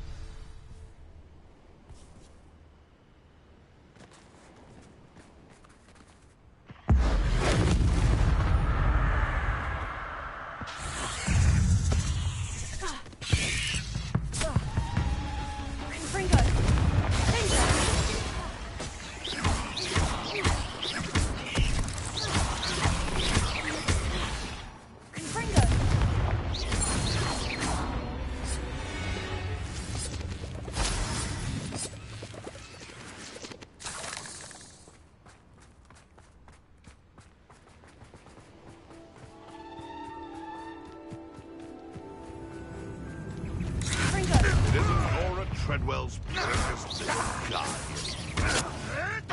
You're the one who released Codes. You want back to the bed.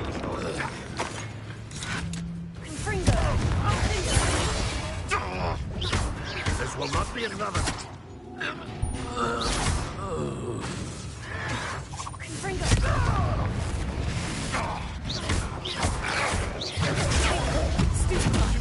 Say one of my own.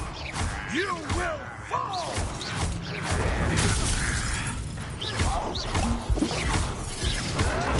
Get accustomed to that. Think you're clever, don't you? Someone thinks they can outlast me. Luck. Nothing more than luck. Oh.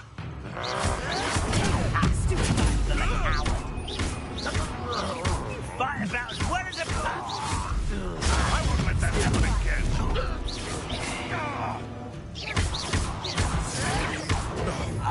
No!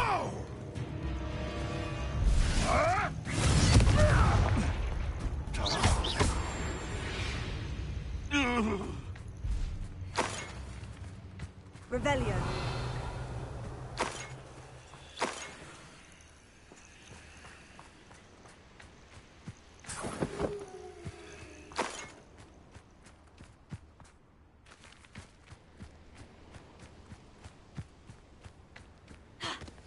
Let's see what's up your sleeve this time, Merlin.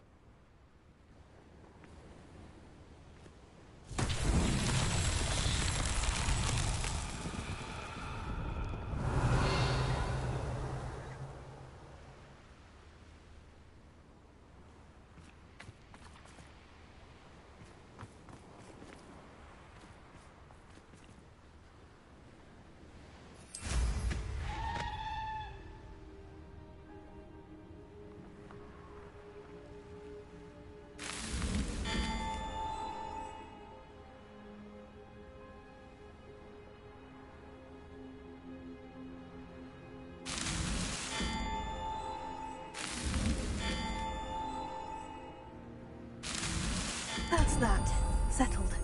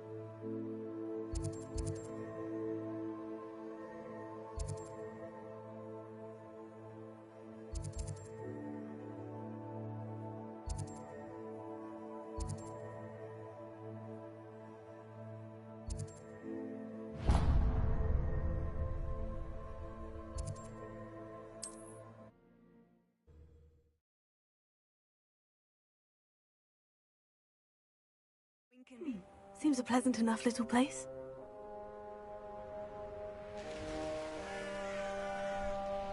Oh, this day's gone on too long.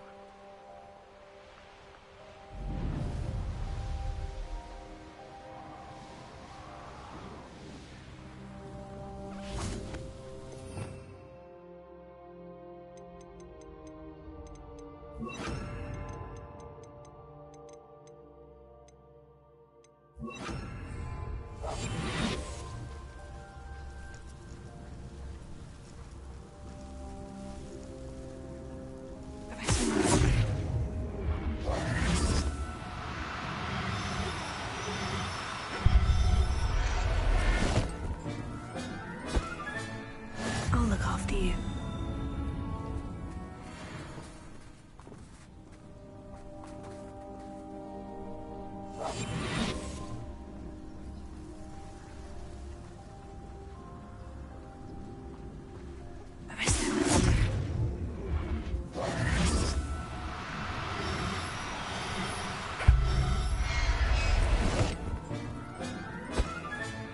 Settle yourself, I mean you.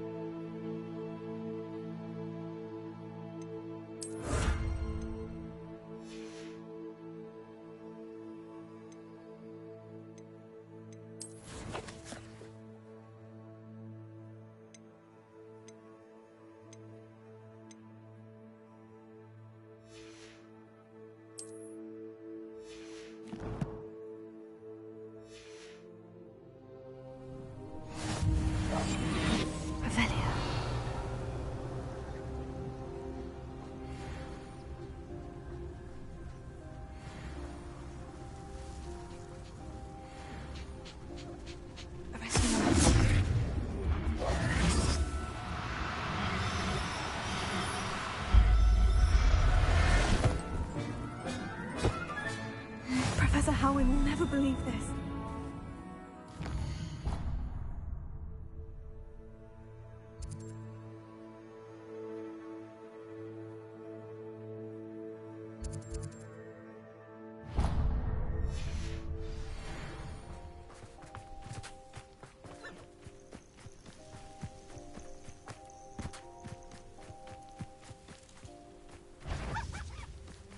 Seems quiet. Too quiet, you ask me.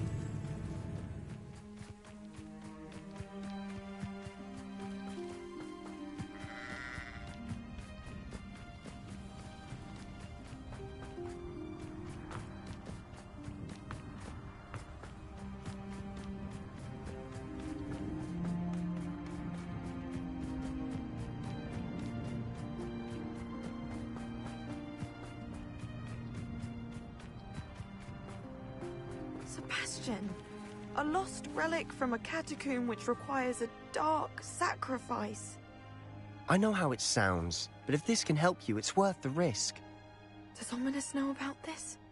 He helped find the scriptorium where we discovered Slytherin's spellbook. Very well.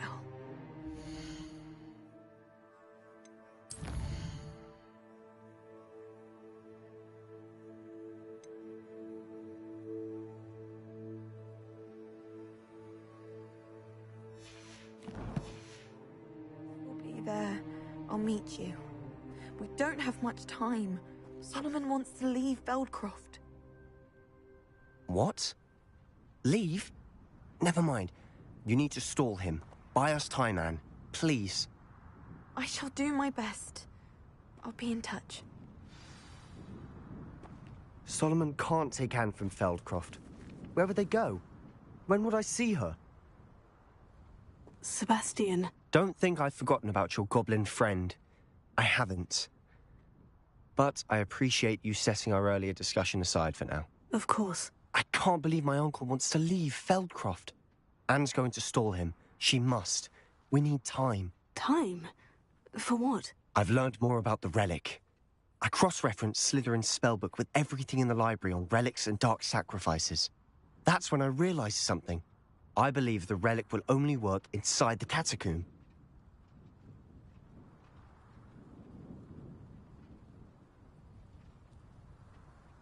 We just need to get Anne to the catacomb and work out how to make a dark sacrifice. Our biggest hurdle may be convincing Ominous. Anne will only give this a chance if he's on board. And we have to keep all of this from your uncle. If he goes to the headmaster, we could be expelled. Let me handle Ominous this time. As for my uncle, he's not an Auror anymore. What he doesn't know, well, won't hurt us. Do you think your uncle would tell anyone at the Ministry about all of this if he found out? If he found out, I doubt he'd go to the Ministry. He didn't part ways with them well, from what I understand. He won't say, but I believe his strong aversion to dark magic has something to do with his time there. Anne thinks he once decided to fight fire with fire, so to speak, and resorted to using an unforgivable curse and fight against dark wizards. At least that's what she thought she heard. When he realized what his job had led him to become, he left rather abruptly.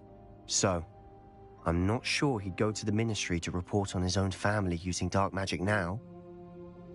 Good luck with Ominous, until we meet again. I shall let you know when the four of us should meet at the catacomb. Look for my owl. See you soon.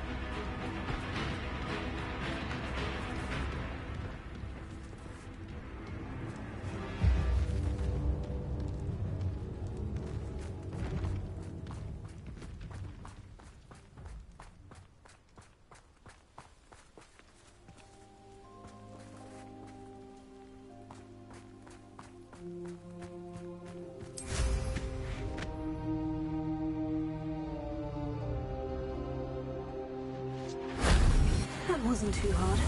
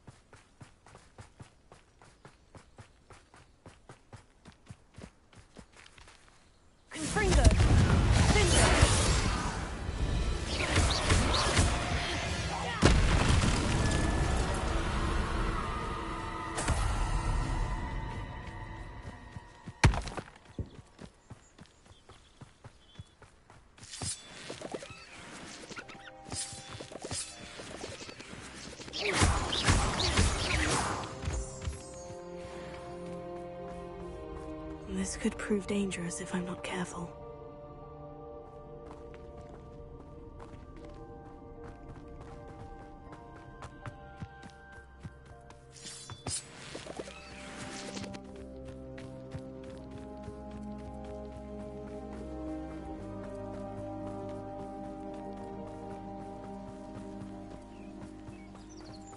There's no telling what lies in wait for me in there.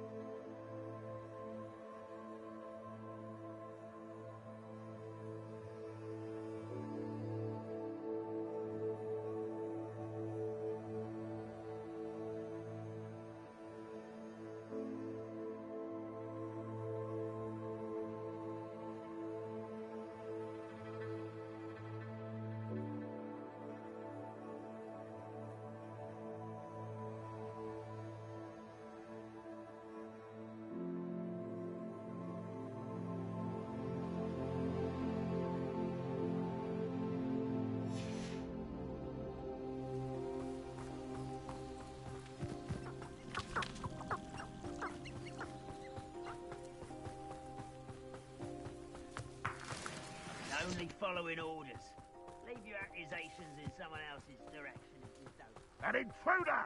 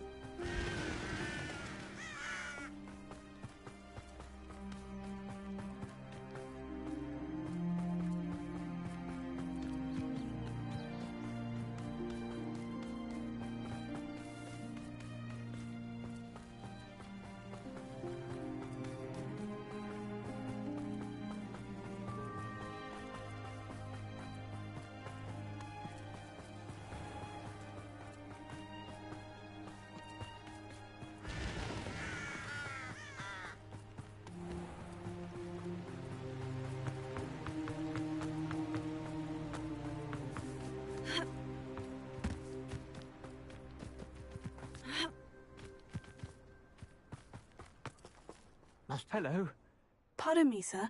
Come to stare at the fool, have you? There's poor Ig Haggerty, robbed by his own sister. She's robbed almost everyone now. So, who's the fool? I'm not sure I know what you're talking about. Then you're the only one who doesn't know about Catherine running off with that thief, Victor Rookwood and his lot. Good riddance, I said. Never thought she'd return to steal from me. Us. But I just know it was her. I want her caught and sent to Azkaban for stealing a prize family heirloom. Sister or no. What exactly was the family heirloom that the thief stole? A necklace. Belonged to the first of the Haggerty women. Hundreds of years old. So much history. She'll likely pawn it. Why would Catherine come back to rob the hamlet if she'd already left? Do I look like a criminal to you? How should I know? She always despised this place, resented having to grow up here. Perhaps she did it to spite us. Are you sure Catherine is the culprit? It could be anyone. Thanks to that Rookwood louse, we're inundated with all manner of criminal. I wanted to believe it was any one of them, except Catherine. But she was the only one who knew where the heirloom was hidden, and she knew precisely which homes to rob. I could keep an eye out for the thief, sir. You? Ugh. Nothing to be done by the likes of us. This is a job for the fine officer Singer, or some such authority. Besides, the thief, my sister, only strikes at night. Coward. Long past your bedtime. I should be going now. Thank you. I'd keep an eye on your belongings if I were you. Crattering or steal the eyebrows or... I ought to look into this thievery business for Mr. Haggerty once night falls.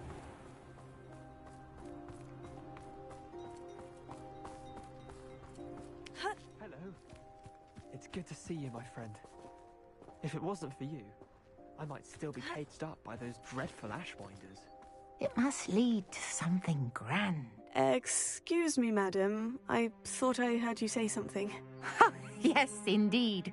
Talking to myself again. I find myself to be quite the engaging conversationalist since my husband passed. Madam Althea Twiddle, pleased to meet you. Nice to meet you too, Madam Twiddle. You know, you might be interested in this. You young people love this sort of thing. My husband often ruminated on the mysterious statue just outside our hamlet. Some sort of archaic puzzle involving vases, he would insist. I stumbled upon it today when I had a burst of energy and extended my morning constitutional a bit longer than usual. An archaic puzzle? Sounds fascinating. You see, I suspected you'd be interested, and wait till I tell you about the rumours surrounding this particular puzzle. My husband Greville insisted that solving the puzzle would reveal a magical challenge of sorts. The man was intrigued by everything. He was about to try and solve it himself when... Perhaps you could take a look. I'd be rather interested to hear what, if anything, you find. Where can I find this statue? It's not far from Irondale. It's down by the shore, near those old ruins. You can't miss it. If I happen to see it, I'll have a look. Ah, the spirit of youth. I do hope you'll be able to solve the puzzle. If not for me, then in Greville's memory.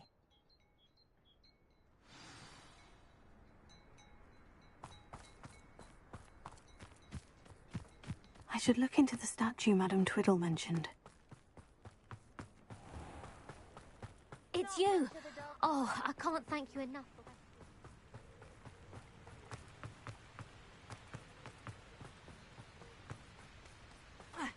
Wonder if...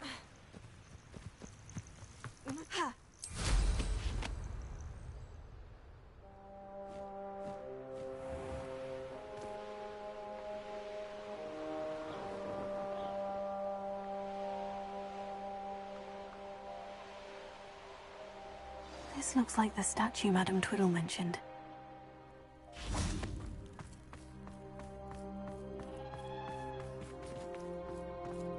Why are there so many vases around here?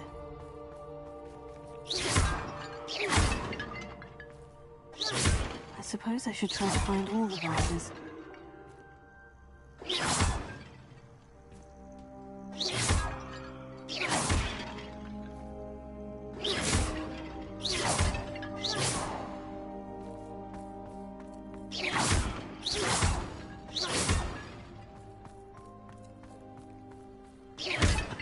There should only be a few more vases.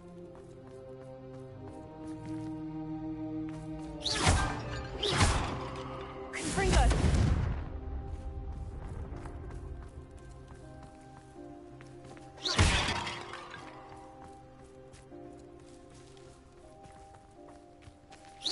I'm nearly finished. Only one more vase.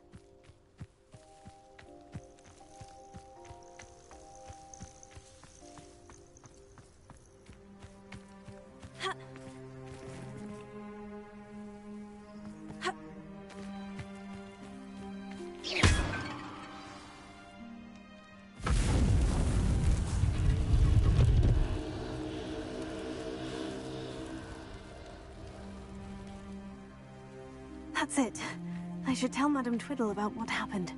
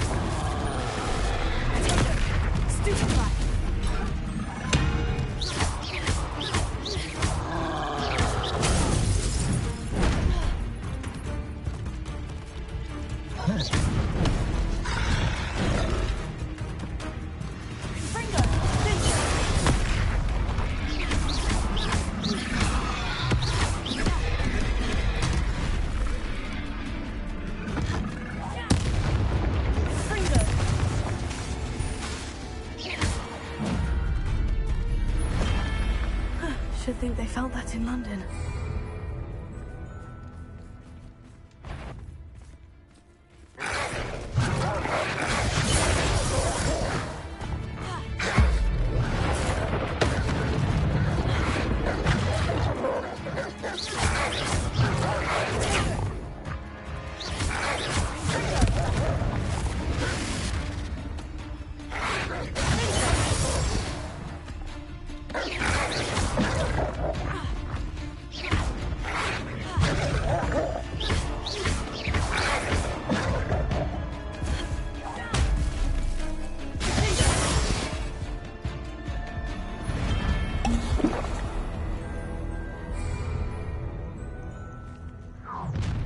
An intruder! Up for a bit of dying, are we? Fringo!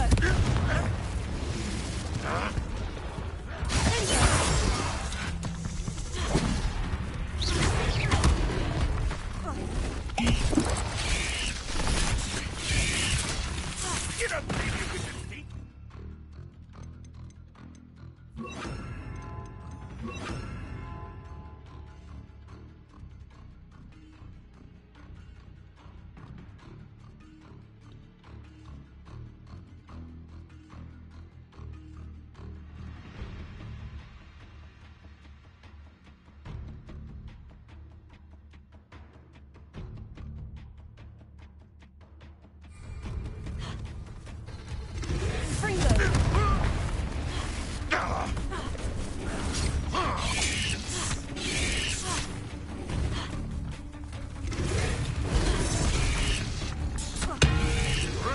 That's the stuff to release oaks.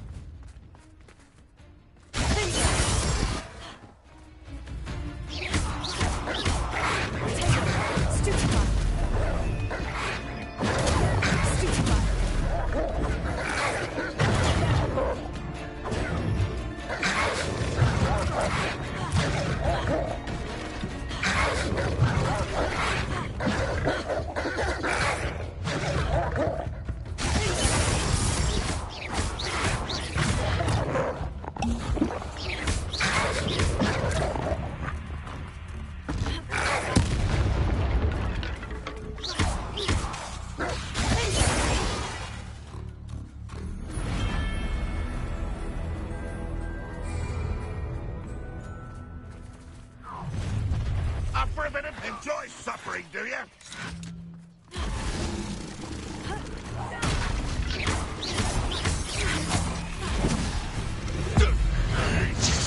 Still won't get up.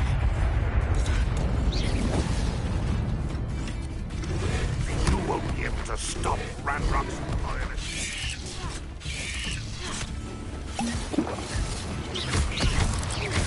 If only Ranrock were here to see this! Fringo!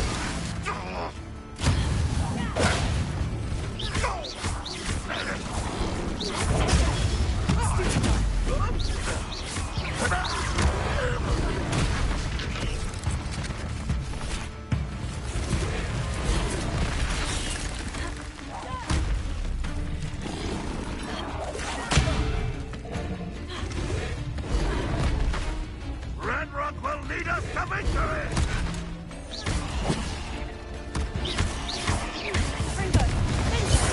That's the student who uses strange magic.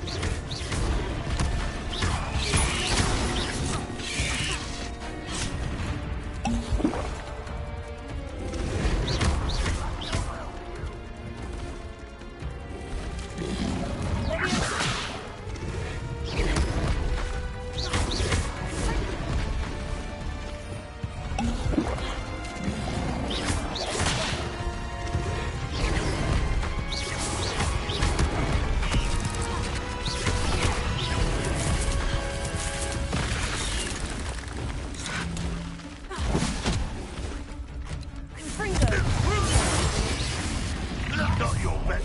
Up for a minute dying.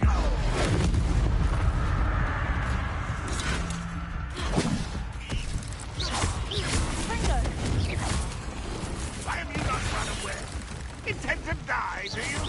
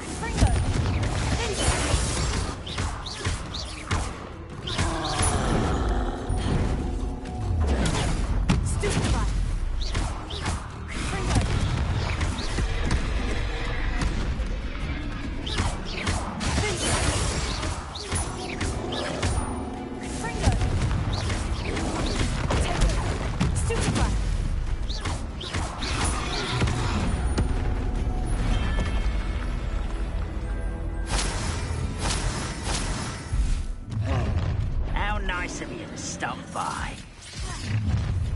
What an unfortunate disappointment! Seems they didn't give up. Is that the best you can do? This is where you will fail. That scared defeated our encampment in the town.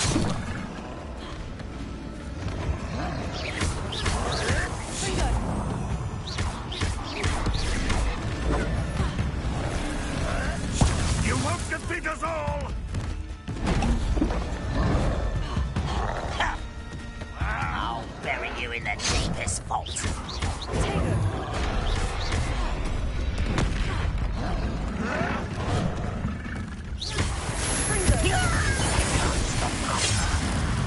Always on the defensive. Child! Deadly mistake.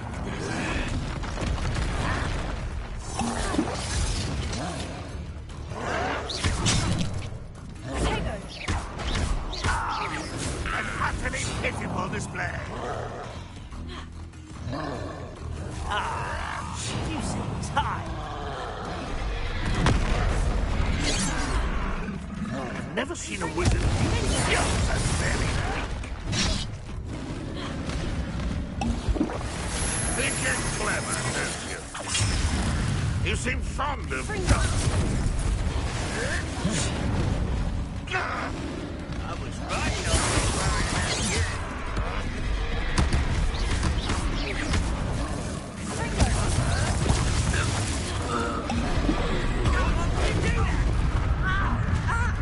Get him up for a bit of dying, are we? Hit it.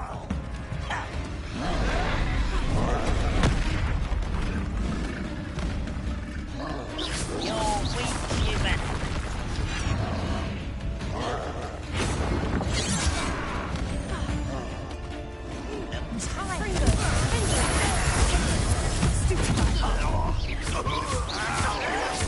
Stop it!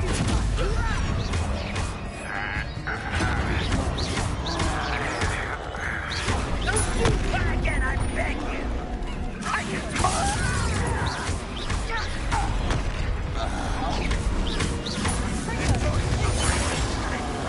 Enjoy suffering, do you? You always had a lucky shot!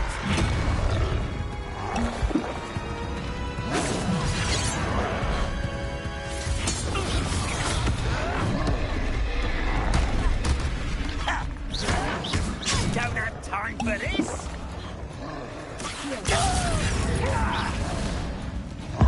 All little magic tricks won't distract me! Pitiful, truly. Stupefy.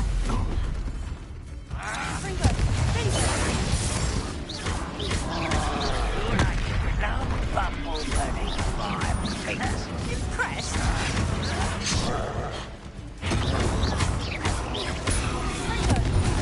Tips. You're making this too easy.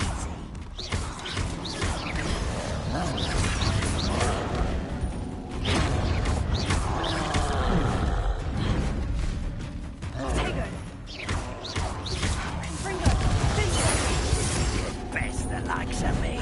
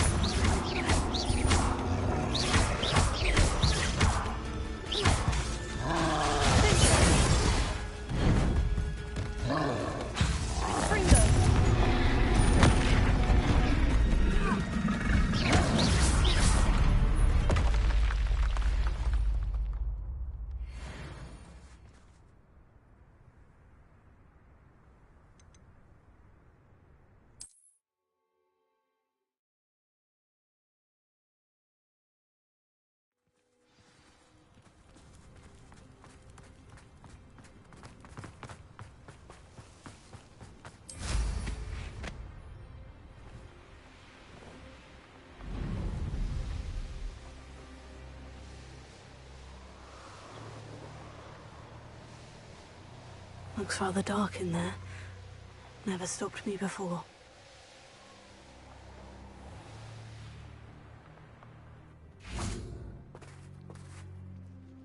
Mrs. Twiddle, your husband was right. The statue was part of a puzzle. Oh, really? How exciting! Yes, I had to destroy a number of large vases, and that seemed to activate some sort of charm on the statue. Well done! Oh, I miss having someone like you around with a thirst for knowledge and a quick mind. Well, my curiosity has been satisfied. Thank you for that. Who knows what I'll encounter on my next constitutional? Oh, my husband would be so pleased to know he was right about...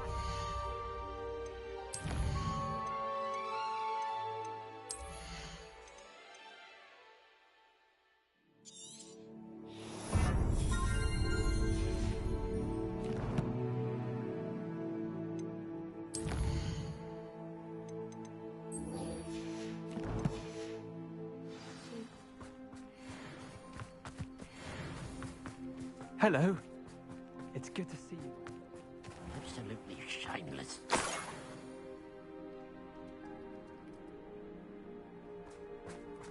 Revelia.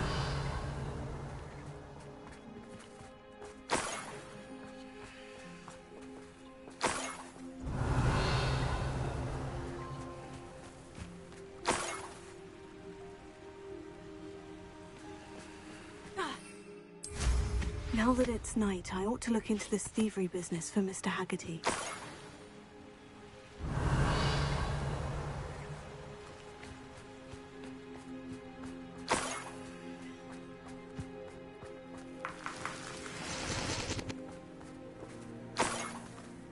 Revelia.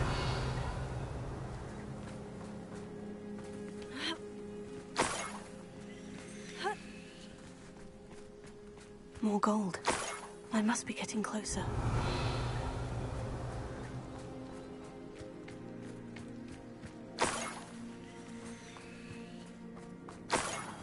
I'm for a bacon mushroom stew.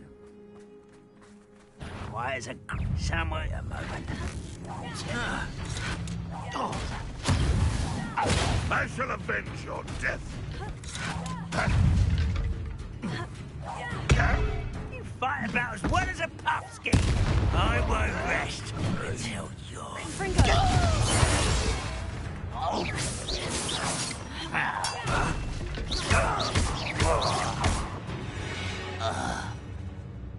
You've won Lavelia.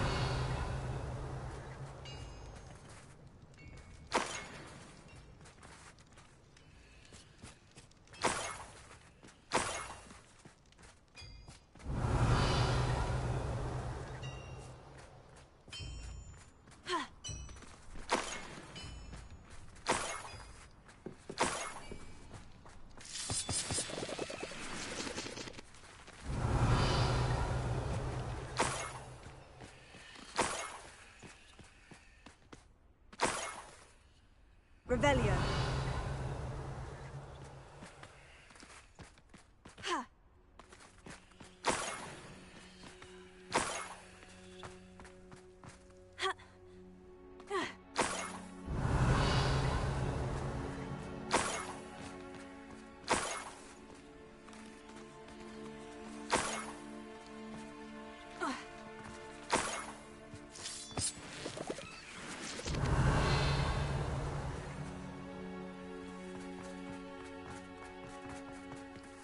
Revelia.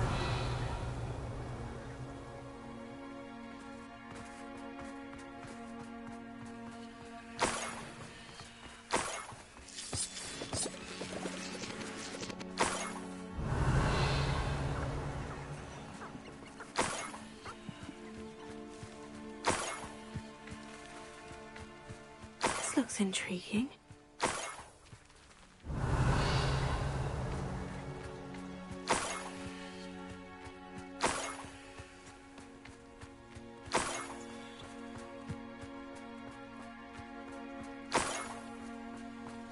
Revelia.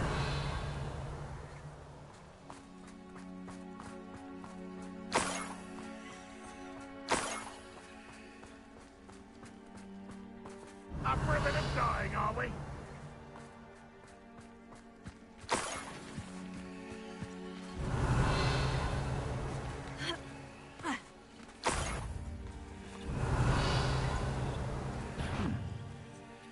No, do it.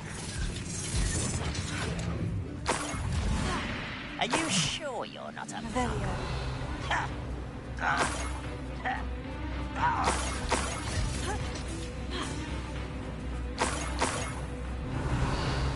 It's the student from the town. You're really not very good at this, are you? Niffler.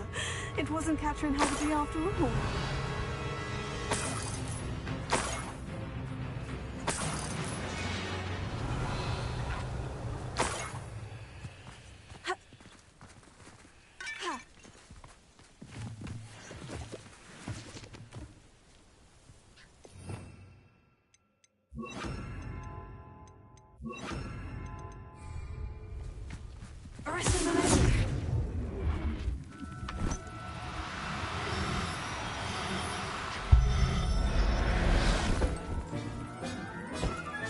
I have the Niffler. Now to look for the Haggerty family heirloom.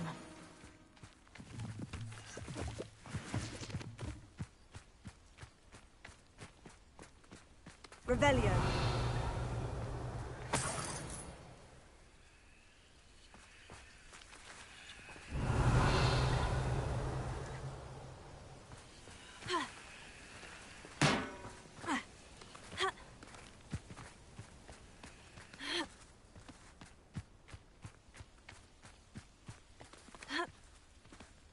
That must be the Haggerty family heirloom.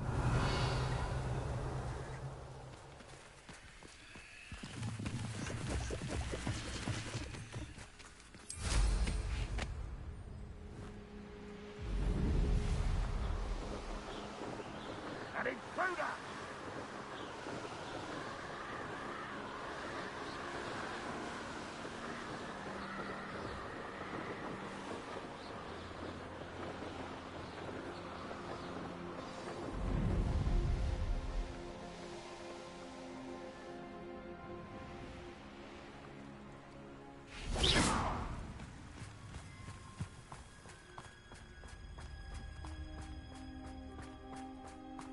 If one more person asked me about her... I have some good news, Mr. Haggerty. I unmasked your thief. Nothing to unmask, was there? We all know that the thief was my sister, Catherine. Actually, sir, the thief was a Niffler. A what? You know, small, furry, pilfering. I followed it to its lair. Catelyn was the only one who knew how to get into our homes, where to find our treasures. But, I suppose, mangy little blighter. Well, if you found the Niffler's lair, as you say, you must have found my heirloom. I found your heirloom, and I'll give it to you. For a price. Huh? I suppose that's only fair. Very well, we'll call it a reward. Sounds more decent that way. Catherine's a disappointment for certain, but I never wanted to believe she was behind this. Now, thanks to you, I won't have to. What a strange world we live in. Suppose they can't send a Niffler to Azkaban. At least I got my...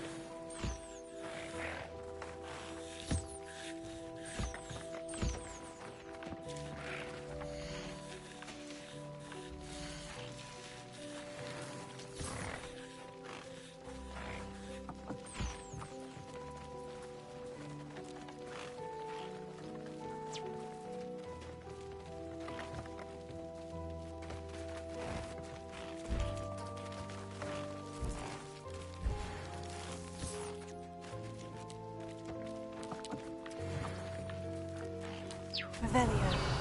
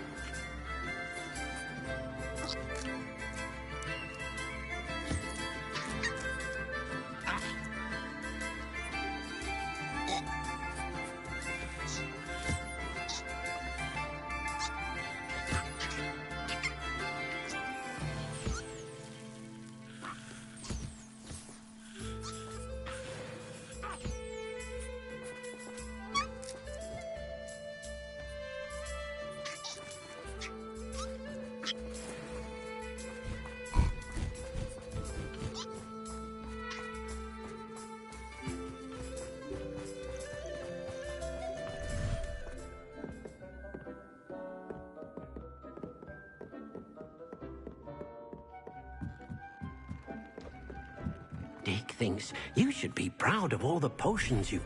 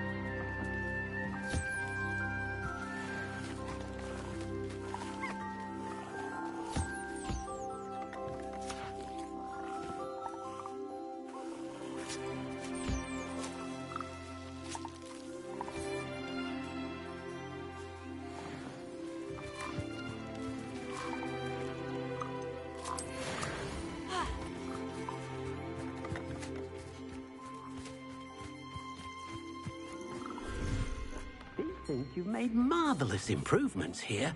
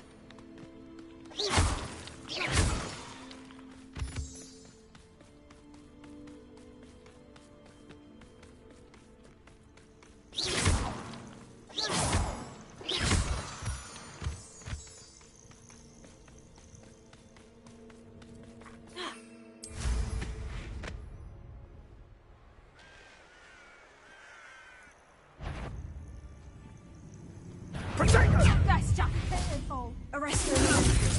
Confringo.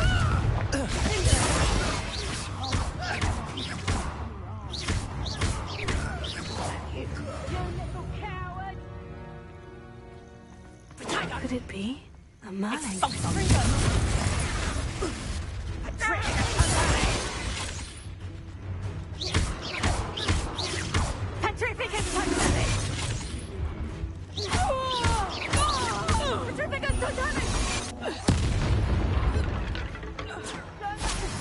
Did ya?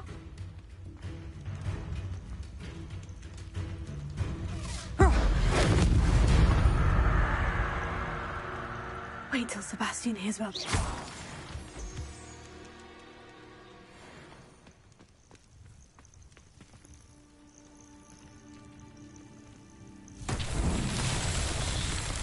Rebellion.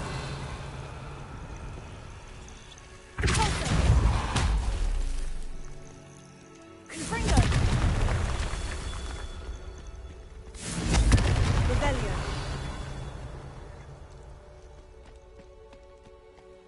Confringo.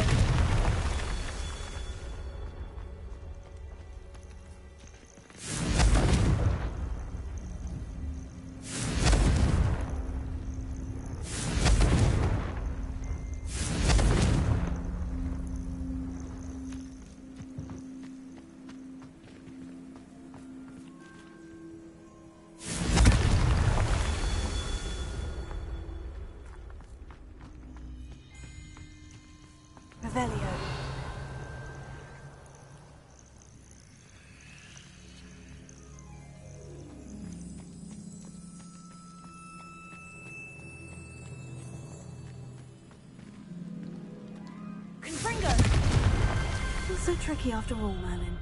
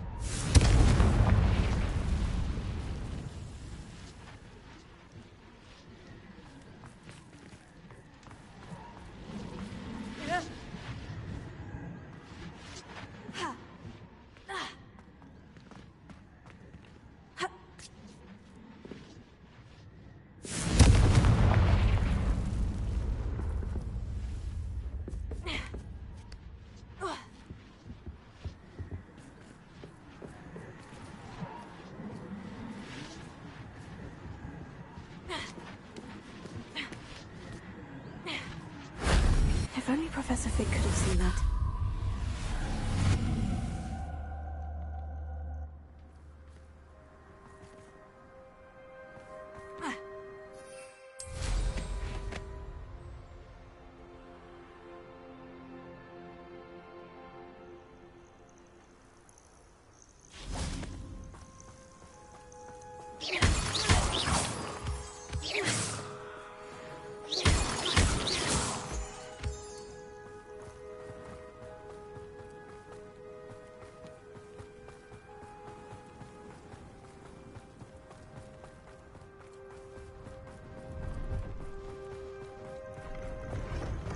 I should investigate.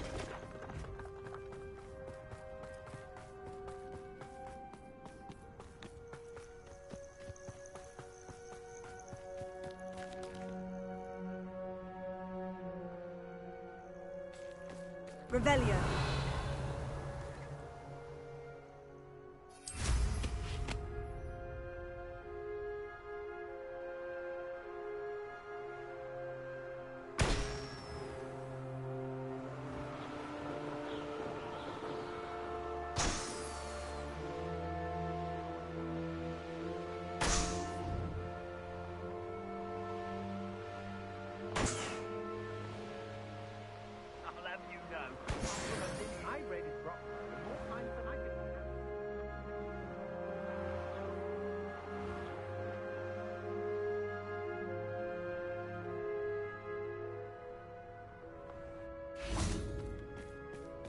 Revelio.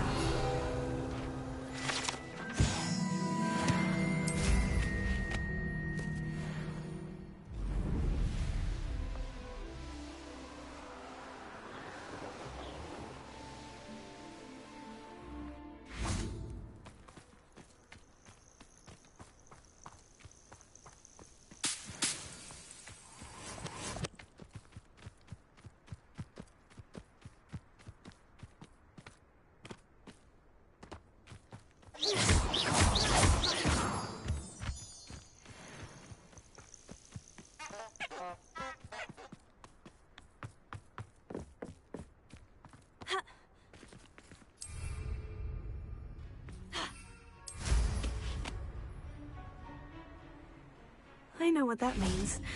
Merlin trial.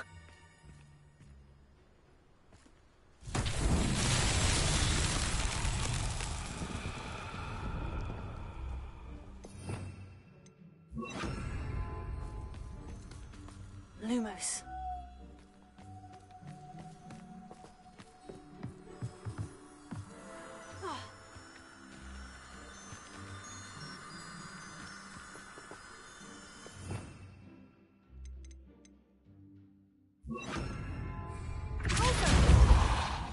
Lumos.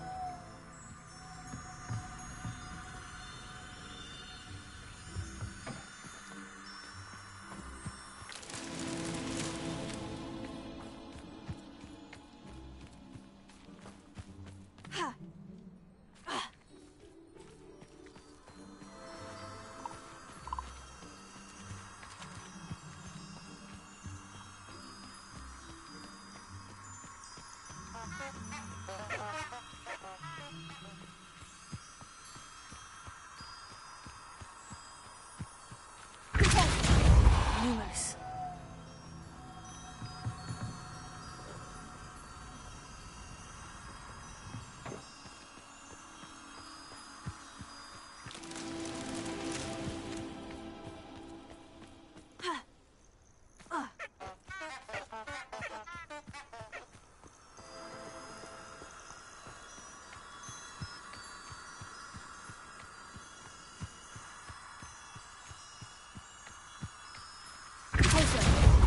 Lumos.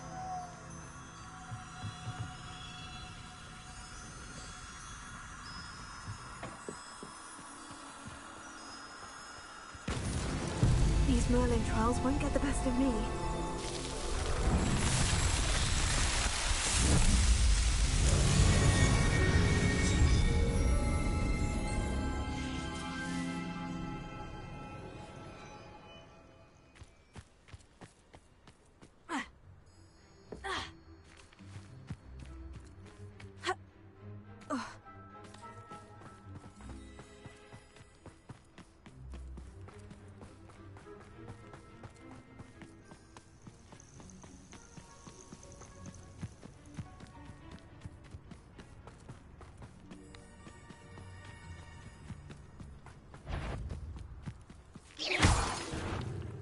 Such arrogance.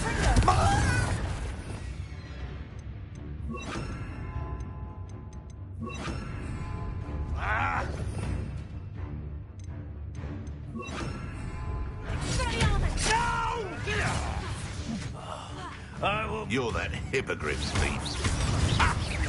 Thought we'd forget about that. You're the little sod that saved Treadwell. I won't rest until you're dead.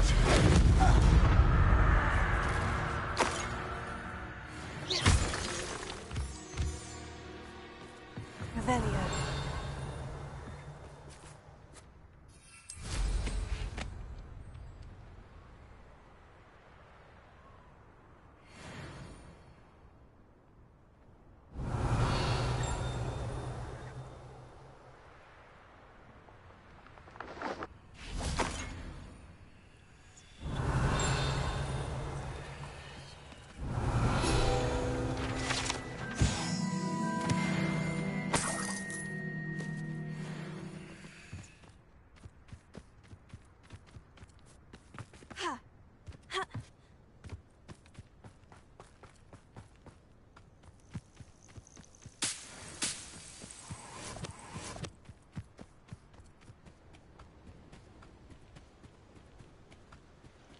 I'd say you're right. Betting on the dragon fight was the best decision I've made yet.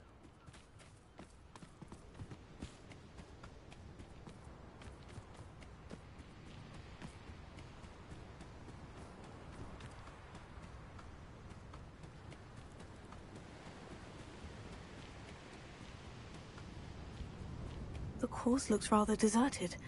I hope everything's all right. Ravenclaw, over here! Beginner's luck, I say. You'll not beat me next. Hello again, Imelda. This course is a bit far from the castle, isn't it? Obviously. Evidently too far for most of our classmates. Pathetic. They should be begging me to keep these trials alive, not running scared. I'm surprised our new 5th year showed up. I suppose I appreciate the effort. That's actually, thank you. I know I can be impatient, but I get frustrated by those who don't take things as seriously as I do. And in my experience, that's everyone. Anyway, don't let it go to your head. Right then, enough chatter. I'm confident I've posted a time you won't be able to beat. We'll soon see how I fare, won't we? I'm ready. Get ready to lose, Ravenclaw.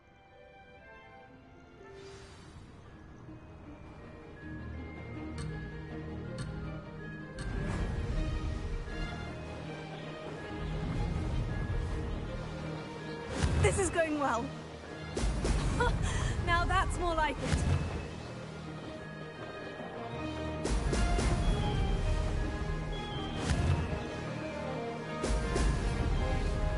I can do better.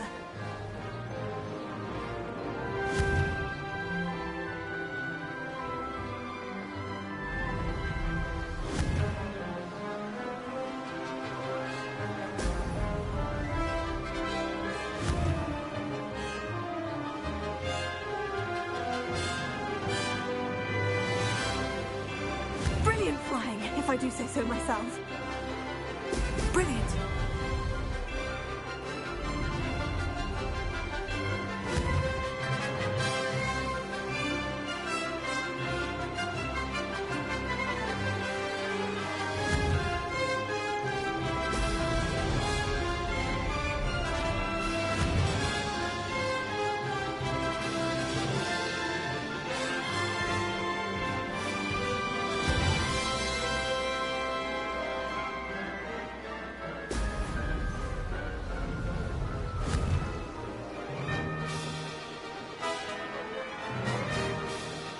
Made it!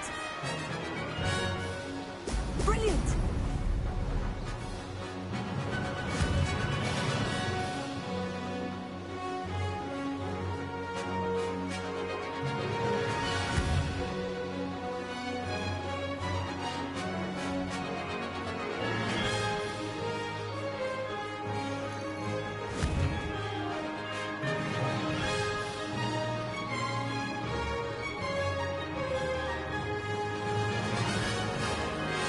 That wasn't too difficult.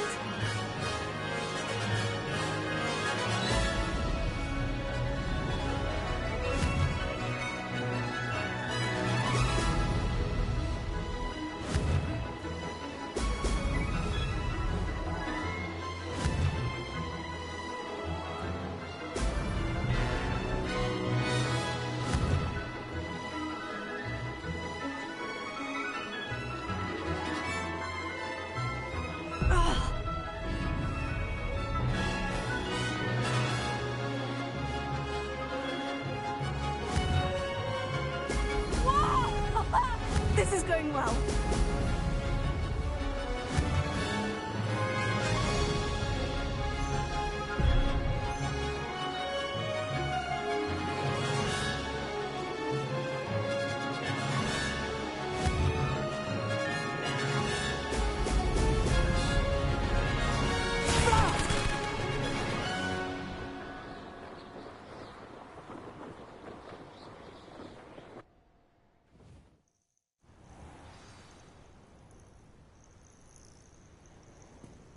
Wasn't hoping for that. Not to worry. You'll have to do better than that if you want to top my time. This course is all about testing your ability to focus. Each turn requires a decision. Make one, then commit to it. Imelda Reyes, are you giving the competition advice? I wouldn't call it that, no.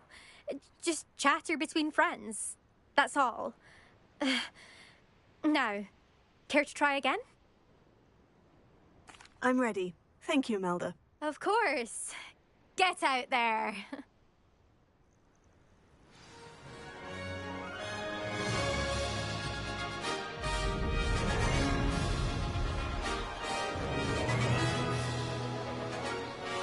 Made it! Brilliant!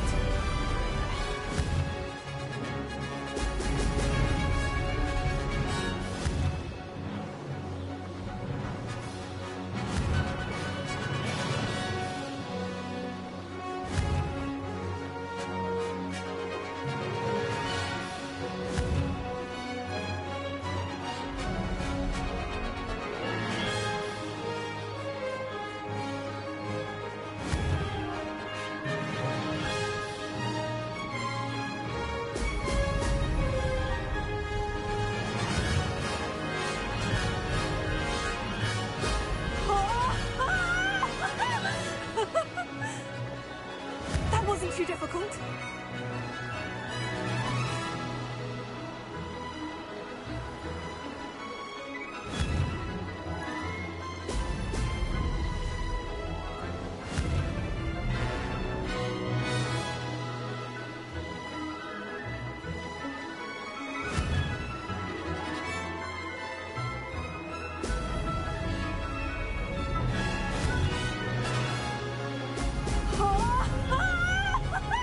This is going well.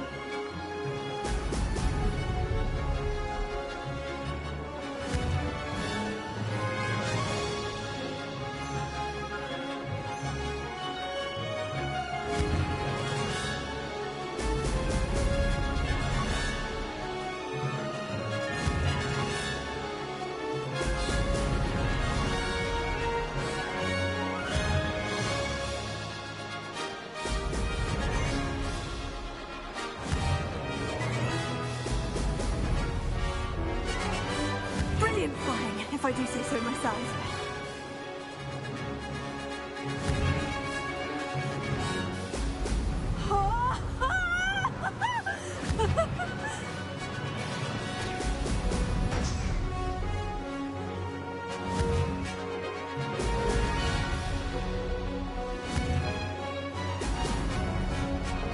I can do better.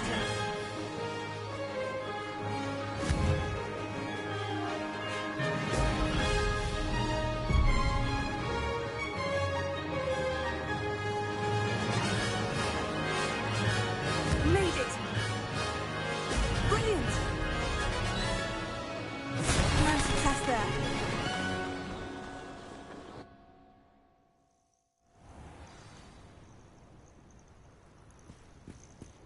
Wasn't hoping for that.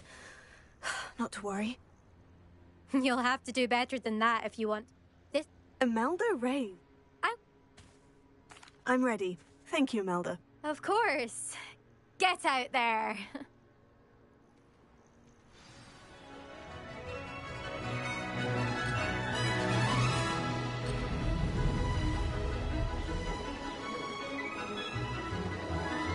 That wasn't too difficult. Brilliant.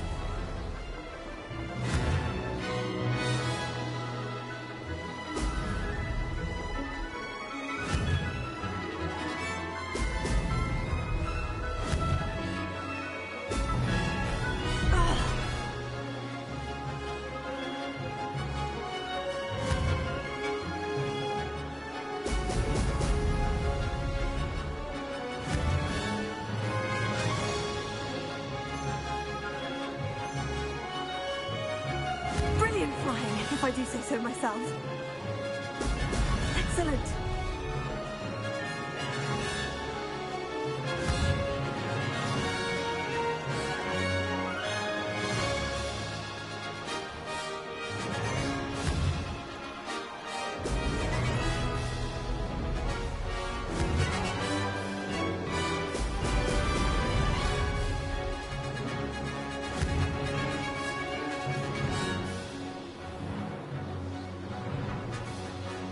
Made it!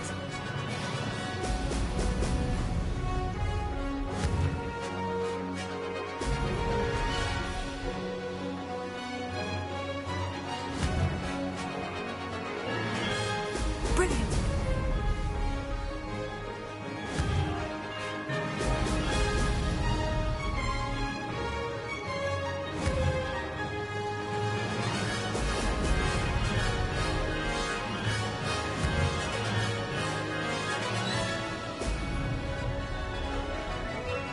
That wasn't too difficult.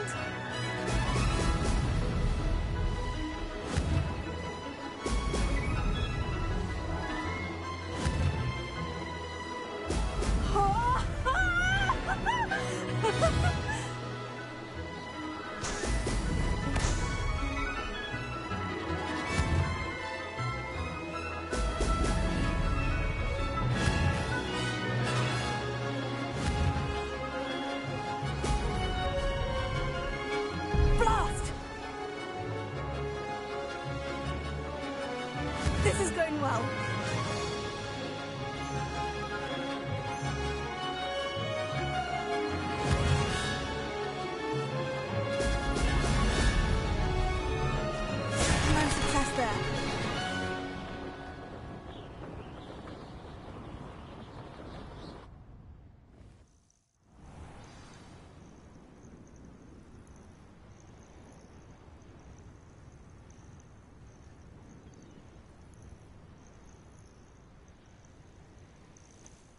Wasn't hoping for that.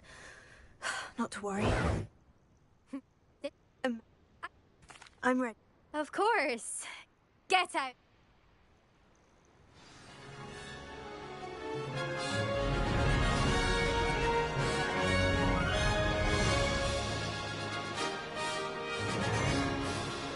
Made it!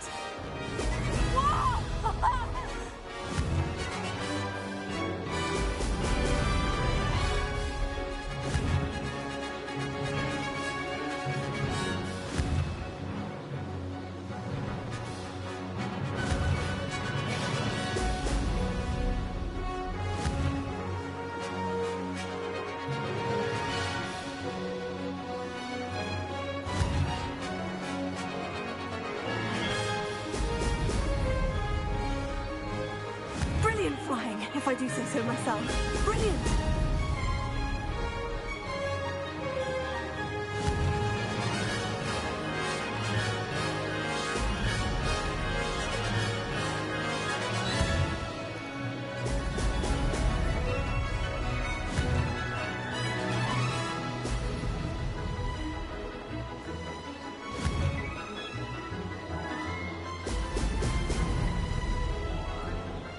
This is going well.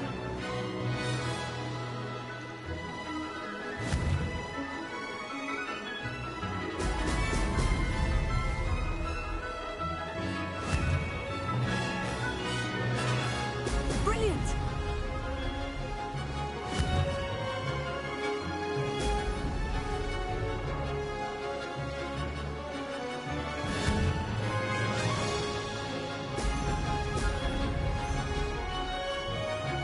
That wasn't too difficult.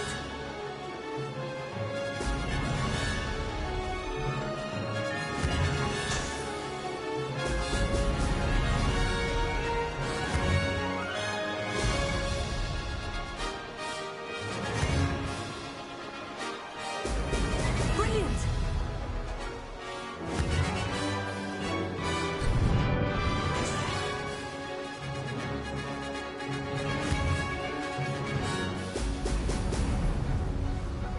Brilliant flying, if I do say so myself.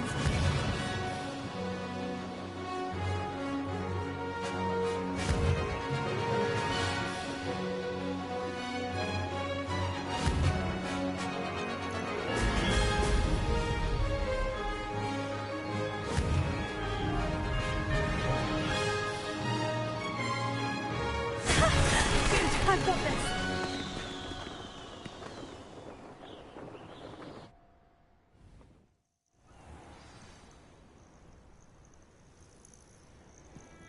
That was quite something. Impressive work today, but don't get too comfortable. I'll be on your heels in no time.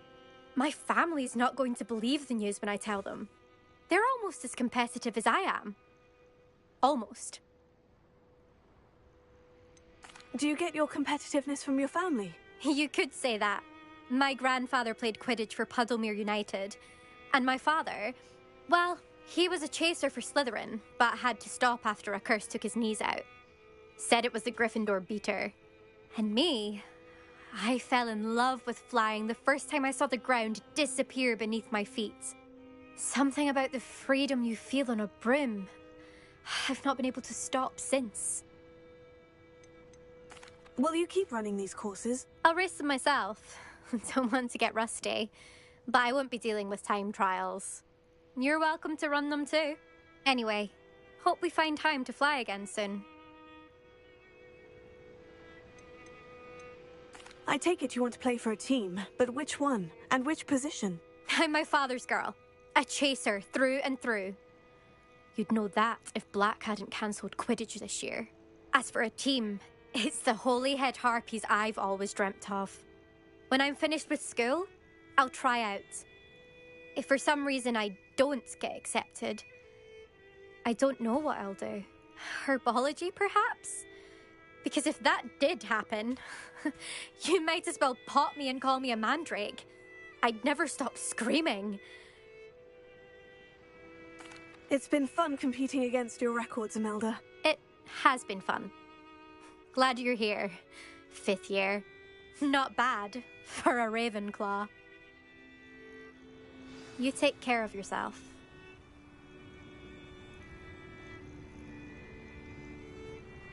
I should let Mr. Weeks know that this was his best upgrade yet.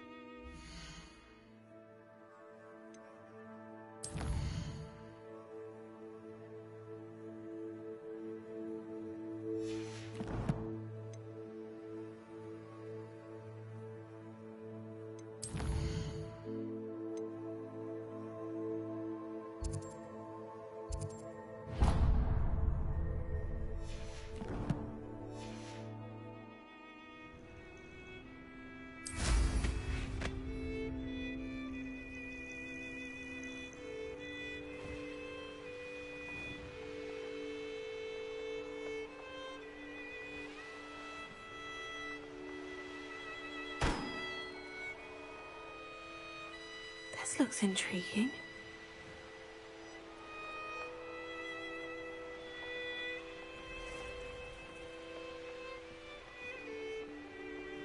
This looks like trouble.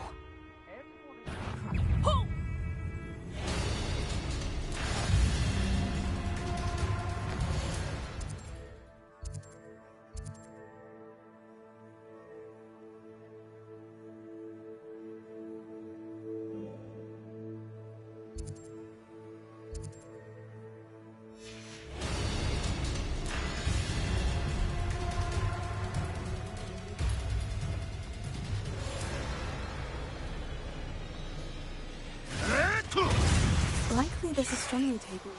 Curiosity they teach at Hogwarts must serve you.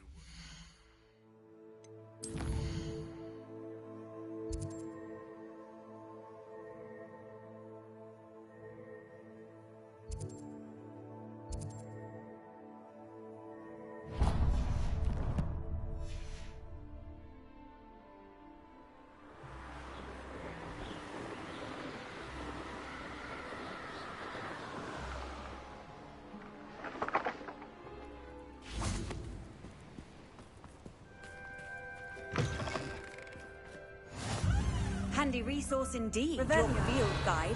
I'm most pleased to be included. You there, might you be able to... right? Far from it. I wandered into a ruin and was attacked by spiders. Oh, if you've got some Wiggenweld potion, though, I'm sure that would put me right. Spiders do tend to appear in ruins. Here, I have enough to spare. Stay away from the ruins, though. You've saved me life. Oh, I can never repay you. Yes, yes, I shall stay away from them, you'll see.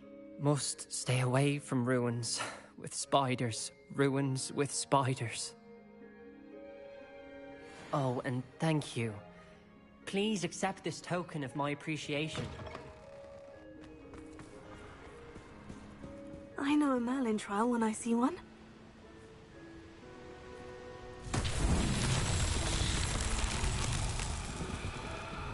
Revelio.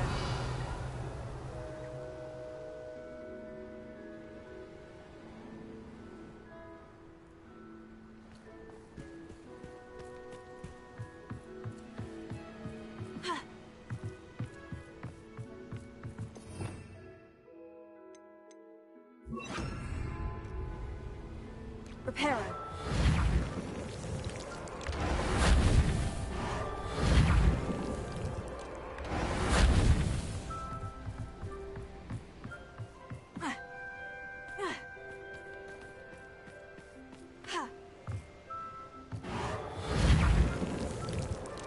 That's that. Settled.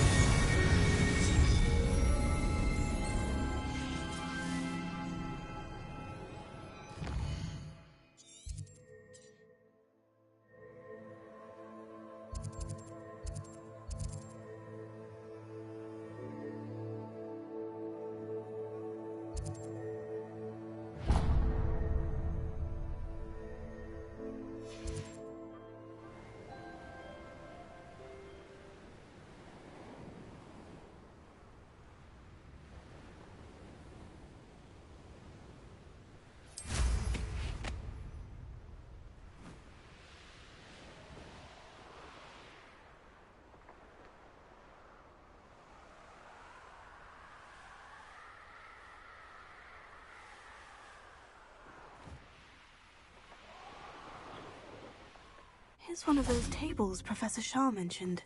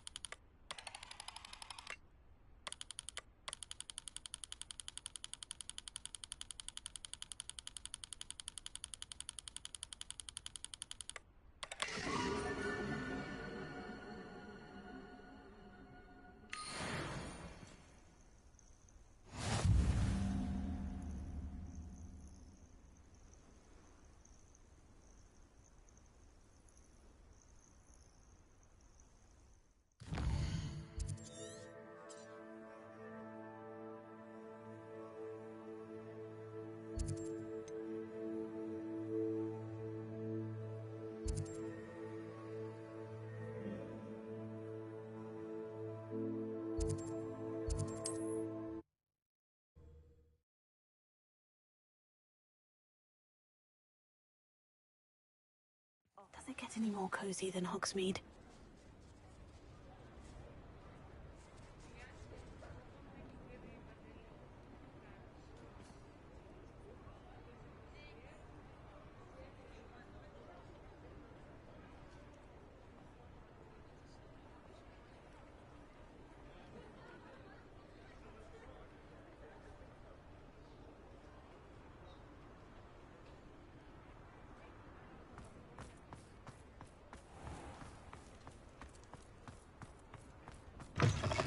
How's my favourite test flyer?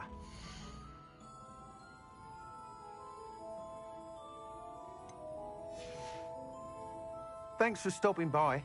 Hope to see you again.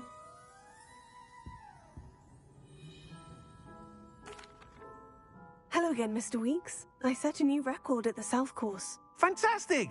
Your broom performed well then? The best upgrade yet. It flew beautifully, incredibly nimble. But with the speeds it now reaches, I can feel the wind catching beneath the seat a bit, preventing it from reaching its full potential. Of course! Should have anticipated that.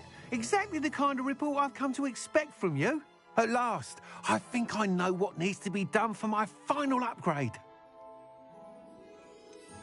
What will you do after the final upgrade is complete? I aim to make Spintwitches the most sought-after shop in Hogsmeade.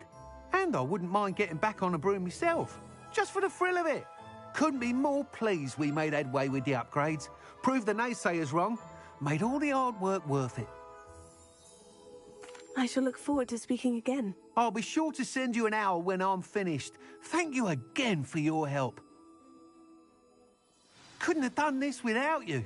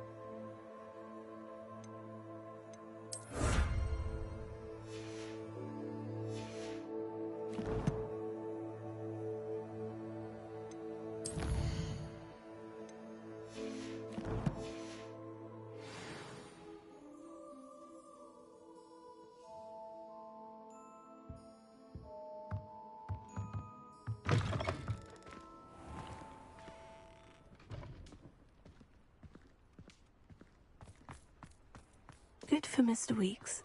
Mr. Weeks and I do make a good team.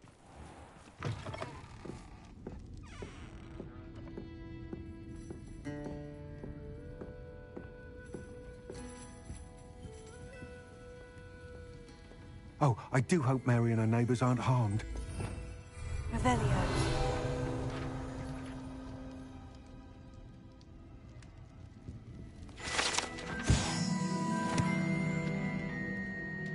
Excuse me, sir. Are you all right? Just barely. But I don't want to trouble a student with my woes. I am indeed a student, but I could very well be able to help you. I'm not so sure. Name's Crispin Dunn, by the way. I trade in the surrounding hamlets. Do the most business in Arranshire. A lovely little hamlet. Just stunning gardens. Just the other day, the Daily Prophet ran an article on its scenic hedgerows. Actually, before I go on, I should ask, are you afraid of spiders? Spiders don't bother me at all. You'd be impressed by how many I've dispatched lately.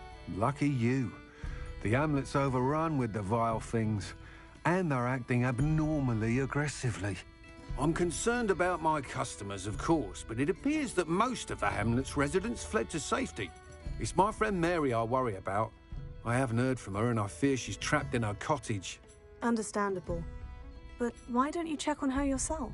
I would, but I have a crippling fear of the eight-legged beasts, which I, unlike you, seem incapable of conquering.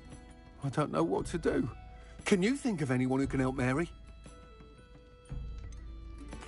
Why are there so many spiders in Arranshire all of a sudden? I honestly don't know.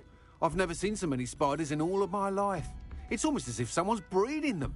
They've trapped the entire hamlet in webs. I was lucky to escape it all. Mary always has a way with these beasts. It's very concerning not to hear from her.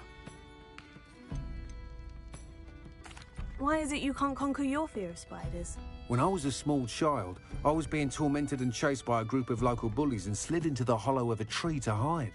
Within moments, spiders were crawling over every inch of my body. Seemed I'd stumbled on a nest. I couldn't move, paralysed by fear of the spiders and an equally profound fear of the wizards I knew were just outside the tree. I was there for what seemed hours. I can feel their legs on me now just talking about it. Ugh. Why didn't you ask the Ministry for help? I did. Reached out to anyone who would listen. Tried Minister Spout old Spavin himself.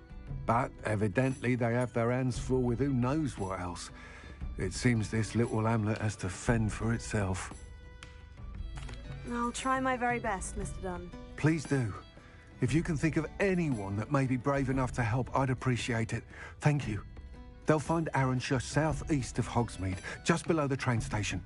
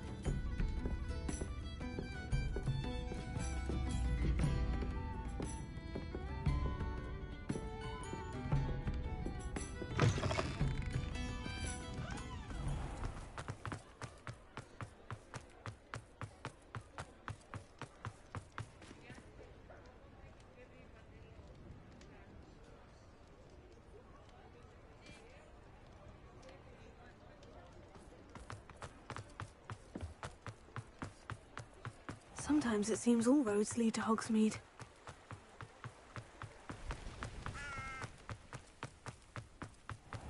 Revelio.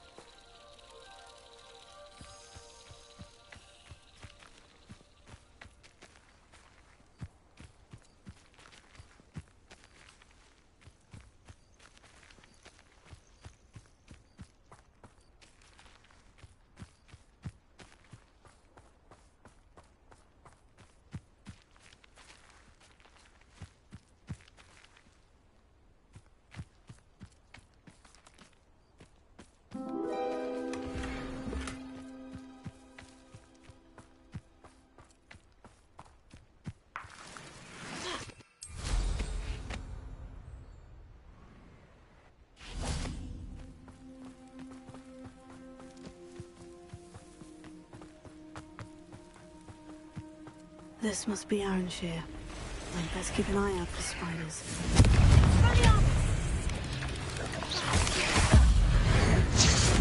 They're even more aggressive than I'd expected.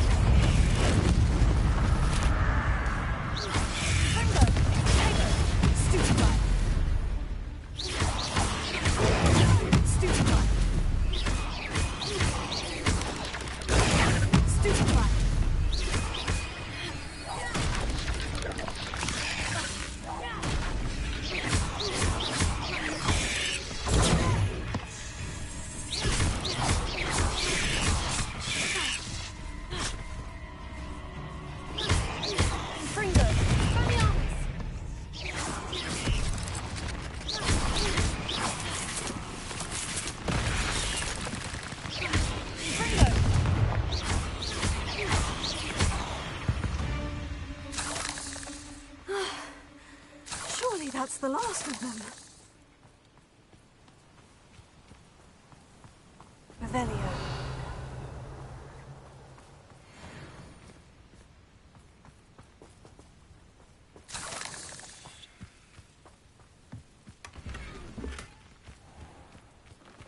It's like a place right out of a storybook.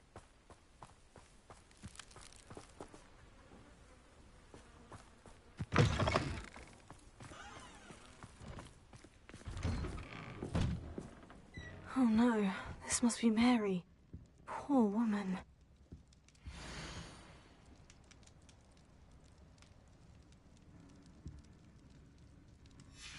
If Mary was breeding these things in her cellar, that means there are more underground. I'll need to destroy every last spider in that cellar if this is to end.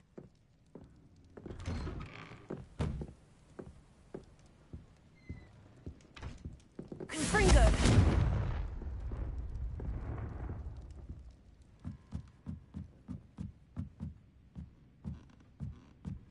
Revelio.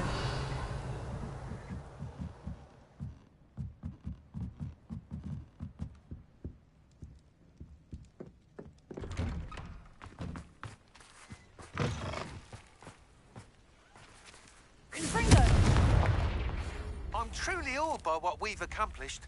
The final broom upgrade is better than even I expected. Stop by Spintwitches when you can.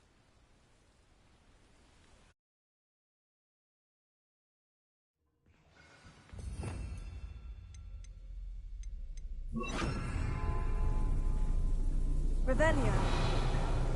This is where Mary bred the spiders. They're not here now.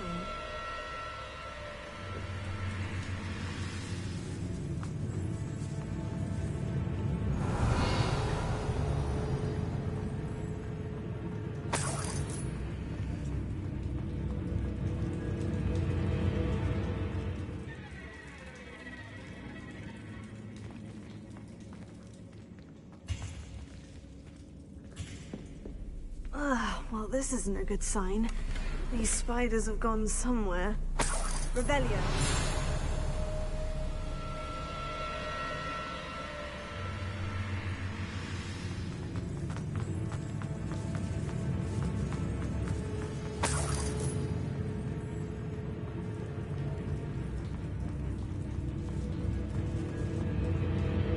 A ladder? I'm not sure I want to know where this leads.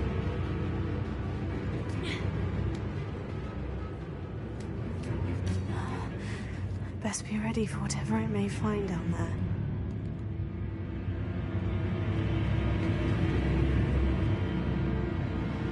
Revelio.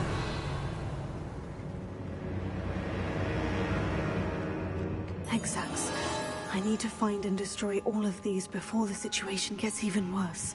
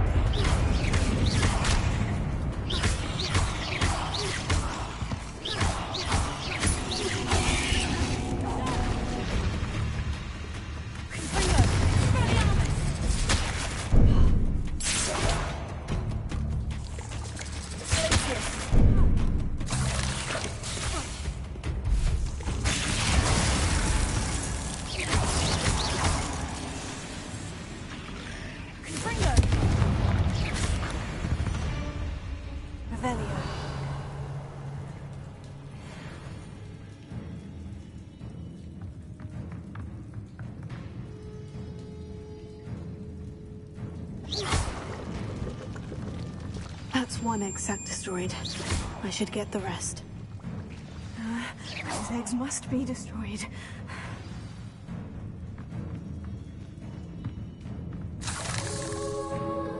Revelia.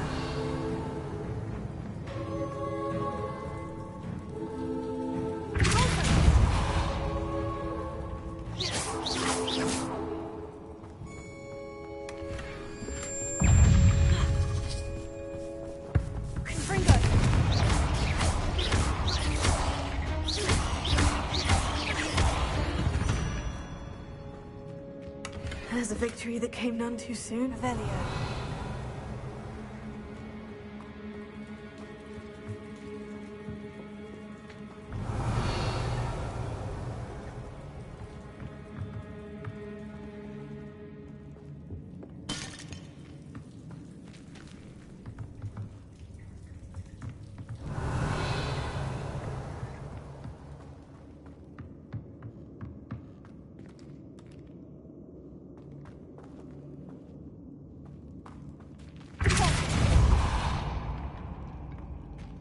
I hate to think that they see me, but I don't see them.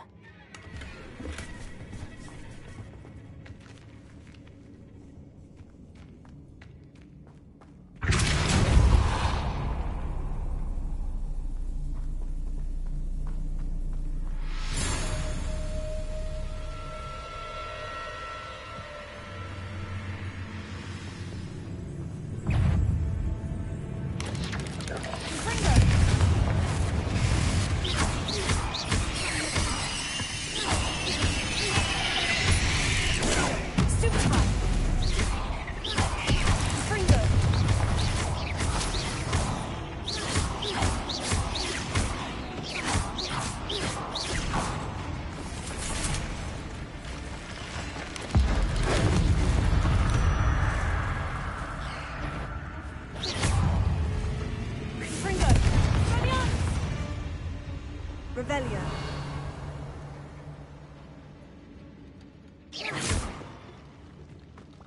Half finished. But I need to just... this is definitely going to anger your parents. Revelia.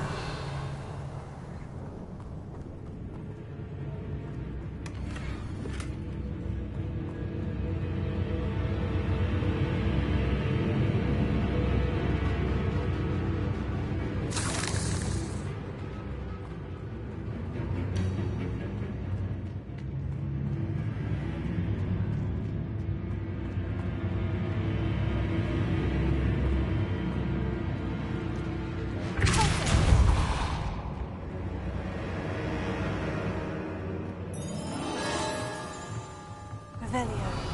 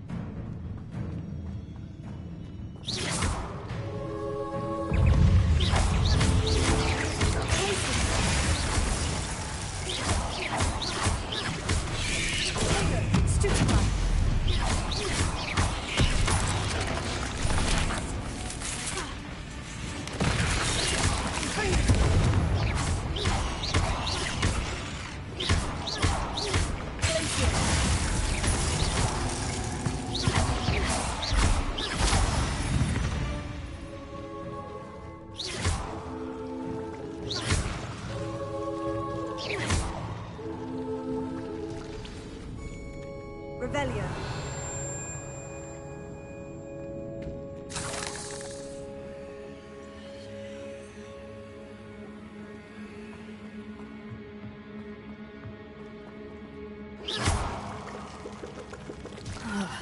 That's the last of the spider sacks.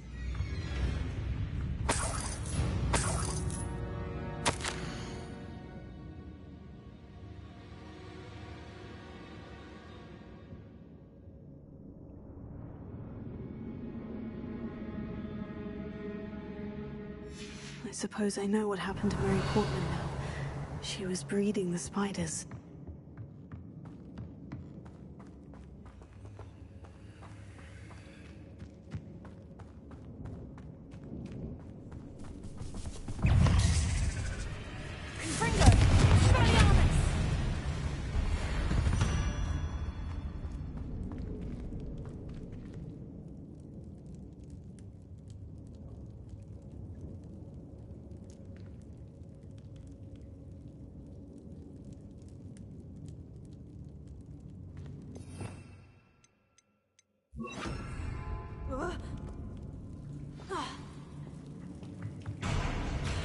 I hope that's the last spider.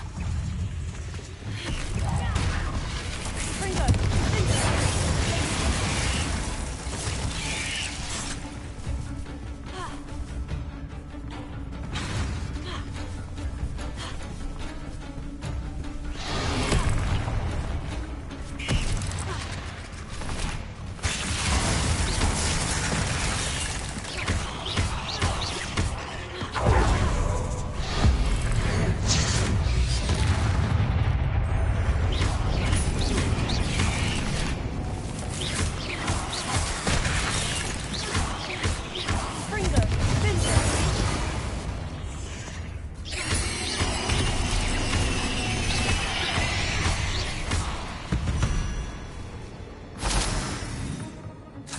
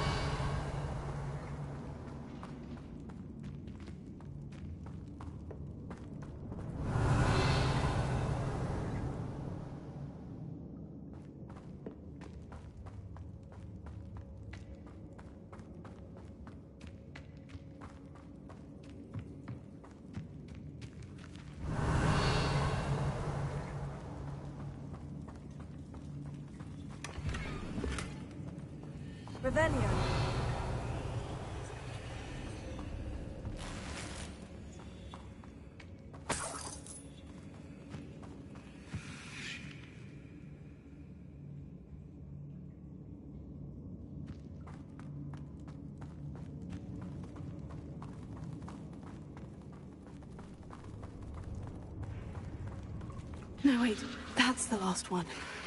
And she's angry.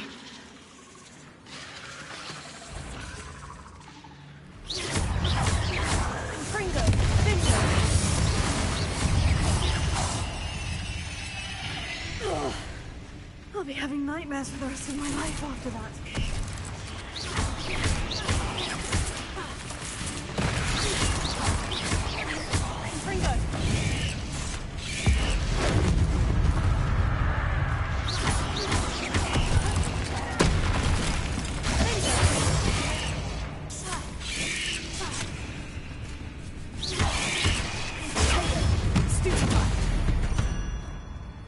Revelio.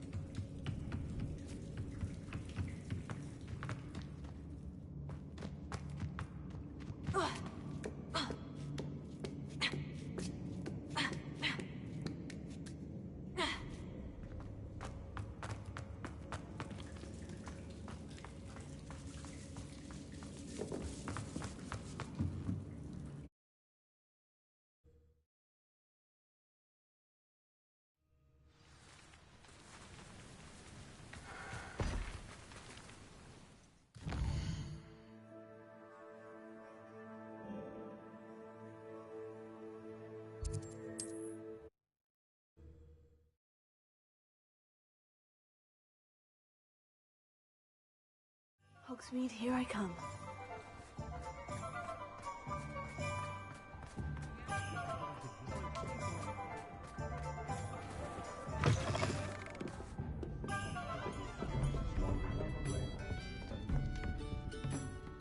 Mr. Dunn, I have some news. Thank Merlin.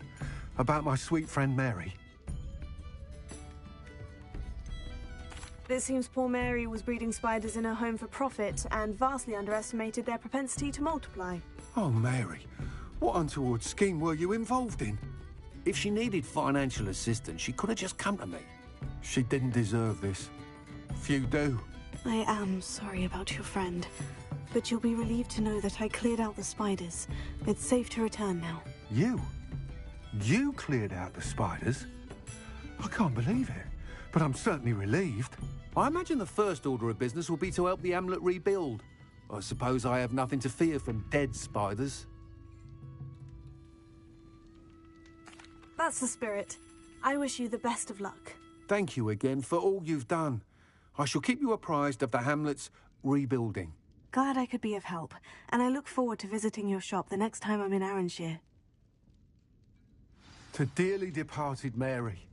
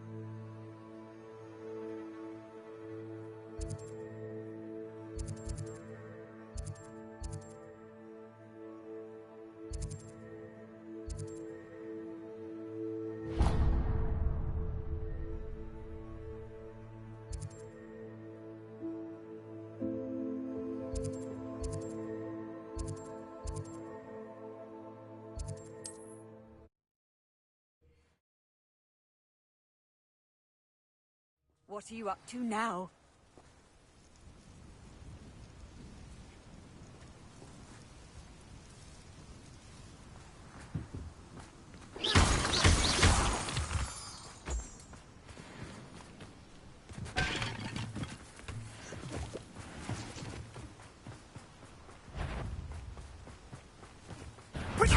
That's the best you can do, is it? Rookwoods don't go down easy.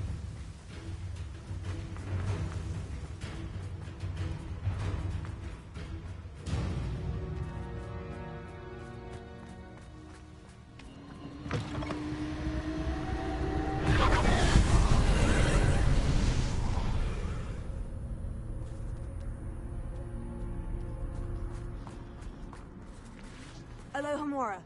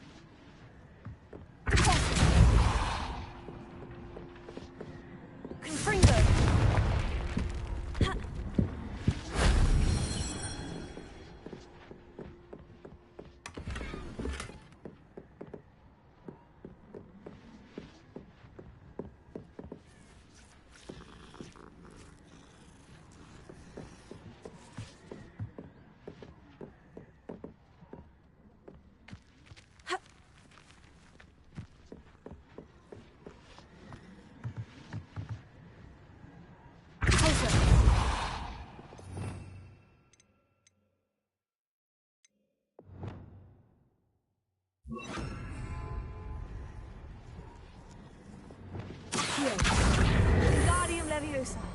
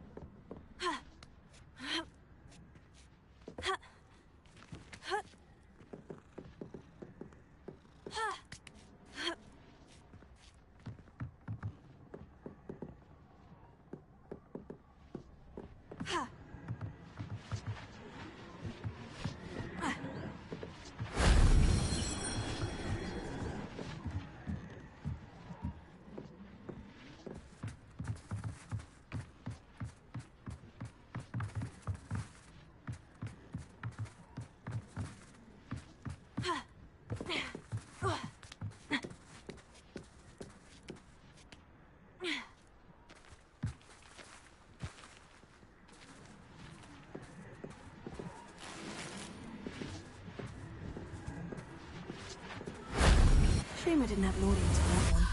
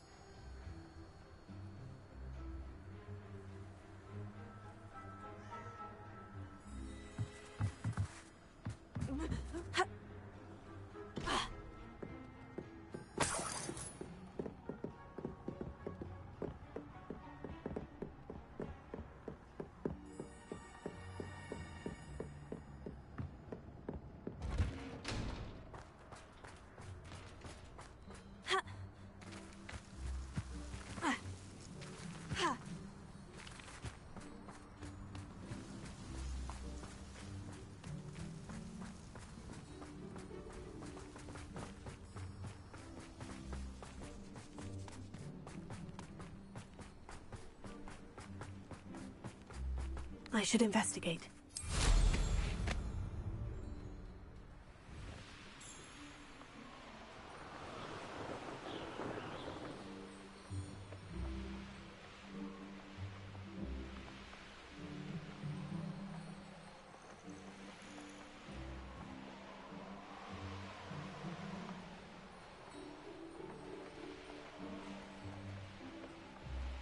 Irondale's not half as tough as it sounds. Perhaps not the best place to be caught alone.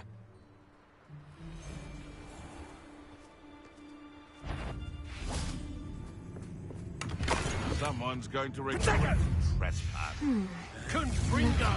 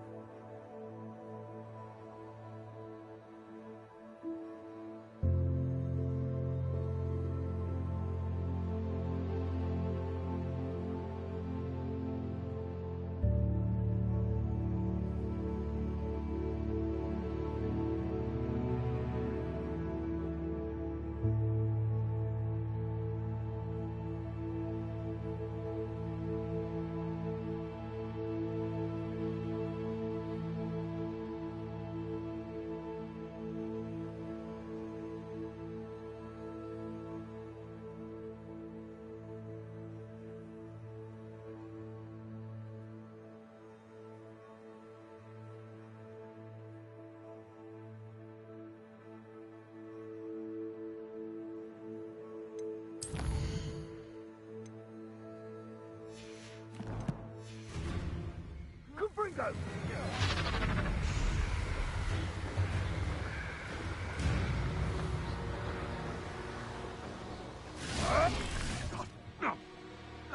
Well, well, well. No!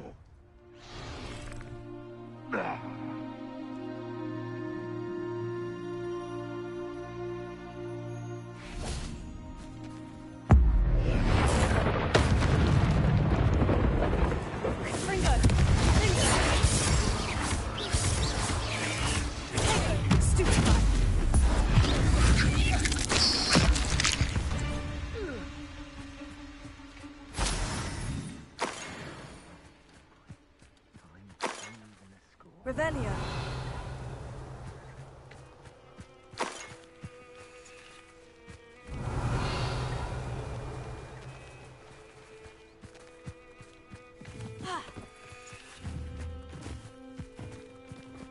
What do you have in store for me this time?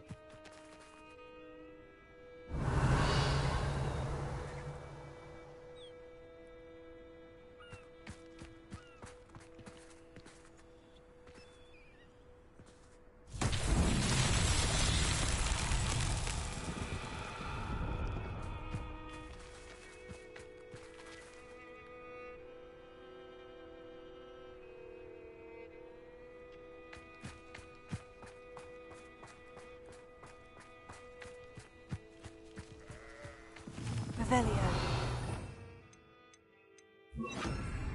Lumos.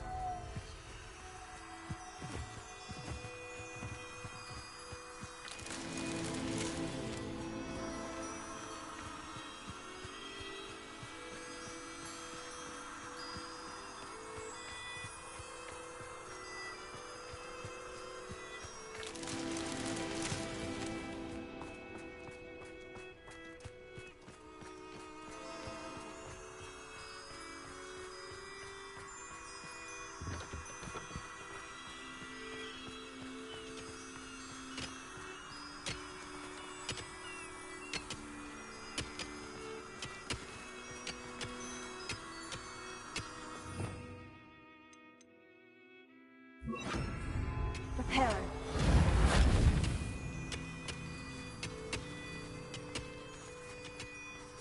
Revelio.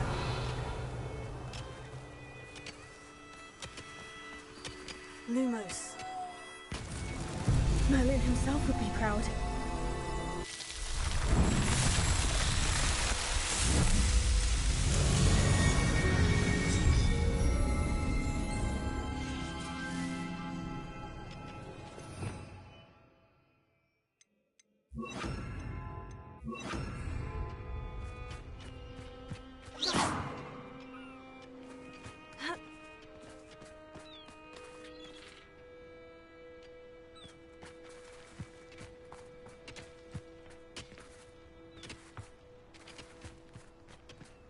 Revelio.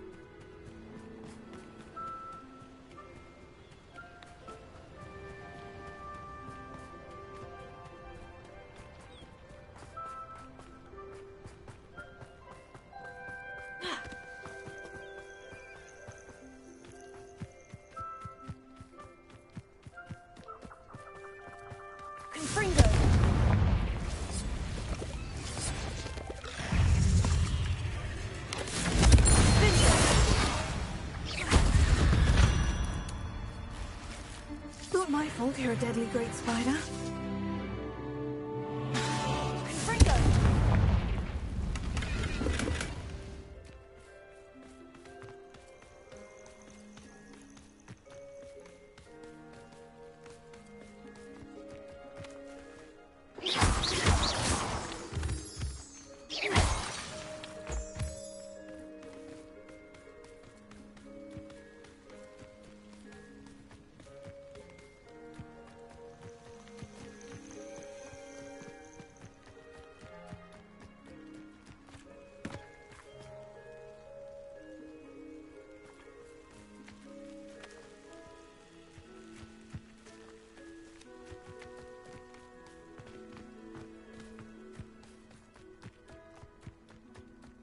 I wouldn't give for a cup of mushroom tea.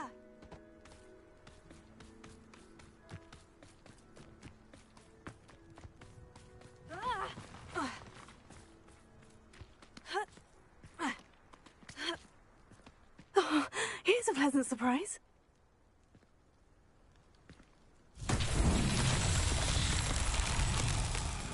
Revelio.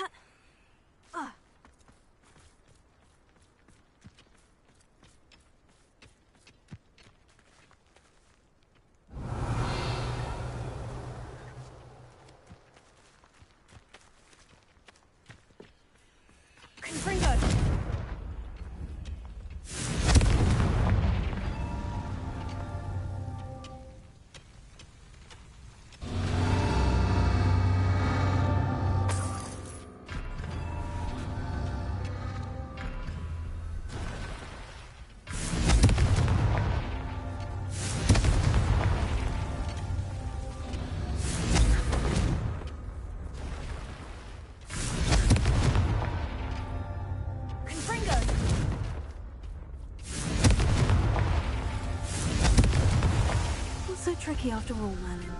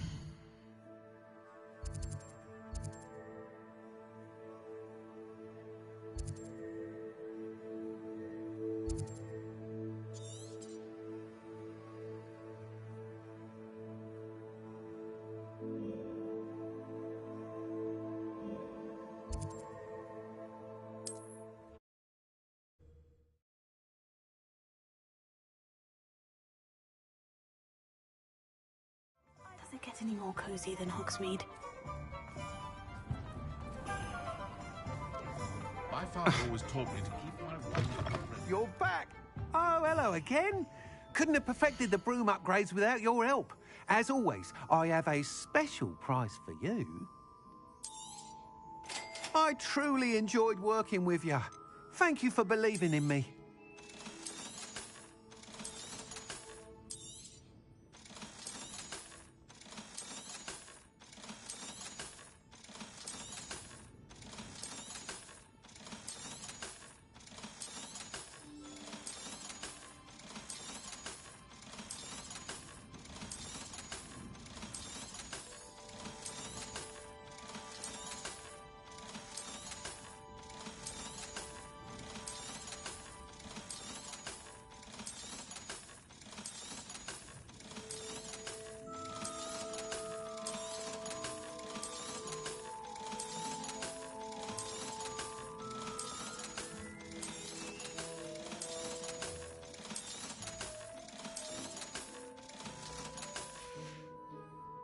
Thanks for stopping by.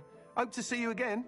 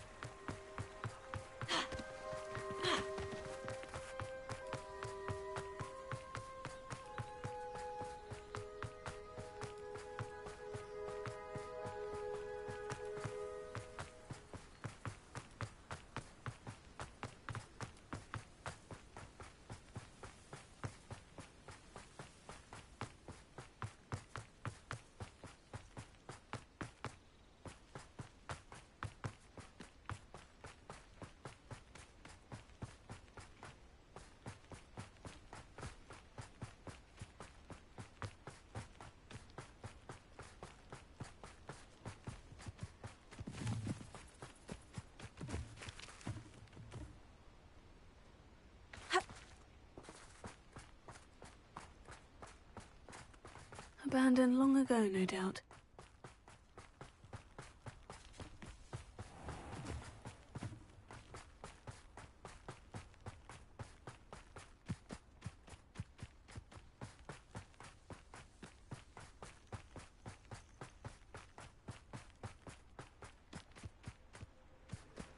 You can't imagine how inconvenient.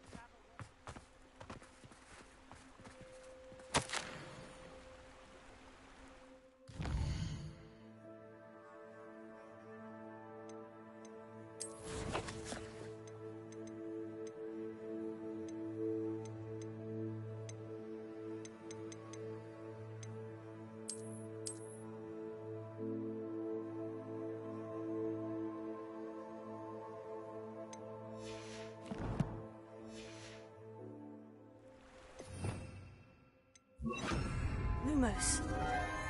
Enchanted candles. Wonder where they're heading.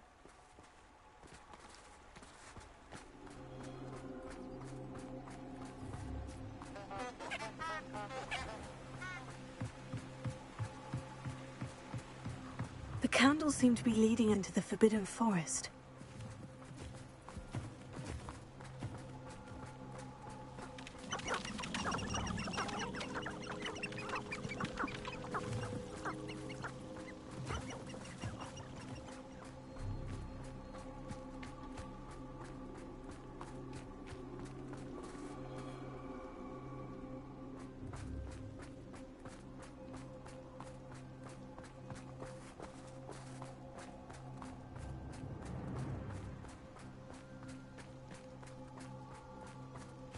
Treasure must be nearby. I suppose a picnic in the Forbidden... Treasure hunting suits me.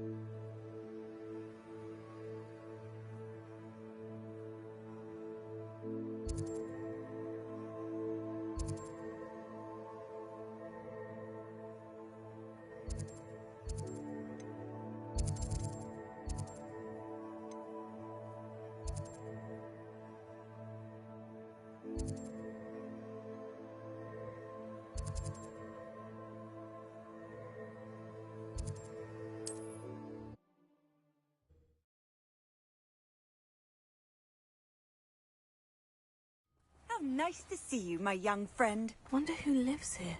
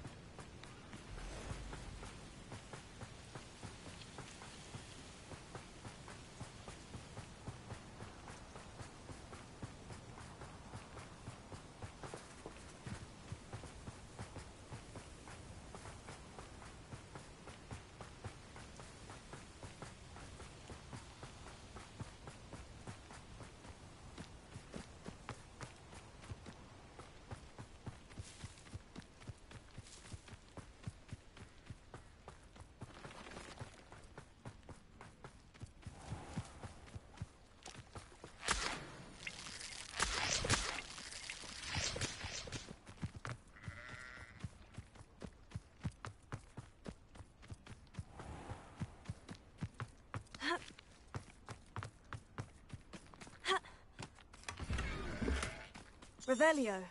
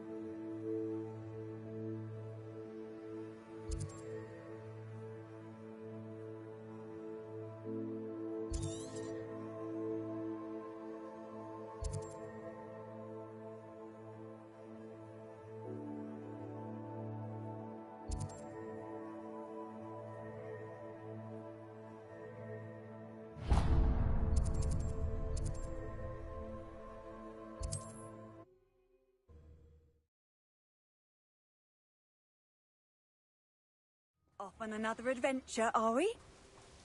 Ha.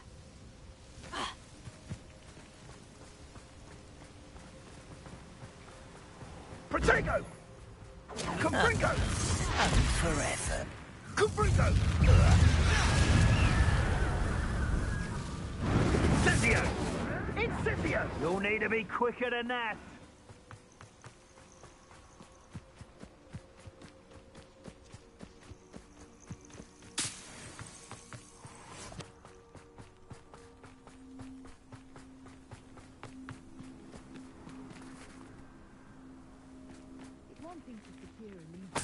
Revelio.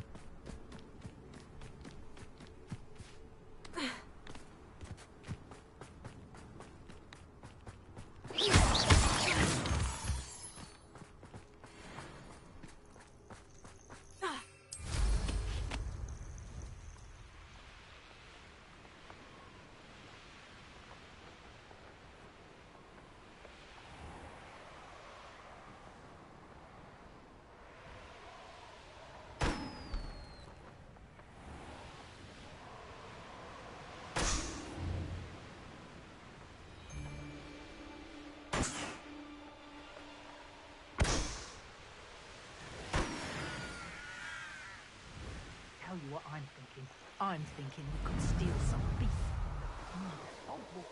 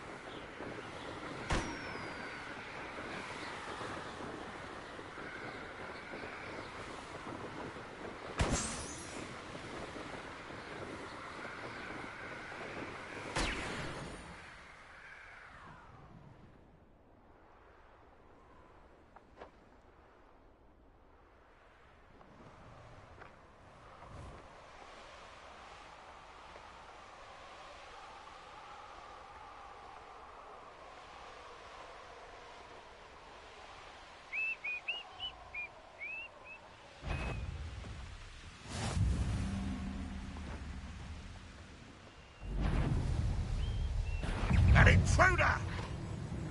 Stupid to come here.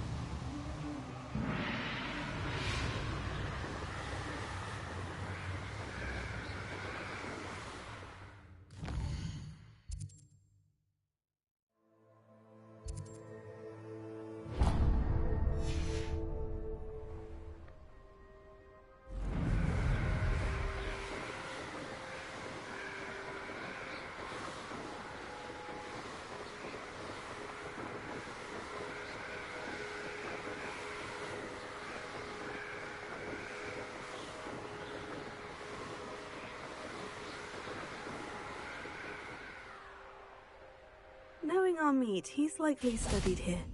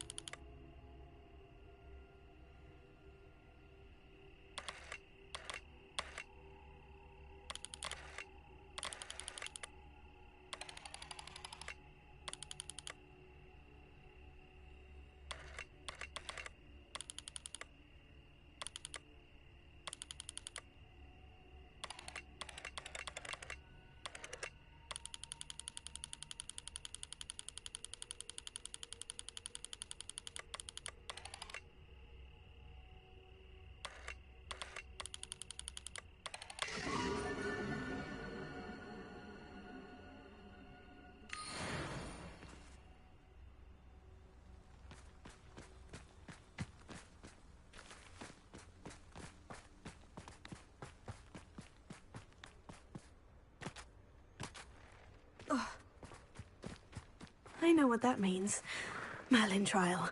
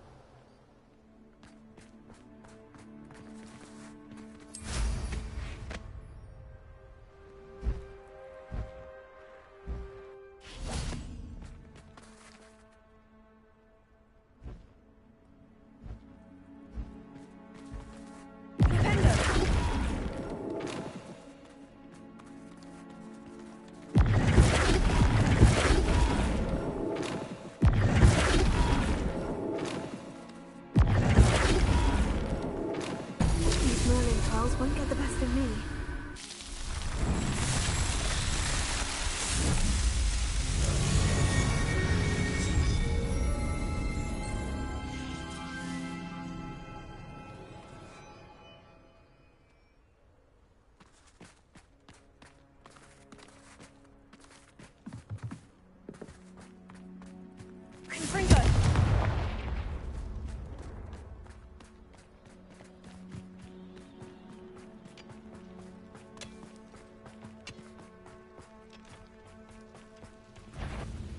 What's that? Not your best moment, I fear. Get away! That Better than fortunate you! That's the student who stopped us at Belgrade. No! I will make you.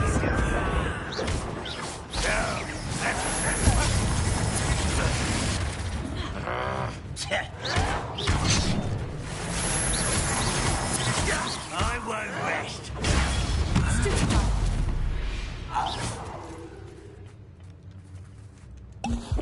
Revelio.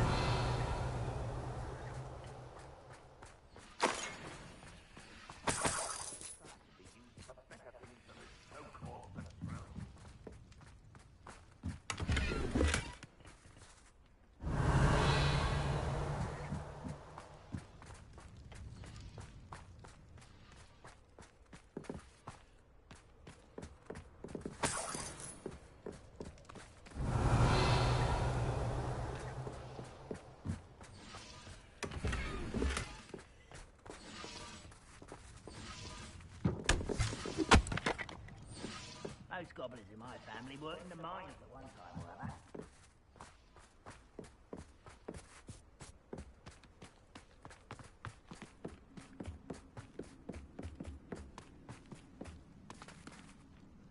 Revelio.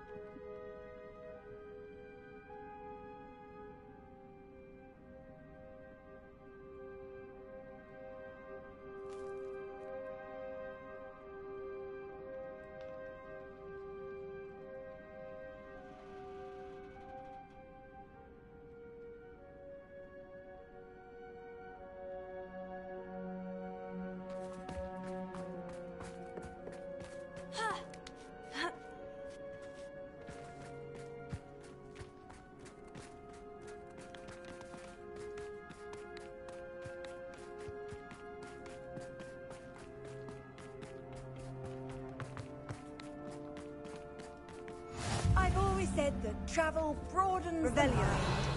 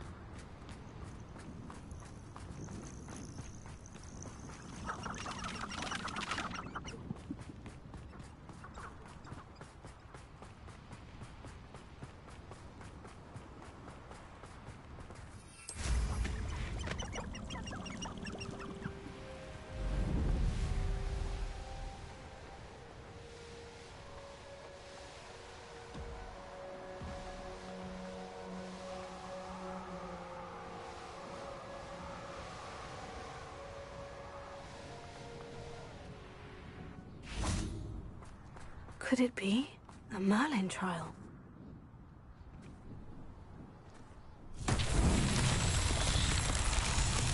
Revelio.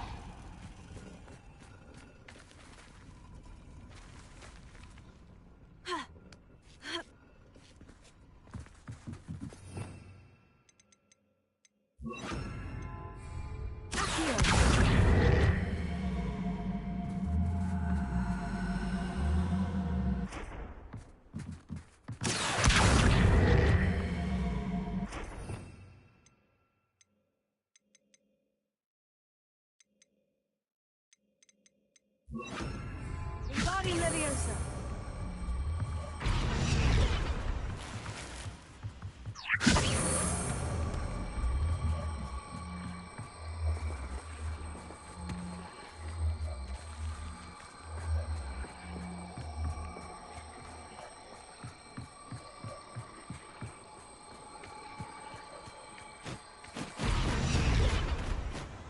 That's that.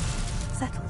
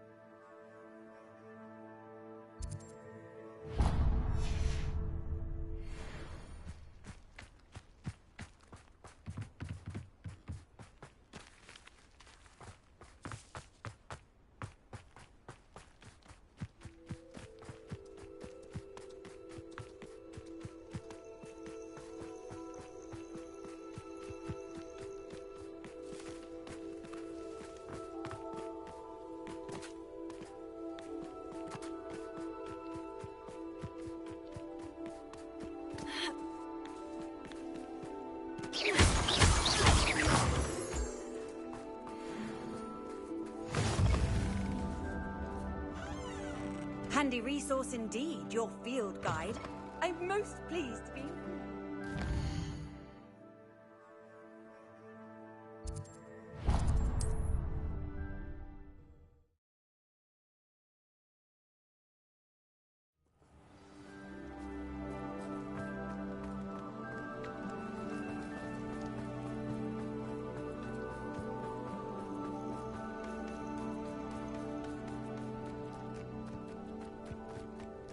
Who lived here, I wonder?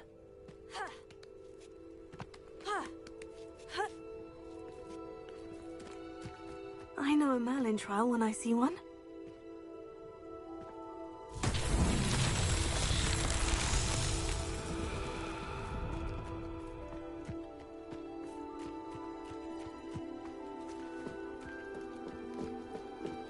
Revelio.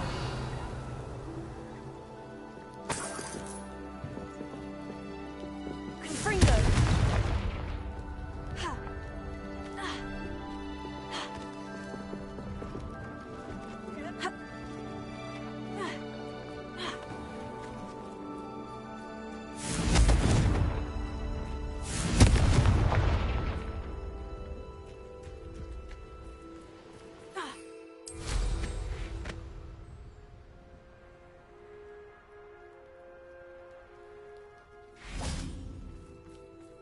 Wingardium Leviosa.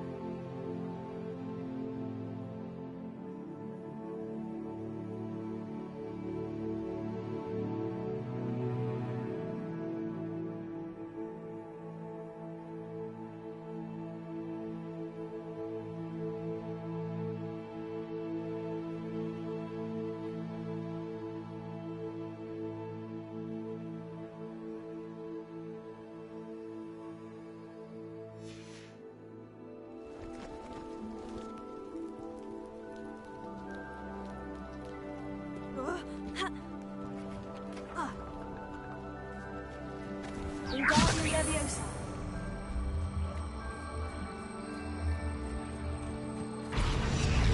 Who's so tricky after all, Merlin?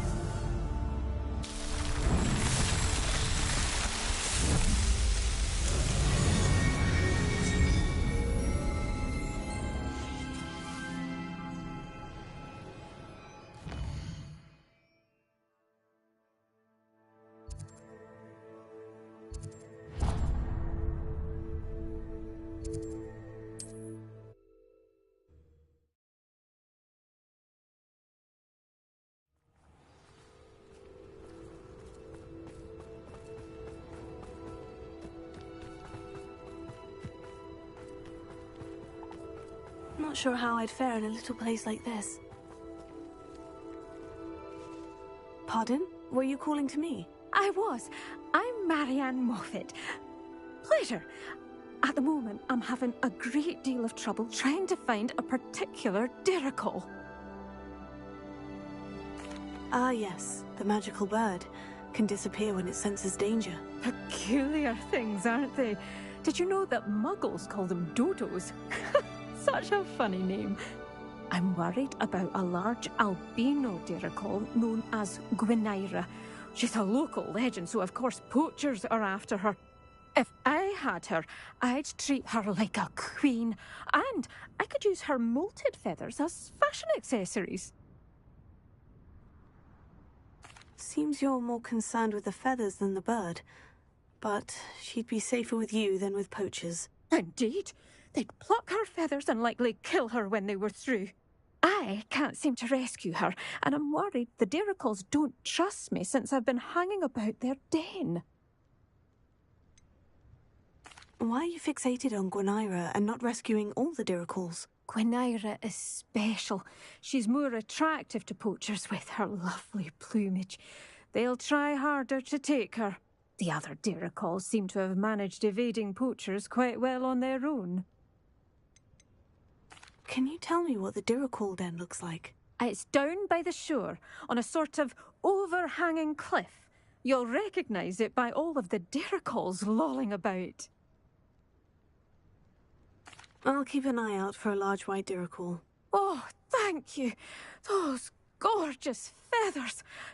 And she'd be safe. One last thing.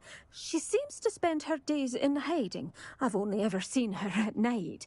I do hope you're able to save her. Be prepared to chase her.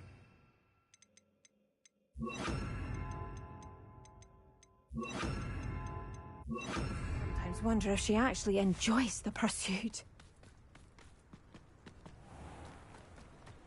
I suppose I should watch for Gwynaira. At night, apparently.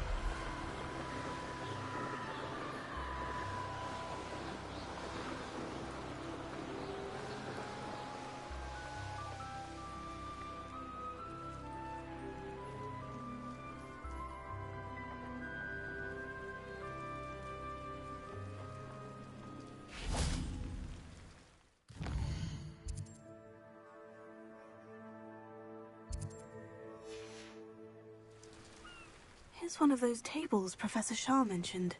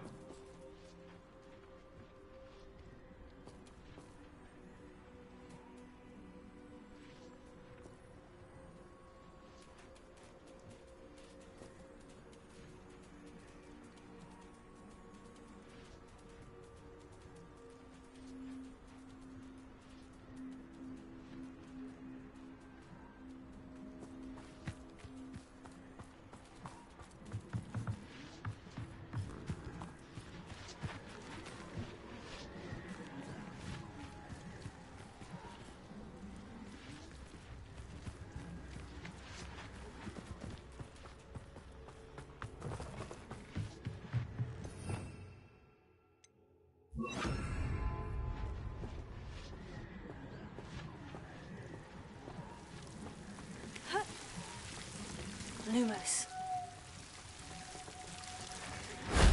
That solves that.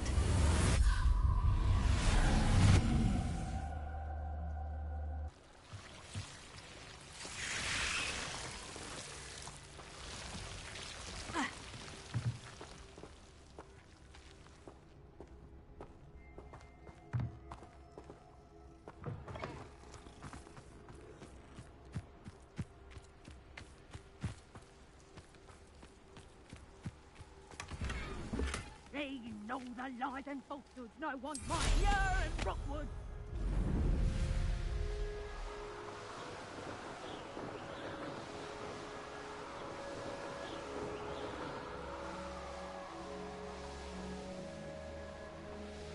This must be the Diracool den that Miss Moffat told me.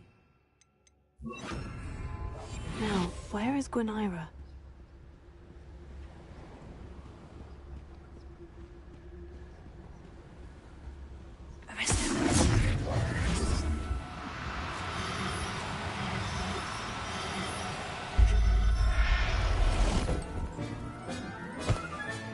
Got her.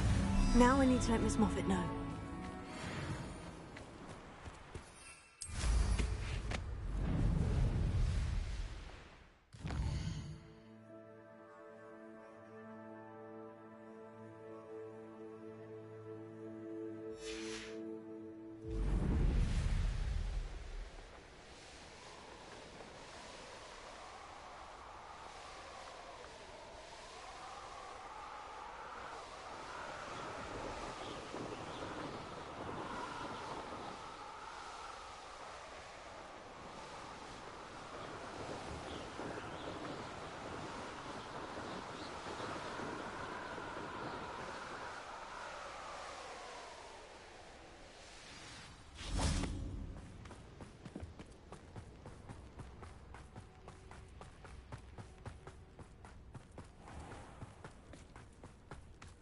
Oh, hello. Miss Moffat, I caught Gwenira. That's incredible.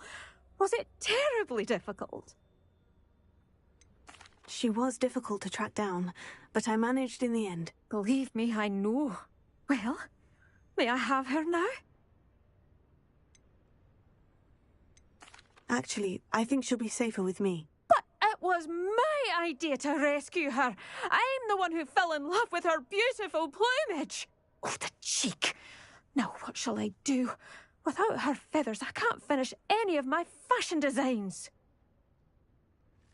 You traitorous foul napper. I hope she pecks your eyes out.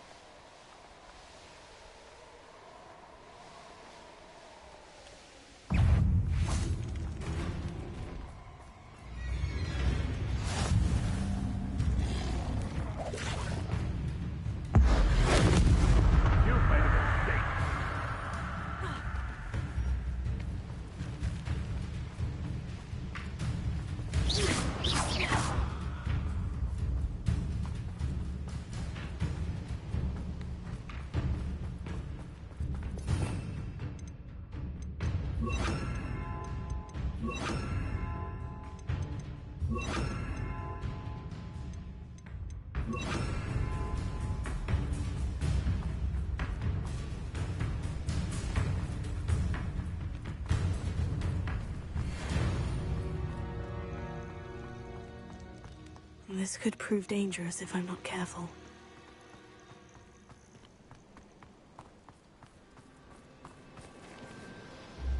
Nothing to budge an errand, so we better not be a trick.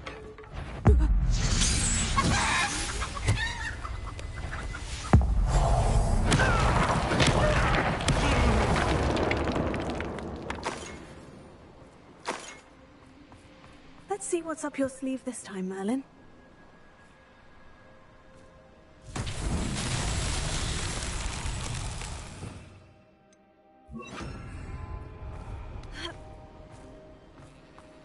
Lumos.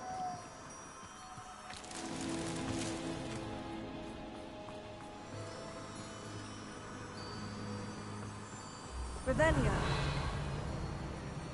Lumos.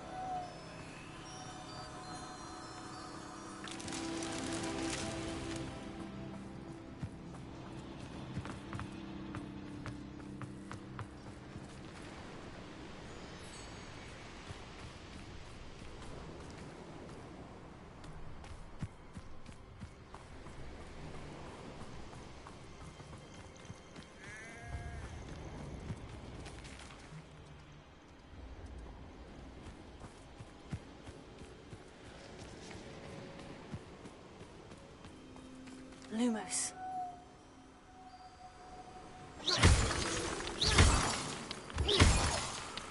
Lumos.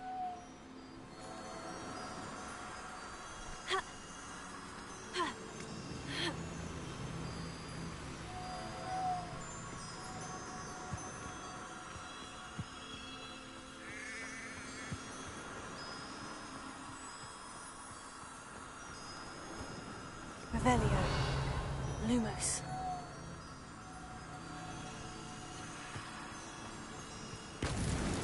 These Merlin trials won't get the best of me.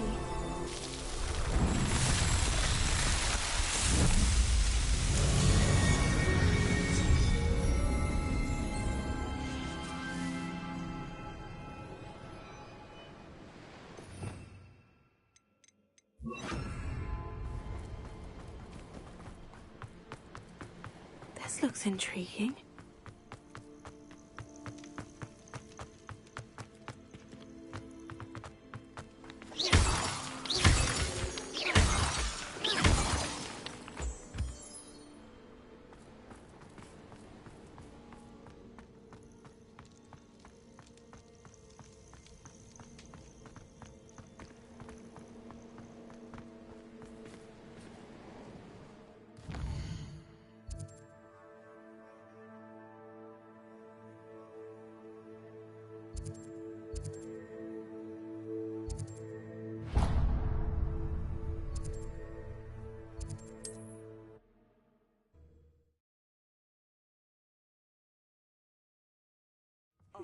Seems a pleasant enough little place.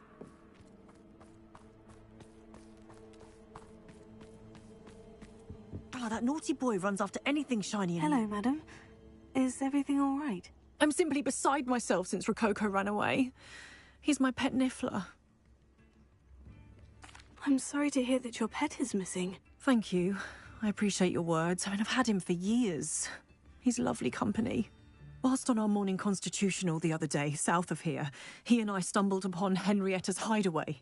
They say that Henrietta was a paranoid recluse, filled her castle with all manner of traps to keep thieves from pinching her valuables. As we drew near, the morning sun reflected off something in a window, and before I knew it, Rococo was off. Oh, I've been worried sick. But I'm not about to meddle with Merlin knows what's inside that house, or the Ashwinders that are lurking about. Why did Henrietta feel the need to protect her house like she did? Henrietta was a baroness who married well, more than a few times. Her immense wealth drove her to a life of suspicion and isolation. The more wealth she amassed, the more paranoid she became of losing it. Hence the terrifying traps throughout the hideaway. Not even her family has been willing to deal with them to get to her fortune. Why don't you just get Rococo back yourself? Henrietta's hideaway is treacherous enough, but add Ashwinders into the picture and, well, I love Rococo, but I love staying alive more. I'll keep an eye out for Rococo. Oh, that's terribly kind. But stay away from the hideaway. Far too dangerous. If someone does find him in the hideaway, they shall be well rewarded. Henrietta's treasures are theirs for the taking. She certainly won't mind now. I should be going now. Thank you.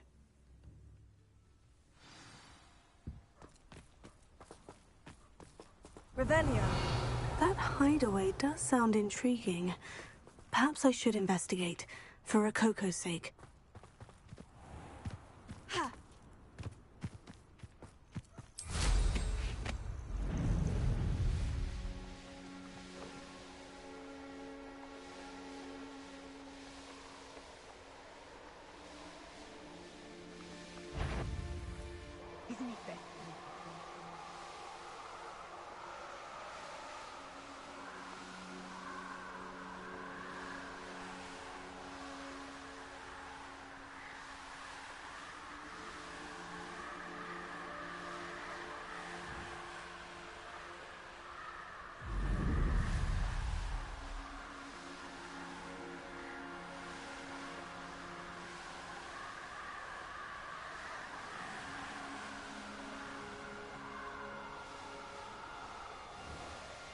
This must be the castle where Miss Coffee's Niffler ran away.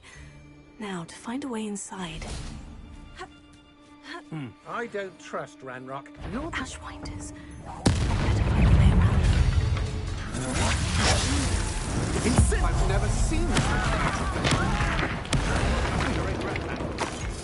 I'd be impressed by... You're the one who released Treadwell, aren't you? That was a mistake, my friend. What are you, shy? I've seen more things. You shouldn't go about stealing goblins' helmets stolen by others. Now, should you? I've seen your magic, and I'm not afraid of it. Or afraid to face me. You're the one who you've had enough. Might want to look up. I've seen you duel. Your strategy won't work on me.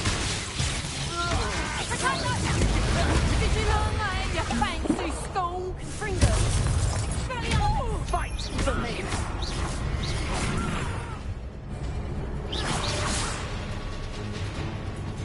For what? Fringo! Alliteration.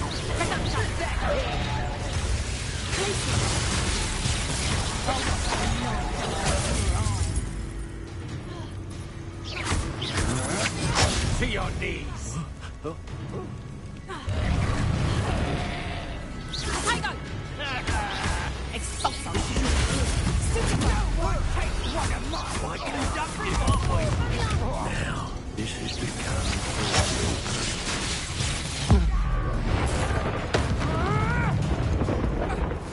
From above! You will not survive this.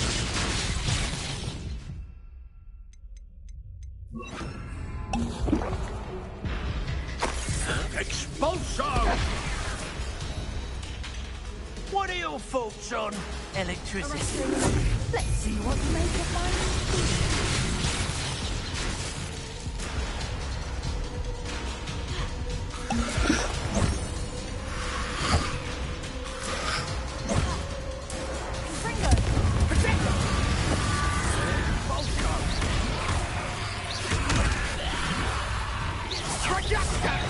That's the student who stole our hippogriff. Expulso! Can't be! Didn't your luck run out? No matter how many of us you defeat, we'll keep coming.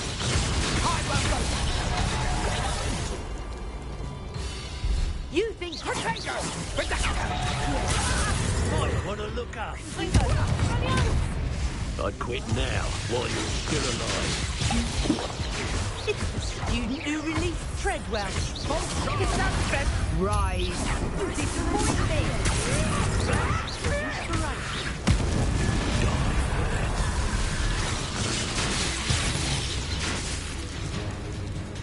Expulso! Hard to pin down. Expelliarmus, Quain.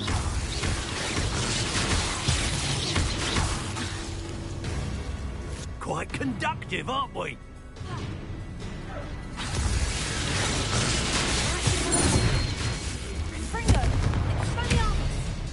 Stop that right now. Well, you'll have to do death from above. This place has seemed... That's mine.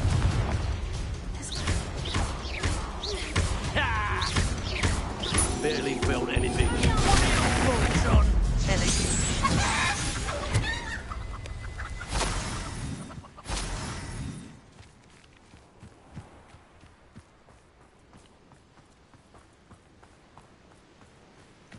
I know what that means. Merlin trial. Fringo! Revelio. Confringo!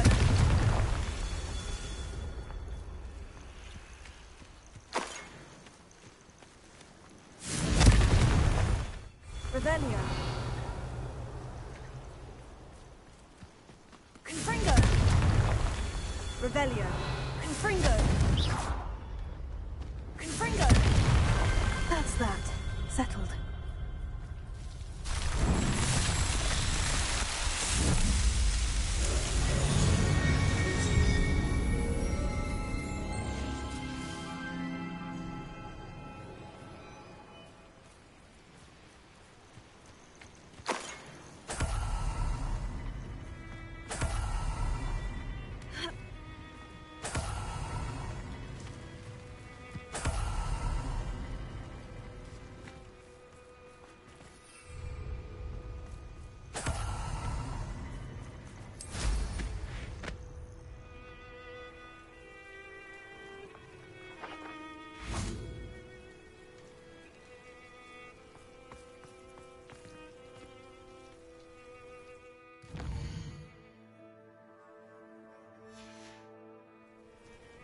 Knowing our meat, he's likely studied here.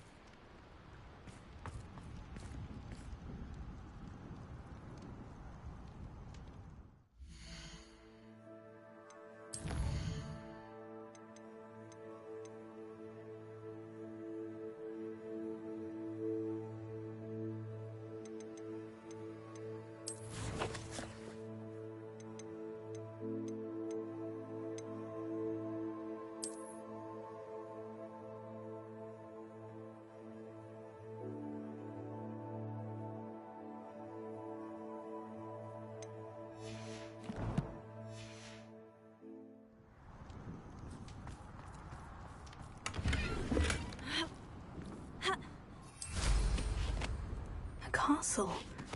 Must have been quite stately in its time. Glad I was never locked up here.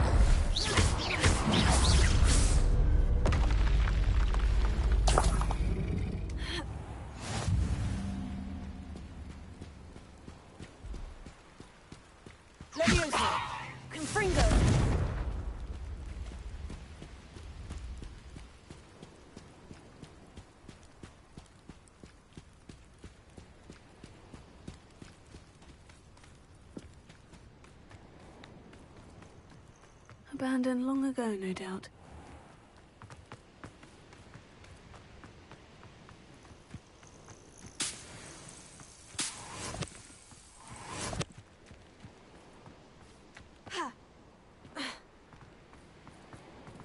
Certainly looks to be the place.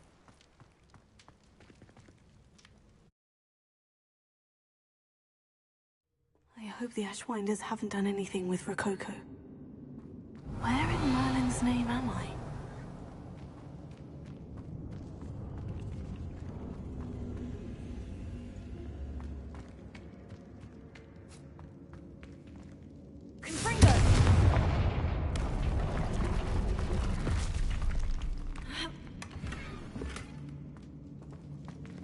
Ravenna.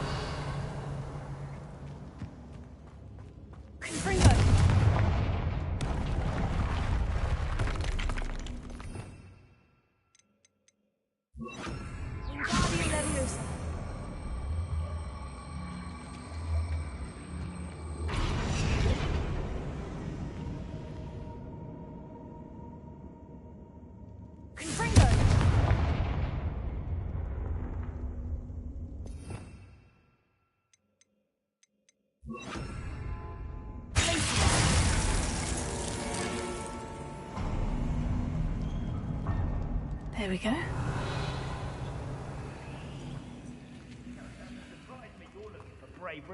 Ashwinders. I should follow the treasure to find that Niffler. Share and share. Wait, is that the hippogriff from my treasure map?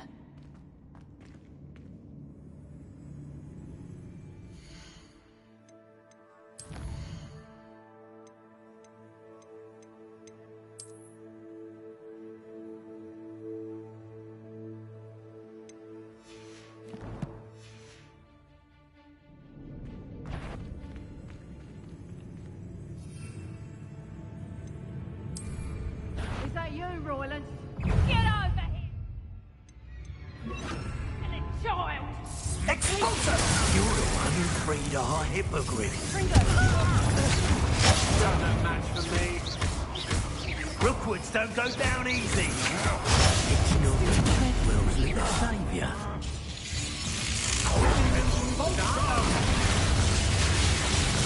You're the one who stole our goblin.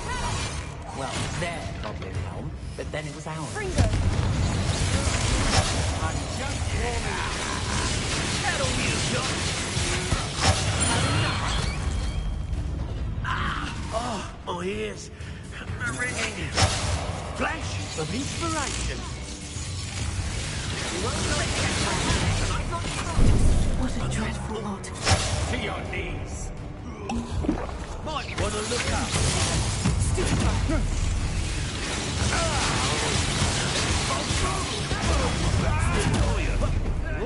What are you, shy? I've seen more courage in a Paul. Quite conductive, aren't we? Expulsor!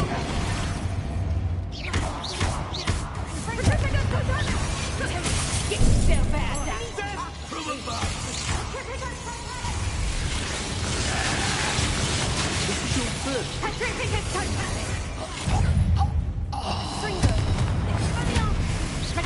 Nowhere to go.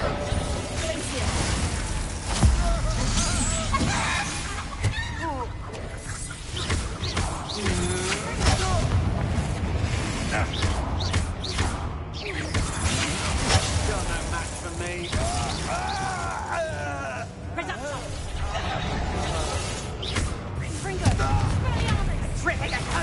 Mine. No! Not so tough now, are ya? Coward!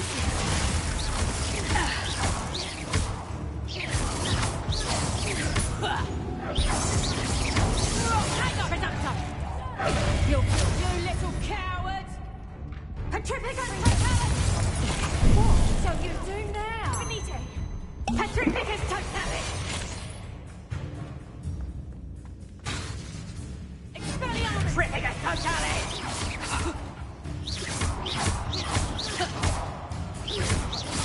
Confringo!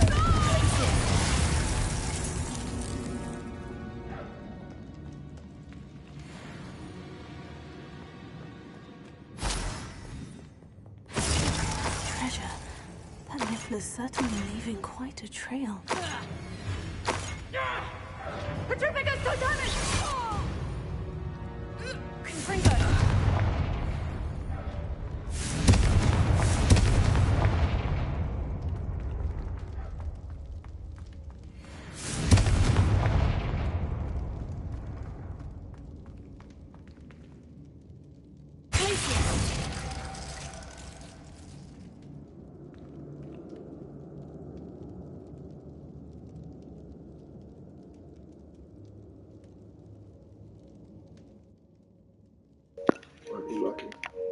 Why, hello. Phoenix. That's be me. Hang on, I'm getting a headset on.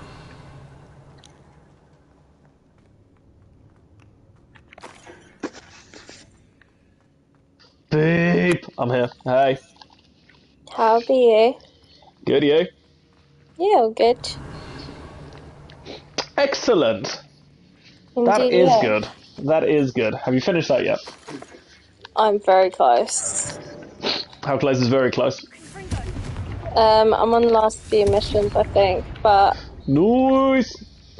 yeah, I'm just waiting for some stuff to come through and doing a load of side stuff at the moment. So. Nice. Oh yeah.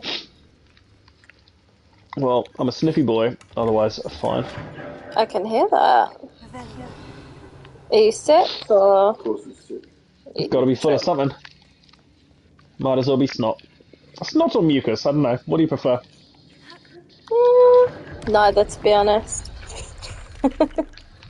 Fair. Snookers. What's that done? Snookers. Delicious snookers. Yum. Is there a trophy for doing all the training missions in this, Dan? Daniel? What was that? Is there a trophy for doing all the training missions in this? Yes, but there seems to be Where the one that fuck's I'm my missing trophy? because I've done them all. It says do all 16 training missions, but maybe there's one thing we haven't unlocked yet. What the fuck? Okay. I reckon there might be a momentum ability that we unlock that will require a training session. Quiet. I'll be on in a bit, just waiting for Lauren to finish up. Yeah, I'm just doing a mission at the moment. So she could be another 6 hours because she does take her sweet fucking time. Hey, shut It up. can seem that way.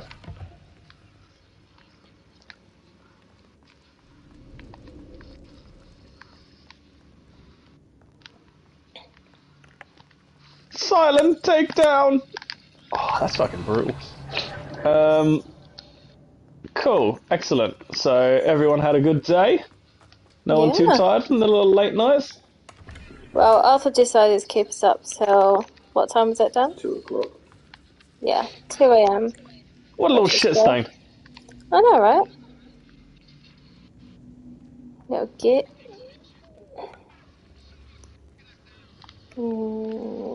It's me, Batgirl. Fuck off. Why was he keeping you up? Why was he so sassy? I don't know. Well, I don't. Can I save it here?